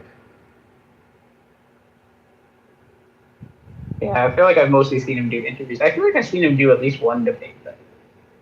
A while ago. Yeah. Well, he had one with Graham Oppie, and then I guess he sort of had that one with Schmid. Okay, yeah, I think I have seen those. The Schmid one was on that channel, like Intellectual Catholicism or something. Intellectual Catholicism. And he was kind of not a good interlocutor. Yeah, it would probably be very dry, No, in the sense that I think he was like unreasonably like condescending and aggressive, that sort of thing. You know that Roger got Andrew Loke into one of these calls that he does? Oh, really? Yeah. You could probably debate him and have Roger set it up. No, but that's the thing. Mason tried to set up a debate between me and Andrew Loke, and Andrew Loke declined. Yeah, but shit. He already knows your name. Goddamn. Wait, he knows who you are, right? Because he's responded to you directly, hasn't he? Yeah.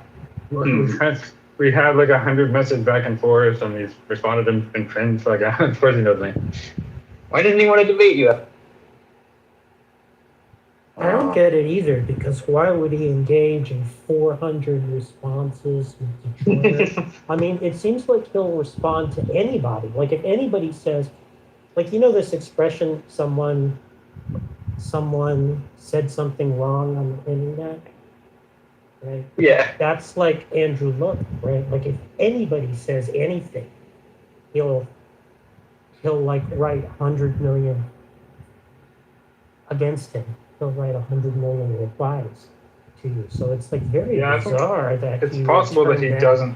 He's a bit concerned that in this format he won't come off as well, and then something a lot more visible. And, oh, if it was Nathan posting, yeah, but see, that's why it made me Nathan. No, it doesn't. I don't know if the host matters, you know, but yeah. I see. He's just afraid. He's just a coward. I mean, he debated Dan Linford, but I guess that was on Cameron's channel, right? Yeah. He got extra time in that debate. He was like, you know, they had basically run out of time, and he was like, I want to keep going. And then Dan was like, yeah, I'll keep going. And then he just kept like hammering him the entire like extra period.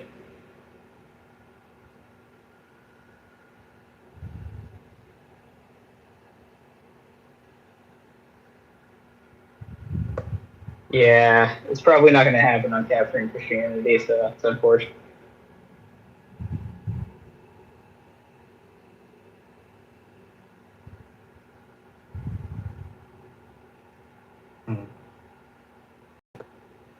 Yeah, I mean, Rasmussen seems like he would probably debate. I know he wasn't doing engagements for a while because I think he had a kid. Well, he has a debate coming up soon with Michael Humer. Yeah. Like recently, he's been doing a lot more stuff. I've noticed. Oh yeah, I saw that Humor thing. I guess Humor's going to run the same argument he did against Swinburne. Yeah, they're basically it's on beyond like the coherence of theism stuff. Yeah, I hope Humor does a little bit of a different argument. I don't like that argument. Rasmussen posted a video, I guess it was a video. I saw that. Going over what he thought, the right objection is, and it's to say like, well, the infinities in the theistic case are just not of the pragmatic sort, something. Yeah, my summary of it was like he gets on camera and he's like, "Hi guys, so Michael Humer and I are going to be having a debate. He recently debated Richard Swinburne. He gave this argument, and Swinburne's reply was this, and I am going to say the exact same thing that Richard Swinburne said." So, Right. So I'm worried about it being a bit of a rehash.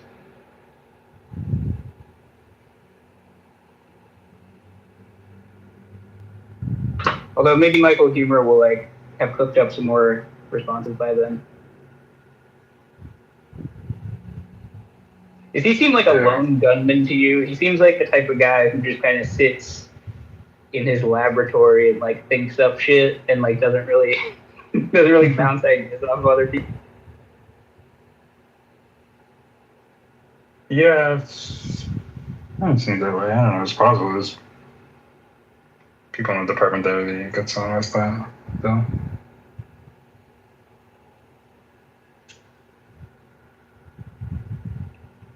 What's the next step here?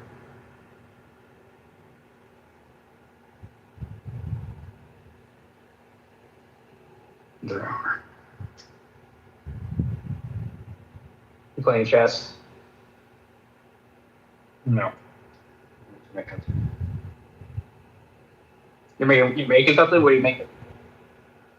I'm making two different things. One, I was just making a dough for the pizzas I have another time. And the thing I have in the oven is a rack of ribs. Oh, shit. Yeah. I love rib. I'm a big fan. I check didn't. those. I had only had like shitty ribs my whole life until I was like somewhat older. It's like a relative like who's a really good cook like makes ribs. So I was like, oh my god, this is what they're supposed to taste like. So then I developed an appreciation. Well, I make a mean rib. All right, let's see what the temp is on this. I'm going for about 210. You're using Fahrenheit detergent? Yeah. Isn't that like sacrilegious up there?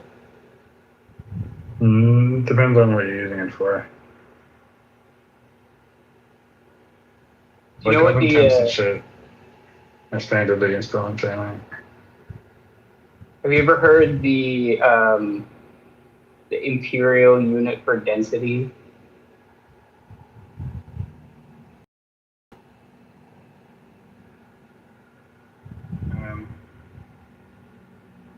No. It's like it's like slugs per cubic foot or cubic inch or something like that. Like they just switch to slugs when they're doing density in imperial.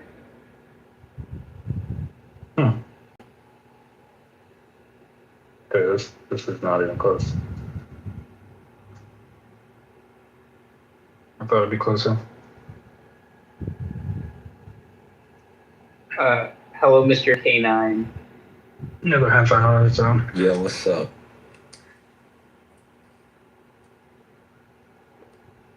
Not much. We're kind of at a lull. Detroiters talking about cooking stuff. So, what's up? Well, I've been reading Descartes, and I know you guys probably been read Descartes, and I wanted to ask what you think about his fifth meditation. I'll be honest, I don't really remember what's in the fifth meditation. It's, yeah. It's about his account of essences. He has an argument for God by means of his essence, and he has an account for the essences of things, like material things. But I wanted to ask about what you think about his proof for God, where he says the essence of God necessitates his existence. So if you have a clear and distinct idea of God that has all the essential properties of God for it to be about God, then that means essentially it exists. So it has to exist. I just the ontological argument. Yeah, so kinda, yeah. Is it? It's I don't remember that's how it goes, but similar to it. I don't think it's even deductively valid the way Descartes put it. I remember the in virtue of what he is, he exists. Sobel goes through the argument in what you can reason, and I think it shows that it's not even deductively valid. Okay. So I put it kind of differently, but it's like the same type of argument.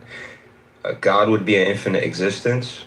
So if you have a clear and distinct idea of an infinite existence, then that idea, for it to be about infinite existence, has to have all the essential properties of infinite existence. And that kind of idea would not lack existence. And there's existence outside of you.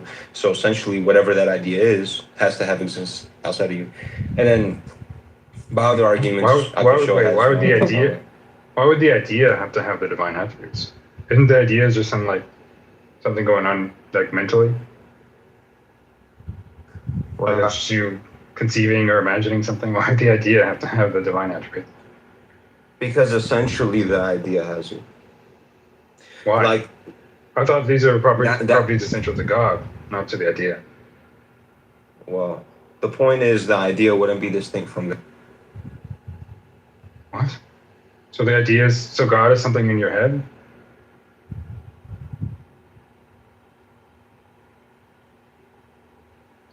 Yeah. Just like another concept or idea you imagine. That makes even less sense. I think if we're being charitable, he doesn't mean the idea. He Yo, means my fault. Say what you were saying one more time. I was listening. Okay, I'm smoking. Come. Well, it can't be that the God is not distinct from the idea, right? The idea is just something going on in your mind, or it's just something you're imagining or conceiving or something like that. That's not. So God can't be the idea, right? It makes no sense. God is that's like saying God's a thought in your mind. No. If God exists, he's a different sort of being, right? No, I'm saying what the idea is about is identical to God. So the idea is distinct in some mode because it's the form of God in your mind, but what the idea is about is not different from what God is. In an extensional sense, that's trivial, right? So if we're talking, but then there's a question of whether the idea is about anything extensionally. Well, that's the wait. What? But you can't derive that from the concept. Wait, what do you mean? So you're saying ideas aren't about things? So well, you don't want to just say anything you have an idea about automatically exists. Yeah, that's not what I'm saying, though. I'm saying to have an idea about this thing has to exist.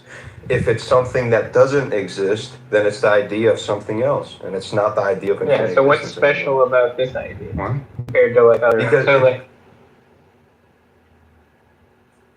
Because it's a type of idea that lacks no existence.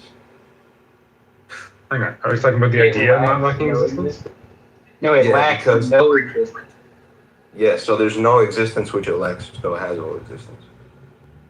Yeah, so if the thing, so I can have this idea, right? Say you have a maximally great being, and we can derive from that okay, if there's a thing in the world that is a maximally great being, or whatever you're talking, word you want to use to refer to the thing, then here's all the attributes that we have, right? It doesn't lack any of these things, it's infinite in these ways, whatever. Great, right? That's all fine. But you can't get that there is such a thing just from you having that idea. Well, right? If there is not such a thing, and that thing is different from what the idea is about, then that would mean that the idea is not about infinite existence anymore. So, but this, as I said, there's two different readings of this aboutness relation, right? You could think of it you could think of it extensionally, right? But then it's just a question of whether the thing has to exist for it to be about the thing extensionally, right? But that doesn't mean, in an intentional sense, you're not having an idea of a quote unquote maximally great being, right? In the same way that, I can have an idea of unicorns, even if it's not about them extensionally, because there aren't any. Well, the idea of a unicorn is about a unicorn, because a unicorn is just a composition of other ideas about things. You put those ideas of things together to make this. So it's about a unicorn, and it's a way of speaking in this sort of intentional sense, right? But that's the same thing is true in the divine case, right? Yeah, but the difference is. But you can't infer from the fact that it's about a unicorn or it's about a god or whatever that there actually is something with those attributes, right? In the same way that you can't infer. So this is the point. Yeah. The idea of a unicorn is the kind of idea it can be about a unicorn, and unicorns not be a thing outside of the idea. Okay. But the idea of God is the kind of idea that does not have that. The idea of God cannot be the idea of God and not exist outside of you, because it's an infinite existence, and infinite existence lacks no existence, because if it lacked existence, no, but that's just the same mistake. What's the mistake? Well, first of all, the things are exactly the same in this respect, right? Because you can't say that, but the unicorn would have to exist outside because there'd have to be a horned horse or something like that. And no, I'm saying one lacks no existence. One essentially, in what it's about, cannot lack existence. So if you're saying what the idea is about is something which does not exist outside of your mind, then that idea is not about infinite existence, because it's an idea about something that lacks existence. This is the same. So this is the same mistake that again. Means necessarily to have that idea of God, he has to exist. No, your inference only works on the extensional reading of about, right? But I thought we agreed that you can't infer that it is about something from the concept, that it's about something in that sense. No, so on the intentional reading of about, you can't infer that there's something that it's about something that would lack that property. You're not. That only makes sense if we're talking extensional. Okay, and I'm saying this idea is an idea that you can only have with that external truth. I'm saying it's definitionally true. So when you say infinite existence, just wait. I'm saying this is what I'm. Okay, so I'll show you. Infinite existence is defined as an existence with no limit. Okay. Right. This kind of existence cannot increase. Okay. Right. If it cannot increase, then it cannot lack. Okay. Right. If it cannot lack, then it must have. Because it does not lack. The negation of lacking something. Yeah. If there's something of that sort, if there is something of that sort, then it can't lack, it can't be increased. Yeah, great. So okay. So then therefore, essentially, for that idea to be an idea of infinite existence means it has existence outside of your mind also. False. That's only true in the extensional reading of about, right? No, that would mean it lacks existence if it doesn't have existence outside of your mind. So it would. What do you mean? If there isn't a thing of that sort, then there just isn't a thing that.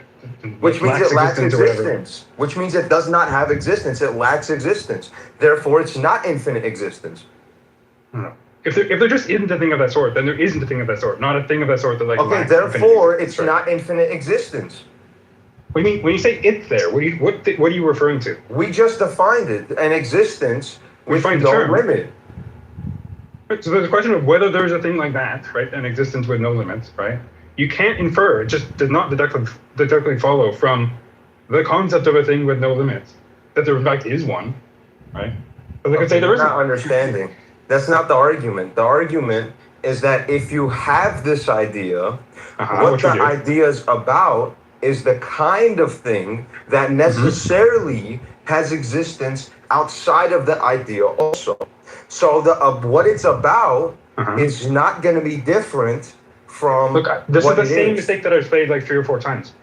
If you mean about in an extensional sense, that's correct, right? But then it's a further assumption that it is about something in an extensional sense. I would just deny that it is, and nothing about the meaning of the term requires that. I said if you mean about in an intentional sense, then the conclusion just doesn't follow. So the way the conclusion doesn't follow. That means the infinite existence is not infinite existence. And when you say you have an idea of infinite existence, you're wrong. Yes, because the idea of infinite existence is such that you have a mental state that has attached to what it's about.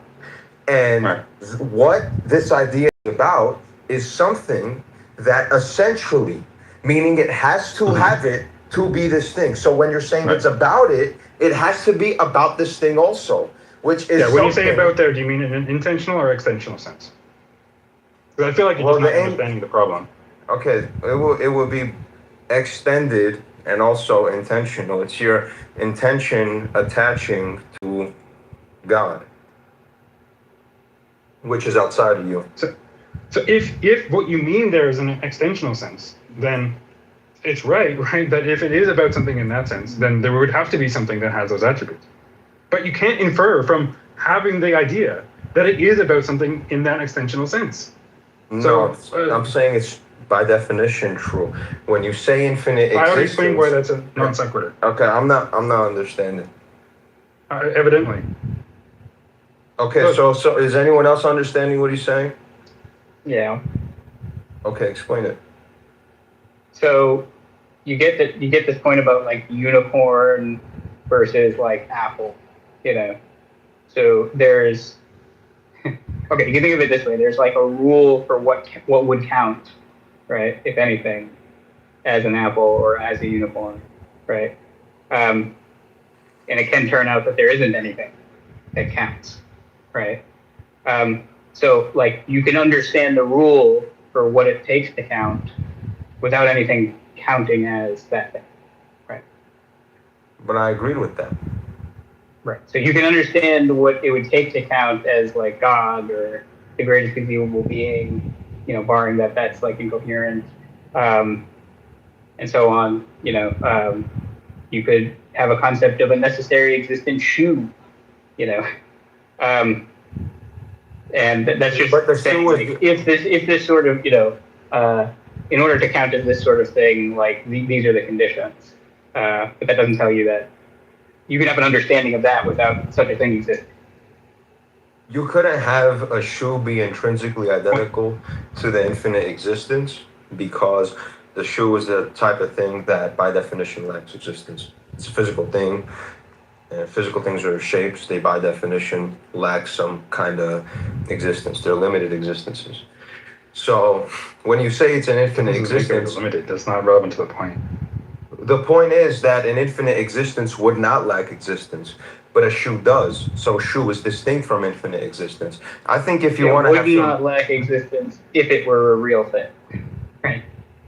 That's like the whole point is that we're saying, like, if this thing were real, if it existed, that's not what I'm it saying. wouldn't lack existence. That's not what I'm saying. If it were real, it would lack existence. I'm saying But like what if you're the providing idea, here is either just, but then you're either just asserting that God exists, or you're telling me the rule for what counts as God.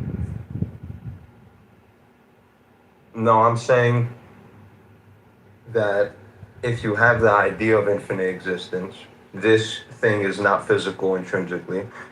I think you can maybe have some coherent account of how it's extrinsically a shoe or something like that, but that's not necessary to the infinite existence. So I could say that's possible. No. But the concept is, this is not like a normal shoe, right? Like this idea is a very special shoe, which necessarily exists in all possible worlds, and it's eternal. But I'm not saying because it's possible it's necessary. I'm saying for the idea to be about infinite existence, it has to be about something that exists outside of the mind. In the essential sense of about, that's correct. But once again, it's a further assumption that it is about something in that sense. And you can't infer that from having the idea that it is. I'm saying if you have the idea about infinite existence, that's the kind of thing which necessarily does exist outside of your mind. Once again, that inference only makes sense on the extensional sense of about. It doesn't follow on the intentional sense. It makes sense on the extensional sense. But then you have the additional assumption that it is about something in that sense. And it doesn't follow from having the concept or the idea that it is. And that's a further claim.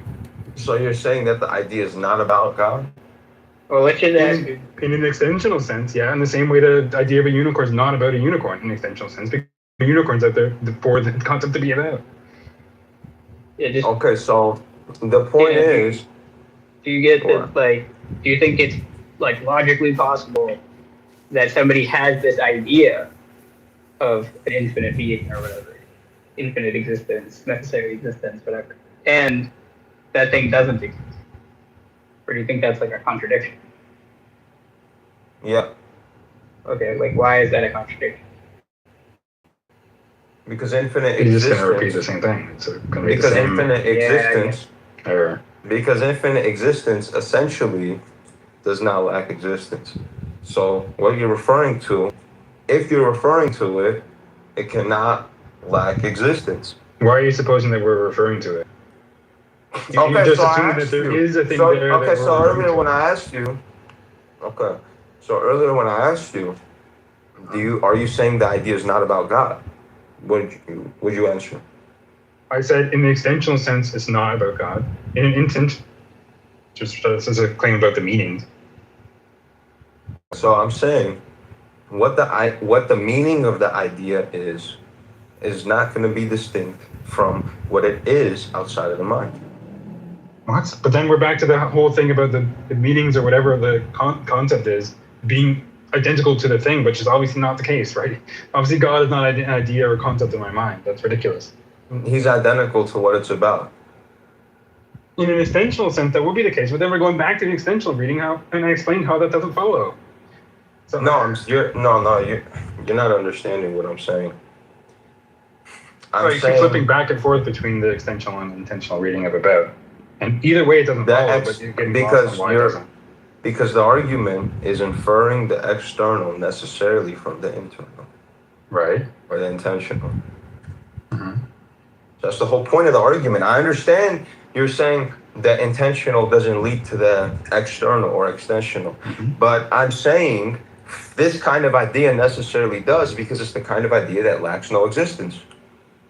But the idea itself can lack existence, because that's just something going on in my head. But if we're talking about what the idea is about, cannot lack existence, then we have to return to this what sense of about. In the extensional sense, that's true, right? So you can infer that if it is about something extensionally, then there have to be something that doesn't lack existence. But that's a claim that doesn't follow from the concept. I'm just going to deny that it's about something in that sense. If you're talking about the intentional sense of about, then it's just a category mistake to say that there have to be a thing that has those attributes, right? That just doesn't follow from it being intentional. So either way, the argument doesn't go through. And I'm trying to show that like it has to be one sense of these senses of about, unless you're talking about something wholly different that I don't understand. But either way, the argument just does not go through. So when you say it's intentionally about God, that means what it's about is something that exists outside of the mind, because that's not an intentional sense of about then. No, necessarily it is, because it's the kind of thing that doesn't. Look, if we're talking about intentional sense of aboutness, and you're not just citing facts about like what the term means and like stuff like that, then and instead you're saying like, oh, there would have to be this thing that it's about. Back to the extensional sense of about, right? So like about a thing out there that the term. Anyway, whatever. He's like not in the room now. Oh. I don't know if his phone died or something. It seemed like he was like right in the middle of something, so I imagined he didn't mean. Yeah, maybe. Yeah, that's a painful argument, right? What's funny is that this is not, by far, not the first time I've been through the same playing with people before. You listen to that Malpass versus, what is his name? It's like Carlo Alvaro, I think. Yeah, that was. This was like a couple months ago. ago. Was horrible. That was oh my god. Yeah, that's one of the worst I've ever heard. I couldn't believe how hard that guy was. Yeah, that guy was not good. He also did an episode on that NC podcast as well, though I didn't bring myself to watch it. Yeah, I've seen like a handful of interviews on that channel, so I don't like it doesn't get fed to me in my algorithm very much. Yeah. I did one. I think I watched that thing. It was just about mostly the creeper stuff, but some related thing. Couple things to know, Yeah, the stuff Malcolm the other day sounded like a lot of the same kind of stuff to me. I don't know. I'm like fascinated by like how many different facets are perceived to belong to this whole class of arguments. It's kind of interesting that it goes on forever. What was the thing he was talking about? It was like, hold on, the infinite countdown. Oh, it was like the why didn't you finish yesterday shit. Like, oh. Yeah.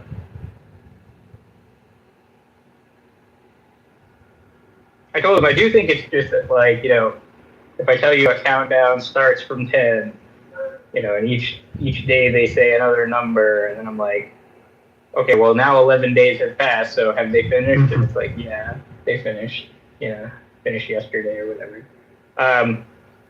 But basically that whole thing relies on this conditional that refers to the starting point, and so it just doesn't work when there isn't a starting point, and so it seems like they're just kind of extrapolating from those sorts of cases to the infinite case.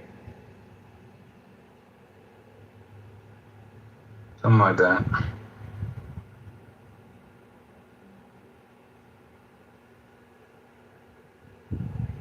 Yeah, Andrew Luck, huh?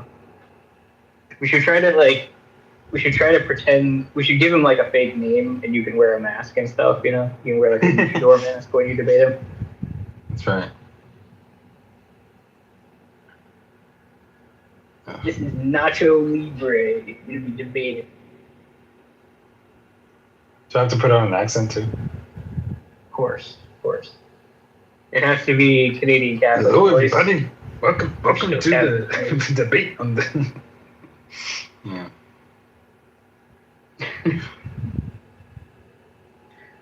Oh Jesus! Today we're going to be talking about the Goldblum. Somebody posted a picture where somebody had like mashed you with being Catholic together. There's like, well, there was the DGH one. There was, I guess not really a match, but like the face off thing, you know. Yeah. This one was like the main picture was like you sitting in your chair, but then the face is like morphed in basically into like Canadian Catholic's face. And it's like eerie. Kind of looks like Leonardo DiCaprio a little bit, you know, when you see Canadians like face on like a normal person's head. Yeah. Like he would have, if he was in shape, he probably would have been a pretty handsome dude. Unfortunate. Yeah.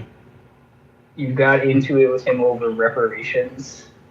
Wait, which side was Jason on? I assume he was on like the anti-reparations team.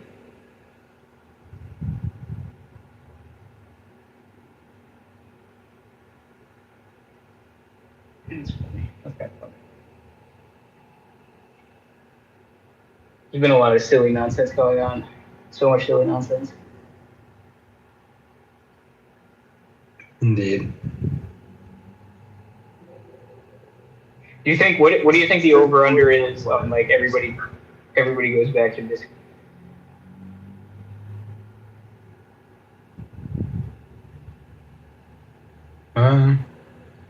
Give it a month. Something like that. Maybe. What do you say? No, I just said silly boys everywhere. I'm next to my girlfriend though, so I can't talk much. Oh, you're good. You're good.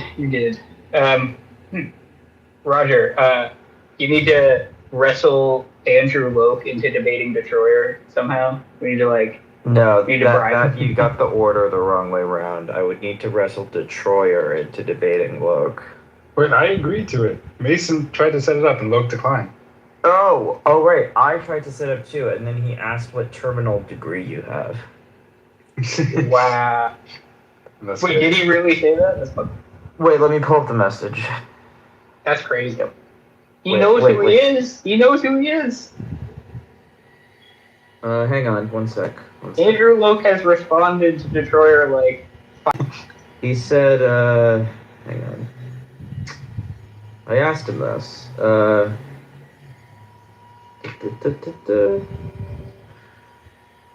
Yeah, okay, so I actually DM'd him more than I expected, okay. He agreed that Craig lost the past debate, by the way. Oh yeah, he said, does he have a PhD? Yeah. That's crazy.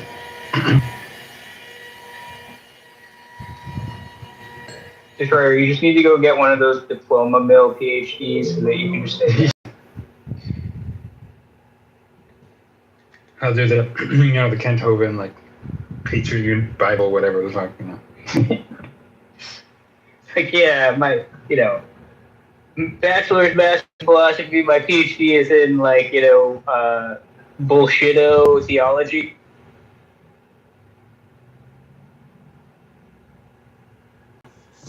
Indeed. I would even want to bait Andrew Loke. Because it'd be funny. It'd be content. For what? Like torture material? I have like play it. I have a debate on my laptop of Richard Carrier debating Loke. No, please don't play that. Oh. Yeah, but Carrier's philosophical takes are, a little too wild. Yeah. A little wild. Probably they're too wild even for you. Yeah, even for me. Speaking of wild, yes, Sully, come to the Lydia McGrew thing tomorrow. Oh yeah, I'll come to it. You gotta invite Dave Palmer. Oh yeah, he's the third member of the McGrewian Trinity. Yeah. Yeah, what's the McGrew thing? I host a reading group, and I'm hosting Lydia McGrew present the maximalist case for the resurrection. Oh no. Yeah, and Draper's gonna come. Paul Draper? Yep. No, he wouldn't. Yep, he's coming. Well, he said he's gonna come. He said he's gonna try. Yeah, he's doing a joke. Never mind. Yeah, this was the Paul Draper joke. Yeah. It's a tough name. It's a tough name. It's not as bad as like Tuggy. That's a fucking horrible name. Dale Tuggy. Dumbsday, horrible name. Oh yeah, Dumbsday. Yeah. I just feel bad for some people with names like that. Yeah, my God. It's hard. There's some politician running in like a primary. His last name was like Poindexter. That's what they could keep. It's pretty grim. Patrick or otherwise.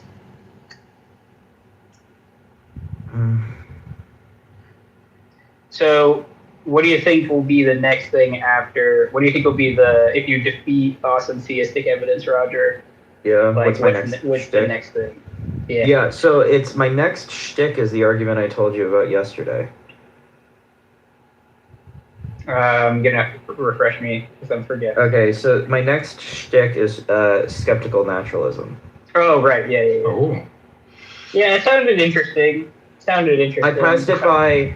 So normally, if what I do is because I acknowledge that a lot of my take, it's like throwing spaghetti. You do some reading, you kind of do a bong rip, and then you try to see if your ideas are worth anything. So I run them by a few people before especially Clubhouse. But like I read it by Ryan Mullins, Matthew Viermeyer, Felipe, and Perry, and they all liked it. So I was like, okay, maybe this is promising. So I think that's the next step. Skeptical naturalism. Yeah, it's an interesting little.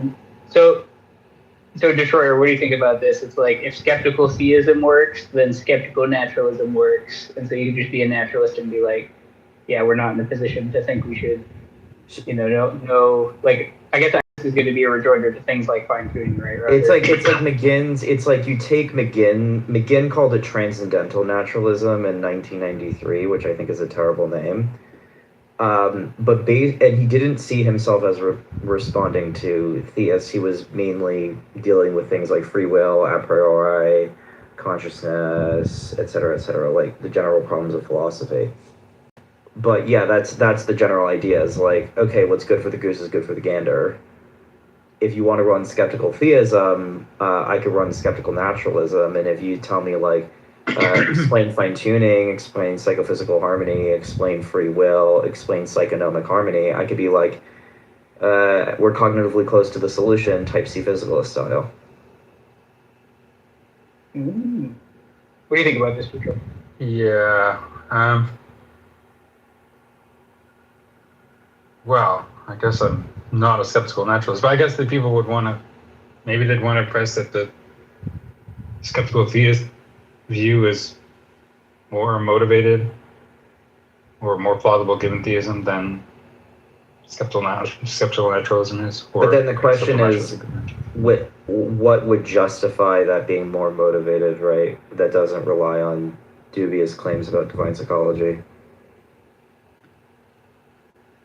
Well, it might be a little dubious. Exactly. So the thought is that either the symmetry breaker is going to rely on divine psychology, or it's not. If it relies on divine psychology, then like yikes. If the symmetry breaker doesn't rely on divine psychology, then it's gonna probably be ineffective as well.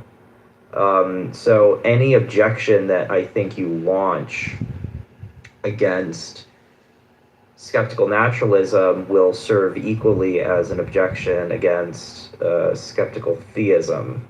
But plausibly, many theists are keen on preserving skeptical theism. So I think skeptical naturalism is the next move. And as a side note, Nagasawa thinks this is there is parity here, right? So if you read his paper where he compares the problem of consciousness to the problem of evil, he says that type C physicalism and skeptical theism are basically the same view.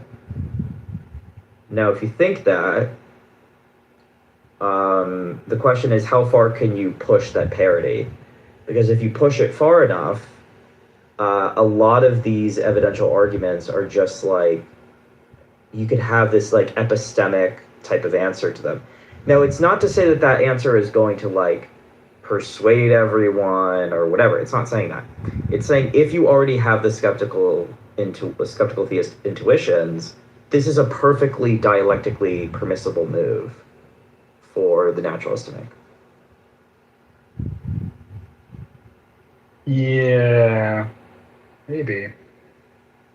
In the same way that, for instance, like, it's a perfectly, like, people disagree with McGinn, like, sure, I mean, that's fine, but it's a view, like, you know, Chomsky agrees with it, and McGinn agrees with it, and Pinker agrees with it, and language, you know, whatever, but, like, presumably you can take that position, oh my god, you know, presumably you could take that position and like fine-tuning is a solution to the fine-tuning problem, maybe, but we're just cognitively close to it. And then in order to fill those details out, and I'm going to talk with Graham about this tomorrow, like you just give whatever McGinn gives in 1993. You're like, yep, here you go, here's your answer. Or, and then you notice those reasons are basically very similar to the reasons that the skeptical theists give.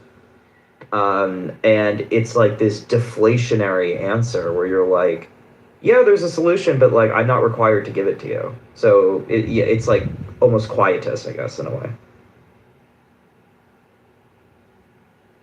I mean, I guess oh, go ahead. Yeah. No, I don't know. I mean, part of that seems okay, but I think there's still more to say. I think there's still more to say about the plausibility of the skeptical stance in the naturalist stance. I don't think I'll ever be able to fully persuade you of anything, but if I could get you to say like, yeah, you know, there's a half of an ounce of an inch of a crumb of that's plausible, then you know what? I'll take that. Yeah. I mean, I think I probably lean like that if the move is meant to like get them to drop the skeptical theist stuff, then okay, now they're in the position of having to respond to like the evidential problem of evil, then we're still in a position of having to respond to all these other arguments and yada yada yada. But I mean, maybe it's a move where it's like an objection, it's framed as like an objection to skeptical theism. But I will say, like, I think maybe there are better ones available. Well, it's not an objection, I think, to skeptical theism per se, because it's basically saying, because the second premise of the argument is you should think that skeptical theism defeats the problem of evil, or like it's reasonable to think that it defeats the problem of evil. Yeah, I don't agree. And yeah, of course you don't agree with that. I mean, like, you know, you and I have discussed this.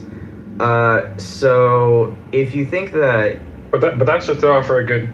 They think there's a good enough motivation for skeptical theism, right? But then that, like, they're going to want to say, oh, there is a good enough motivation for that, but there isn't a good enough motivation for skeptical naturalism, yada yada yada. Yeah. But then the dispute just turns on like whether so there's where we're gonna we disagree, because like you basically have to just look at people like McGinn and Chomsky and you'd be like, yeah, no, this is like an independent, it's not an ad hoc view. Like the skeptical naturalism was a view that was developed independently of the philosophy of religion debate. It's existed since like the 80s, you know, so the idea, it's the thing that I think like the history of it doesn't necessarily mean it's equally motivated. Well, it's motivated. It's motivated in the sense that with like type C physicalism, but that has like a slightly different. Well, no, it is if you are a type C physicalist, So Nagasawa thinks that type C physicalism and skeptical theism are basically like the same view, or like they're similar strategies. He's probably wrong about that. but the the thing, basic idea. I think what they're gonna say to you on this, is like, okay, but look, naturalism, like natural facts, are more open to like empirical and scientific investigation than divine facts and God's moral reasons or something, right? So they're gonna say that symmetry just in virtue of that. Yeah, so sure. I think that, I mean, I haven't, this part I haven't fully worked out. Yeah, I don't have this fully worked out yet because it's something that like I thought of and I was like, oh wait, hang on. Like, you're gonna have to, basically it's just like, if you think that McGinn's position is, and Chomsky, if you think like McGinn and Chomsky, and I think Ludlow is a little bit like this as well, if you think like that group of people have like a respectable view, like it's rational to hold that view, which is a super low bar, I think, right? Then you could just be like, yeah, there might be other, quote, hard problems. And you just are Mysterian about those as well. And that's exactly what McGinn says. He's like, free will might be a hard problem. And then like the a priori might be a hard problem. Like, and all this other shit. And then you're like, yeah, and if you have that kind of view, which is sort of just like philosophical pessimism of a kind, at least epistemically speaking, then yeah, it's at least, it's a coherent view. It's defended by serious people. So yeah, I don't know. Like, I think it's not a crazy stretch. I think it's coherent. I just think that it's like, so basically, it's for similar reasons that you're kind of interested in. It's like the issue for me with skeptical theism is like you're cutting your own legs up. So basically you're undercutting your justifications for theism in the first place in a lot of cases with skeptical theism. Not with every argument, but with a lot of them. And so like that seems to be an issue. And so it's like, I don't want to adopt a view like that. I don't want to adopt a view where I can't like reason in these ways where like, oh, I have to make like a priori arguments only. Yeah, fair. So, I think I'm kind of like I'm sympathetic with Perry. I think that his version of skeptical theism is probably right. If you're a theist, I think that that's what you should go for. I think you should be a skeptical theist. A lot of people disagree with that, but like whatever. However, I think, so there are two ways of doing this. So one is to go conditional. And the conditional way of going is just to say like, yeah, if you find skeptical theism plausible, blah, blah, blah, right? The second way of going is just to say like independently, like, look, like, if you think that type C physicalism is a view, then there are these like epistemic responses that are perfectly respectable against, for instance, fine-tuning that the literature has really not canvassed. So I think I would divide the literature into, and again, I like this talk, I think it's useful, from Hud Hudson, people who attack the low probability premise, or people like, Dan, and Sober and whatnot. Well, Sober attacks the high probability premise as well, but like, and then people who attack the high probability premise, like myself and Neil Manson to a certain degree, and Nunley as well. And I think that like there's this further way. Yeah, and then you could also attack. Sure. Then you could also essentially my response is that. Yeah, and then, but then attacking the prior is sort of like, independent of the fine-tuning argument, if that makes sense. Like, I attack the prior too with my responsibility argument, technically, so. Well, but I think the point for the fine-tuning argument is that the argument, at least implicitly, requires a sort of constraint on the priors. So I'm attacking that constraint. Oh, okay. I sort of misunderstood you. I was understanding you as saying something like the prior of theism be, and then I'm like, well, if you have an incoherence argument, the prior of theism is going to be zero. George is like the Draper low priors thing, where he's saying like you have fair design and fair non-design. Oh yeah. I don't know. I don't know if Oppie and I are deeply skeptical about this shit. As a side note, Miles and Oppie are going to have a discussion, I believe, in November, discussing whether Bayesianism is useful in philosophy of religion. And I convinced Miles to pick that topic. He was like, "What topic should I do?" I was like, "Do this one." So there's that. But an additional thing is, I'm kind of skeptical about a lot of these Draperian moves. Like, I just don't. When he says like theories have intrinsic probabilities, I think it's very suspicious. Like, what do you mean? Like, a theory has like an intrinsic probability? Like, I don't know. It's just bizarre to me. Then again, I'm slowly becoming a Nortonian with inductive inferences. So I think that a lot of this shit is suspect, but Might be something there. Like if you look at, so just to repeat the Norton stuff, because I think it's interesting, is that if you look at what justifies the inductive inference in a lot of cases, really it supervenes on the background facts. And there's nothing more to the inductive inference that's like doing the work than the material facts of the case. So, like you take a classic inductive inference, something like you go from some F's or G's to all F's or G's. Okay, so some gallium melts at 86 degrees Fahrenheit, therefore all gallium melts at 86 degrees Fahrenheit. Yeah, that seems like a fair inference because gallium's an element, and the material facts about how elements behave, and it's like basically a natural kind, and et cetera, et cetera. Okay, so what justifies the inference? The material facts of the case. Okay, here's another one. Liquids melt at 86 degrees Fahrenheit. All right, well, like, that's not right. Or no, like, liquids evaporate, at the 80. Okay, that doesn't seem right. Or some do, therefore all do. Or, like, some food melts at 86 degrees Fahrenheit, therefore all the food melts at 86 degrees Fahrenheit.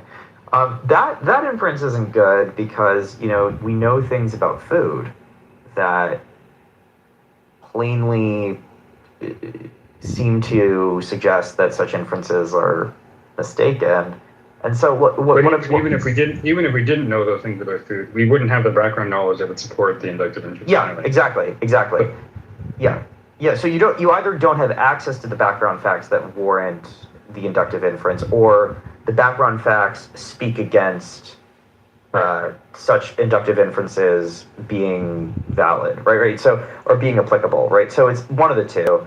And what I'm thinking is that in a lot of these cases, it kind of is like with the Bayesians, it's like you have a hammer and everything looks like a nail, but what actually justifies whether the application of Bayesianism is appropriate is whether we have access to the material facts, the domain-specific facts in the case. And in a lot of these instances, for instance, with theism, I just don't think you do. Like, I just don't think there's nothing there that justifies the application of a particular inductive schema.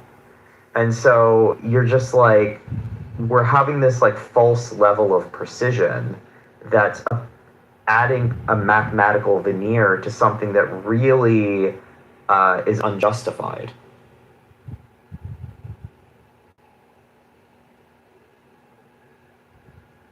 Yeah, I mean, I partly agree.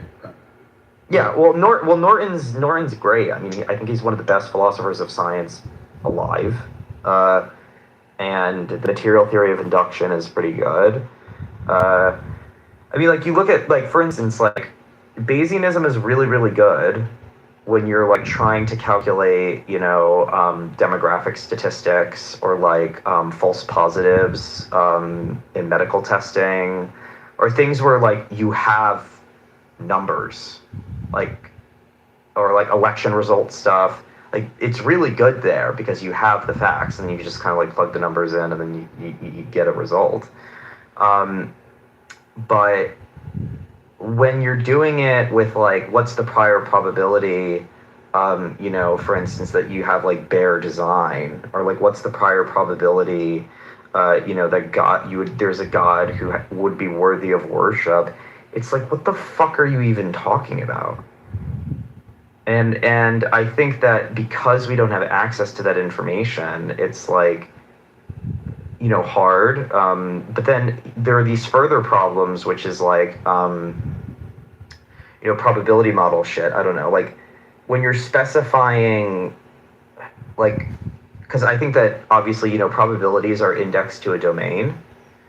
But it's hard to have like a justified domain here, or like to adequately specify the probability space.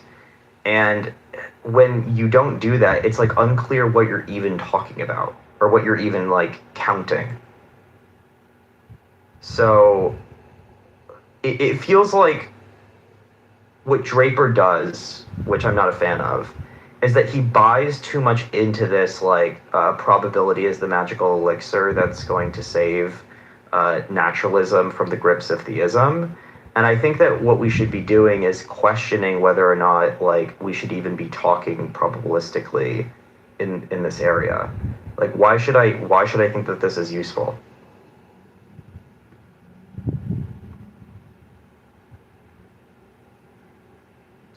Yeah.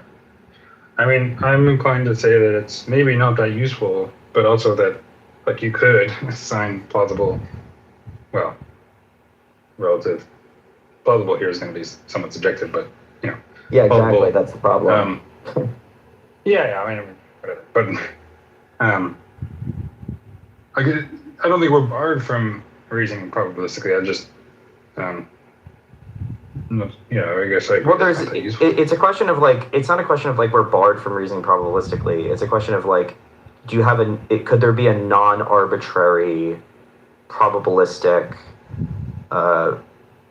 model, like probability model, and then when you realize that all of this probabilistic talk just comes down to you have certain subjective, you have certain intuitions that you're funneling through this mathematical calculus, and then I have other ones that are funneled through this mathematical calculus, and then what we do is we have to determine whose probability function we should prefer. It's like a little, or like whose probability measure we should prefer. It's a little bit like, okay, well, like, what did the introduction of probability even really do here? Right? Like, all it did was I think they're going to want to say that, typically want to say that actually I have certain commitments that are going to be in tension with the assignments that I'm reporting in this case, or something like that. Yeah, but anyway. So I gotta go. I'm gonna eat, but I'll be back in a minute. Yeah, do your thing. You know what you need to do? Here we go. Bring Felipe up. Give him mods. Where's Felipe? He was in here for like literally 1 second. By the way, I'm glad that my campaign worked, because now you have mods. Yeah, I made this room. There's a little pop-up room because Andrew kicked me. Yeah, because Andrew's being a little bitch. Andrew, a little bitch. Yeah, no, yeah, there was a whole talk about you in the upper room. It was like going on for 30 minutes. Oh, I'm sure. Andrew was very. Because you're talking about the problem of evil. Yeah. It all like popped off because of that. It was very strange. Anyway, Yeah, no, that makes sense. Shit, I lost my train of thought there. Fuck, I had like another thing to say about this whole business we were just talking about. Fuck. Yeah, wait, let me pull up my nonsense, because I recently refined this section of my paper, so I could kind of like summarize it. It was like a whole to-do writing it. All right, so basically, hang on, let me do this. I sent it to you. Well, no, you're on my emails, but I didn't really specify it in the email. No, actually, I did. But anyway, with the inscrutability stuff, the worry is that, okay, so there are three worries. So, like, take psychophysical harmony as an example. Here's question one. How many ways could God have made the psychophysical laws harmonious? So it seems like we don't know the answer to that question. So to the best of our knowledge, God could have an infinite way or a finite way of doing them, or he could have only one. So this is the main point. The sample space could include like divine choices, divine values, divine reasons, divine obligations, possible universes, possible laws, possible people, or just like other shit we haven't thought of. But the probabilities in question depend on how we construct that sample space. So if we lack a justification for thinking that like the sample space represents like the relevant divine options, then we lack a justification for thinking that the probabilities are justified as well. So if someone's like, oh yeah, well, you know, I don't know, psychophysical harmony is like more likely on theism than it is in naturalism, I'm going to be like, well, what's included in the sample space? Is it universes? Is it people? Is it thoughts? Is it reasons? Is it all of them? Like, what are you even counting?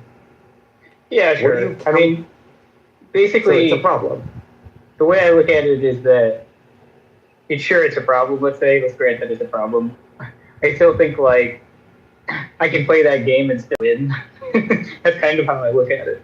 Or it's like, yeah, sure, the whole enterprise may be like wrought with a bunch of hand wavy bullshit, you know. But it's like I can also beat you at the hand wavy probability bullshit. And yeah, so like, yeah, that's fair. You know, do you remember when Cameron Petrucci did like this video where he made like a Bayesian calculator? He started putting that in was so cringe. You could so easily do that the other way, where you just go like, okay, yeah, so we're gonna charitably give psychophysical harmony like 1 billion points, and we're gonna, we're gonna give 1 billion points to fine tuning, and then it's just like go through an enormous list of evil shit or suffering. What about that thing where he posted a YouTube thumbnail, and in the thumbnail the percentages don't add to 1? Oh, I didn't even see that. That's hilarious. Wait. I'm gonna put it. I'm gonna send you the screenshot of it, and you can maybe I'll put it as my profile photo. I'll send it to you on Discord. They don't even add to 1. He puts 99.99 and then 0.001. That doesn't add to 1.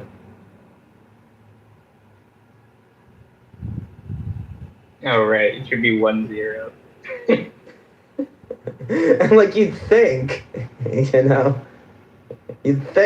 he'd check that, right? Yeah, that's pretty funny. The next time he makes a ridiculous Facebook comment, I'm gonna be like, he's like, you don't know how like intellectually serious and complicated the Bayesian is. I'm like, yeah, and you can't add that like 99.99. It's 0.01 to get to 1. Yeah, it's pretty bad. Yeah, I mean that's. Where's the missing 0.009 here? Yeah, where did it go? Where did the Malaysian Airlines flight go? But I mean, it's a valid. Wait, hang on.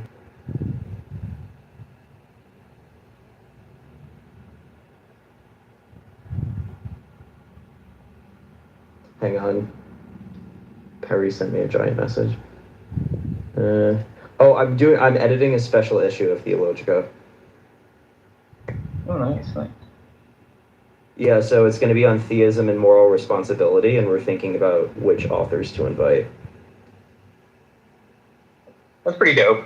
That's like I haven't actually read much on that whole. You've 100% read like tomes more than I have about that topic, so I don't even know if I have much of interest to say, Well, I'm about God. thinking. So, I could tell you who we tried to we're gonna try to invite. Hang on. I wrote it down. So Fisher, Oppie, Swinburne, Craig, Rasmussen, and Mullins. I don't know if they'll do it, but that's the list. And then obviously we're gonna invite you to write an article for the O show. We need to get Michael Humer versus like the strongest anti-PC person we can find. Oh, why don't we invite Humer? Humer would be good.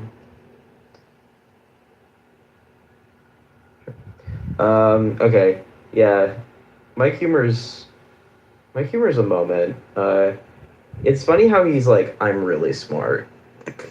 But he's kind of right, but he just says it. Like, if you read the back of his book, he's like, why should you believe me? I'm really smart.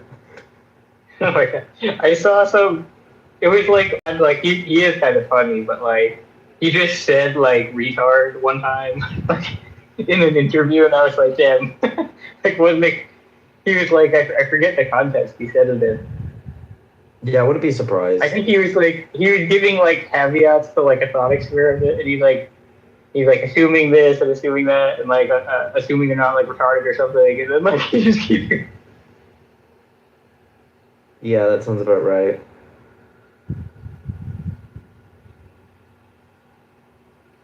Oh god. He does thought experiments like from the hip. He's like a quick draw with his like thought experiments. He's constantly cooking them up. So he's just like, oh yeah, you gotta reply to me. Here's like 10 thought experiments. Do you want to hear a thought experiment from one of Steve's books? Sure. Wait, let me pull it up. I am a connoisseur of Steve thought experiments, by the way. Here we go. Good thing, okay. I know like all of them. Okay. Teen anal intercourse. The only way for a sick man, this is from Rutledge. Oh my gosh. The only way for a sick man suffering from a rare disease to survive is to have anal intercourse with a woman who has a rare combination of immunities. She has not tried anal intercourse, but knows she would not enjoy it. That said, she would prefer it to 9 months of unwanted pregnancy. Now, there's a footnote to that thought. There's a footnote. You want to know the footnote to the thought experiment? I don't. I'm afraid. Okay, here we go. He goes, as a side note, this is the footnote. Plenty of women appear to enjoy sex episodes that include anal sex. Consider that it's like a long paragraph about how women actually enjoy anal sex. It's wild. Wait, let me, I'm going to send you the screenshot. The reviewers were just like, yeah, this is fine. Yeah, I don't know. Like, we wrote the book like a year to 2 years ago. So I don't even remember, like, if we have any, we probably have at least one ridiculous, sorry.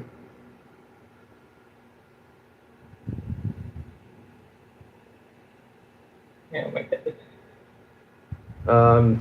I feel like you should debate Perry. About what, God? No, skeptical theism. Oh, is he a skeptical theist? Yeah. Yeah, that'd be pretty.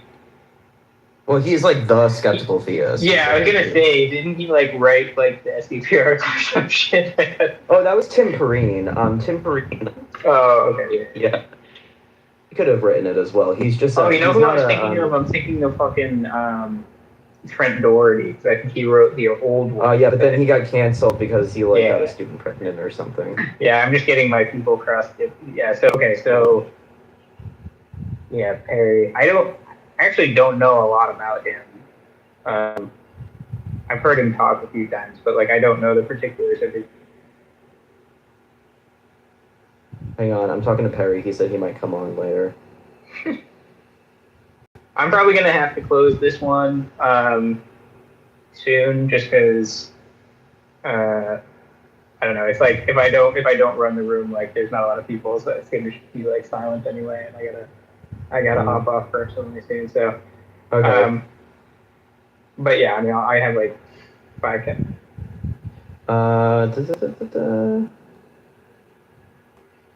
Free. Like, okay.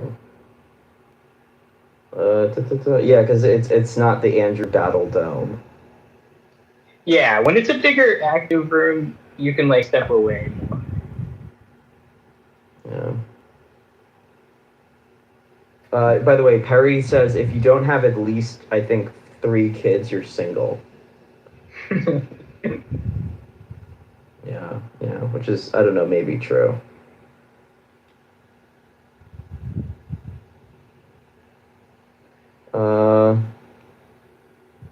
Yeah, I'm amping you up to Perry right now. Oh my god. Yeah, I doubt that I would be like. I doubt that I'd be like any sort of like match for him on that issue. Yeah. At least not He for like wants to know what your straight up, objection like, is. well, I don't know if I want to debate Perry Hendricks Roger. I mean, maybe talk to him. I don't know. Or just talk to him. Yeah. But what's your objection to skeptical theism? So it's a broad umbrella of ways in which skeptical theism undercuts other evidential arguments for theism, right? Okay. So that's like broadly like what I think is wrong with the position is that like it seems to undercut a lot of the strongest even support for theism in the first place. Now, like obviously I don't know, like I don't want to do all my caveats and you're trying to amp up a disagreement here, but like, you know, I DM'd him if you invoke something in his like book where he tries to. He goes, that's a real worry, so he's not a crank. I think like one could like appeal to things like you know, revelation, and that kind of stuff. So just to secure theism, right? So like I'm not saying you would have to lose all of the arguments for theism, you know, but just a certain class of arguments that are by a lot of people regarded as like the best ones, you know. But you might disagree and think like they're not the best ones, and that like actually, you know, there are better ones, or I just have like privileged epistemic access to like special revelations from God, you know, and so I am like rational to still believe in theism even though I can't run these arguments or whatever. He said, "If it happens, it happens." So I didn't like sign up for this, Roger. You're throwing me into the lion's den with like. That's what I do. That's what I do. That's like my thing is I'm like I take random people and I'm like, hey, you right now, go debate proofs, right now. I don't know. It's like a refined version of Andrew where I'm like, all right, Tim Perrine, get up here. Now, okay, Rubber Coons, get up here. Debate the frog.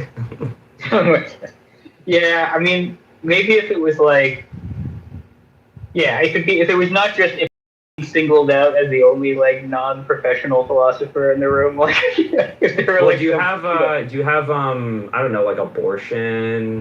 Do you have views on that? I mean, I'm pro-choice. Oh, he's radically pro-life. Like, why are you trying to get me into a fight? What? Why am I trying to get you into? Because you're smart and you should fucking own it.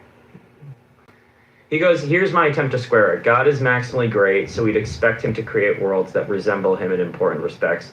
This makes it so some natural theology can work if reframed, and also some arguments for atheism.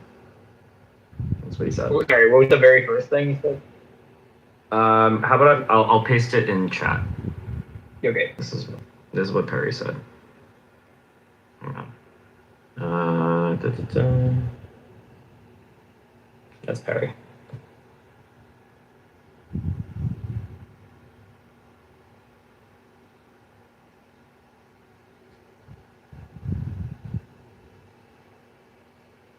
That's very cryptic. It's very cryptic. I don't know what you're making. So God's maximally great. Okay, all right. So we'd expect the create worlds that resemble him in ways. Okay. This makes it so some natural theology or reframe. I don't know. That's the last part there is just like not. I don't know what to make of that. So basically, what he thinks is that like God's really good, so he's gonna do good shit, right? But if him being good, he does good shit, then you could imagine like he would create conscious beings because conscious beings are good, because they resemble him and he's the good. So it's like the resemblance response. Okay.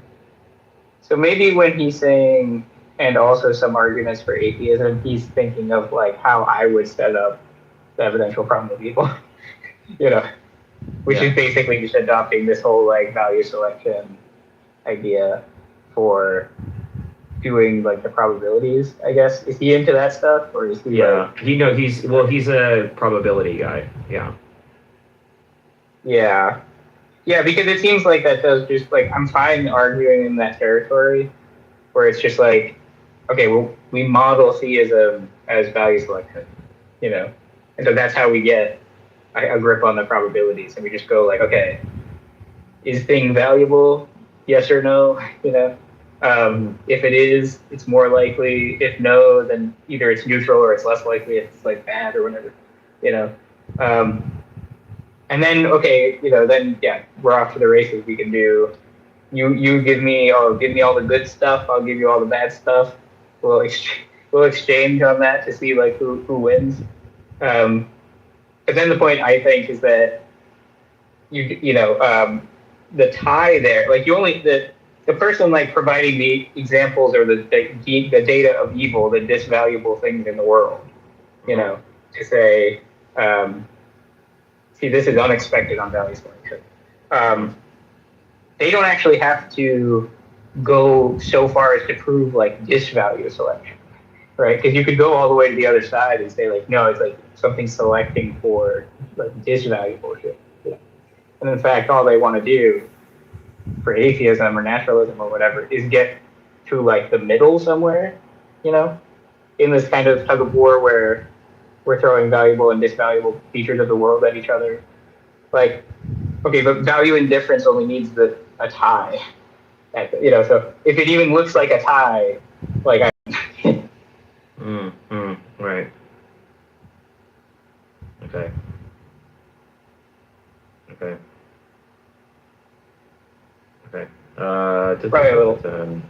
Probably a little wordy. I need to. No. I could summarize more it. succinct.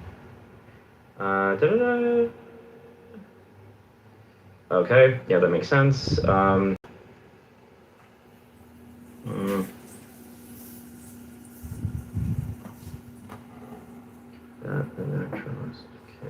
Yo, Roger, I gotta get off mic. So yeah. Okay, go do your thing. I'm probably gonna go try to listen in the other room and see if they kick me again. Yeah. Why don't you? Yeah, you can go listen in the other room, and then I could say that you deserve mods. All right. Yeah.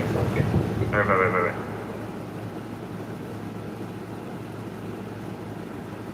That's basically you buy the land, you're gonna build it, you build it, and you don't have a buyer at the moment. You're a speculator on, Oh, is that what it is? Yeah. It's not specifications. It's speculator. Yeah. So when my cousin was looking for a home in when they were house shopping in Atlanta, the realtor was calling. He called in different subdivisions, the newer ones. He would point out these homes, and he would say that's a spec home. And I thought that meant like the homes that were on like the smallest piece of land, where like in the whole subdivision, like if it's like a 15 to 20 home subdivision, the one that was on the smallest piece of land that they kind of just. Yeah, that's what I thought, because it was like that one just looked like it had like it didn't have the nicest layout. It was like the smallest layout, and they were trying to like, make use of the last little piece of the lot. That's what I thought it was. because it seemed like every time she would point out, like, oh, that's a spec home, it just seemed like it was the least nice out of all of them, on the smallest piece of land, almost like on a corner or something, where they were like, we can squeeze a home on here, but it's not going to be the nicest. Yeah, That's what I thought a spec home was. Those are investors. So I could build a house for somebody else, or I could build it for myself, not to live in, but to resell. And so if I build it to resell, that's a spec home. Okay. What suburb of Atlanta were they in? Lawrenceville? No, actually, this was like, I don't even know what it's called, but it's like at the intersection of Camp Creek and Cascade, like on the outer sides of like that. How far is it from downtown? Maybe 10, 15 minutes. It's an old subdivision now, but back then it was fairly new. So yeah, because Camp Creek is all built up now. So but you should have a warranty, and I think roofs, but you could have like a manufacturer warranty on because it'll be, okay, did the installer mess up, or did the product fail?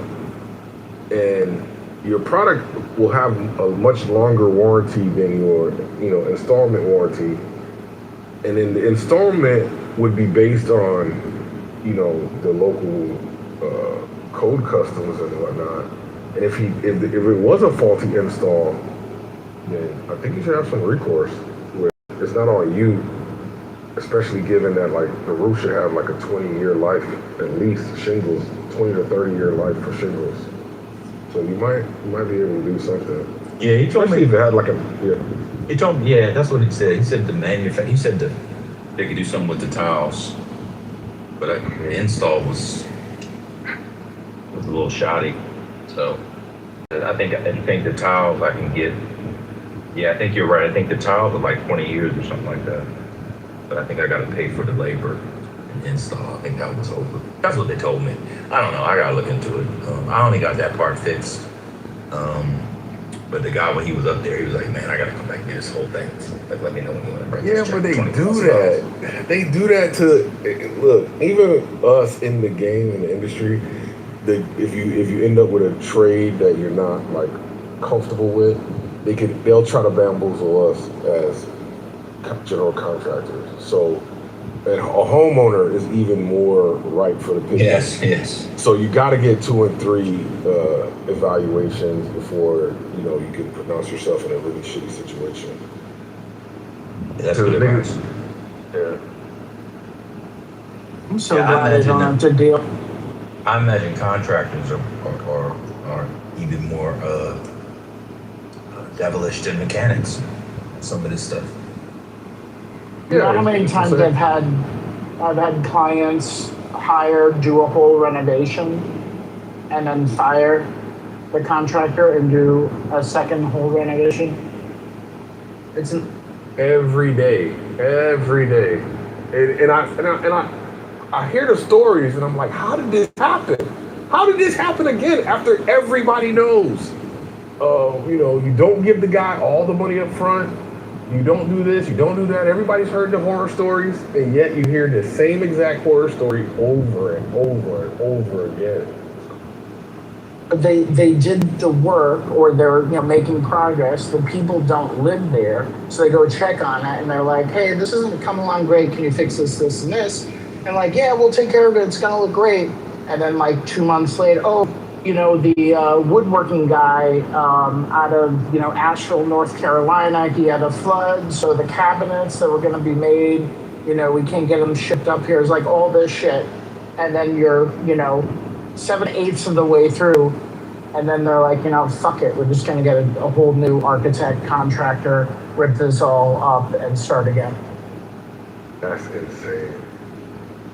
Because usually the architect is not the bad guy. He's like the closest guy to the owner. He's the one who drew the vision. It's usually the people that you hate the most is the contractor and the subcontractors. to get rid of the architect, he had to have screwed up. Yeah, but So it's like sometimes profound. design and build, like the design and Oh build. yeah, that's how they get. on you. Okay, yeah.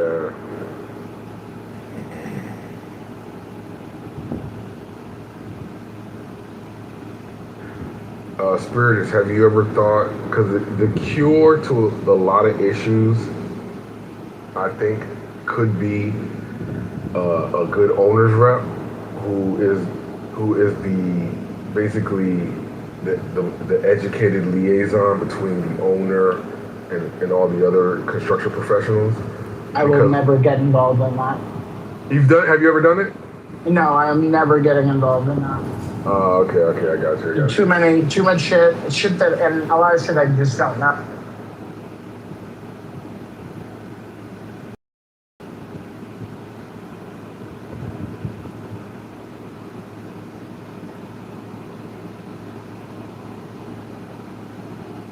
How to slow down any type of useful conversation. I'm just saying. You said it. I do not engage. I don't know why you guys keep engaging. That cool, but hey, keep doing you. I think people like Norm and Sam, they do know, and they are completely aware. They just don't give a fuck.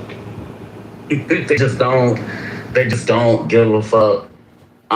Those are the type of white people where you got people like white people like April who don't want to associate with white people like that because they actually make them look bad, you know? And for those who are our allies, you know, they see what it is. And you can tell because they're even tired of the bullshit. They're tired of. He don't make me look bad for shit. Fuck Norm. April look bad. Hell no. Well, when I know what you're saying.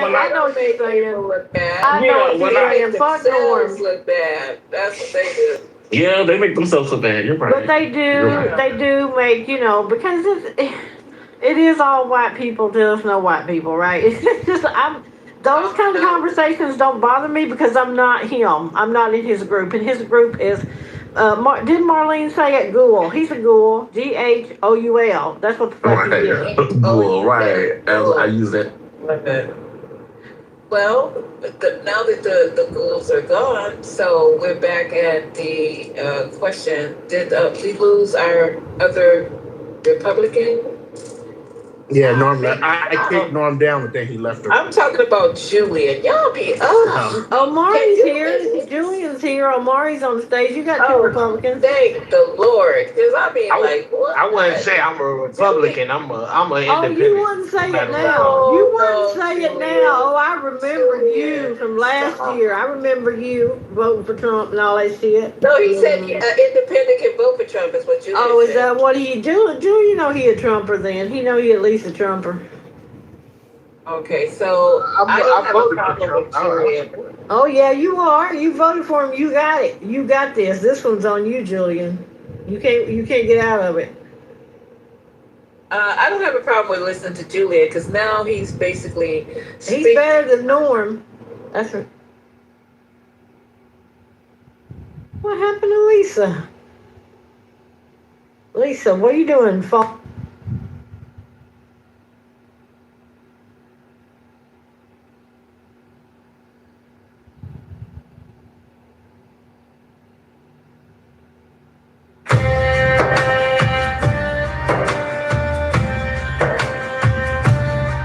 If you are walking lost in wonder, empty of self and mindful of reality, and suddenly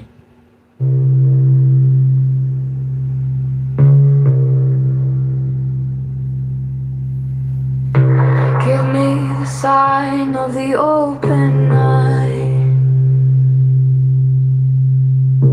a riddle of shadows where whispers lie.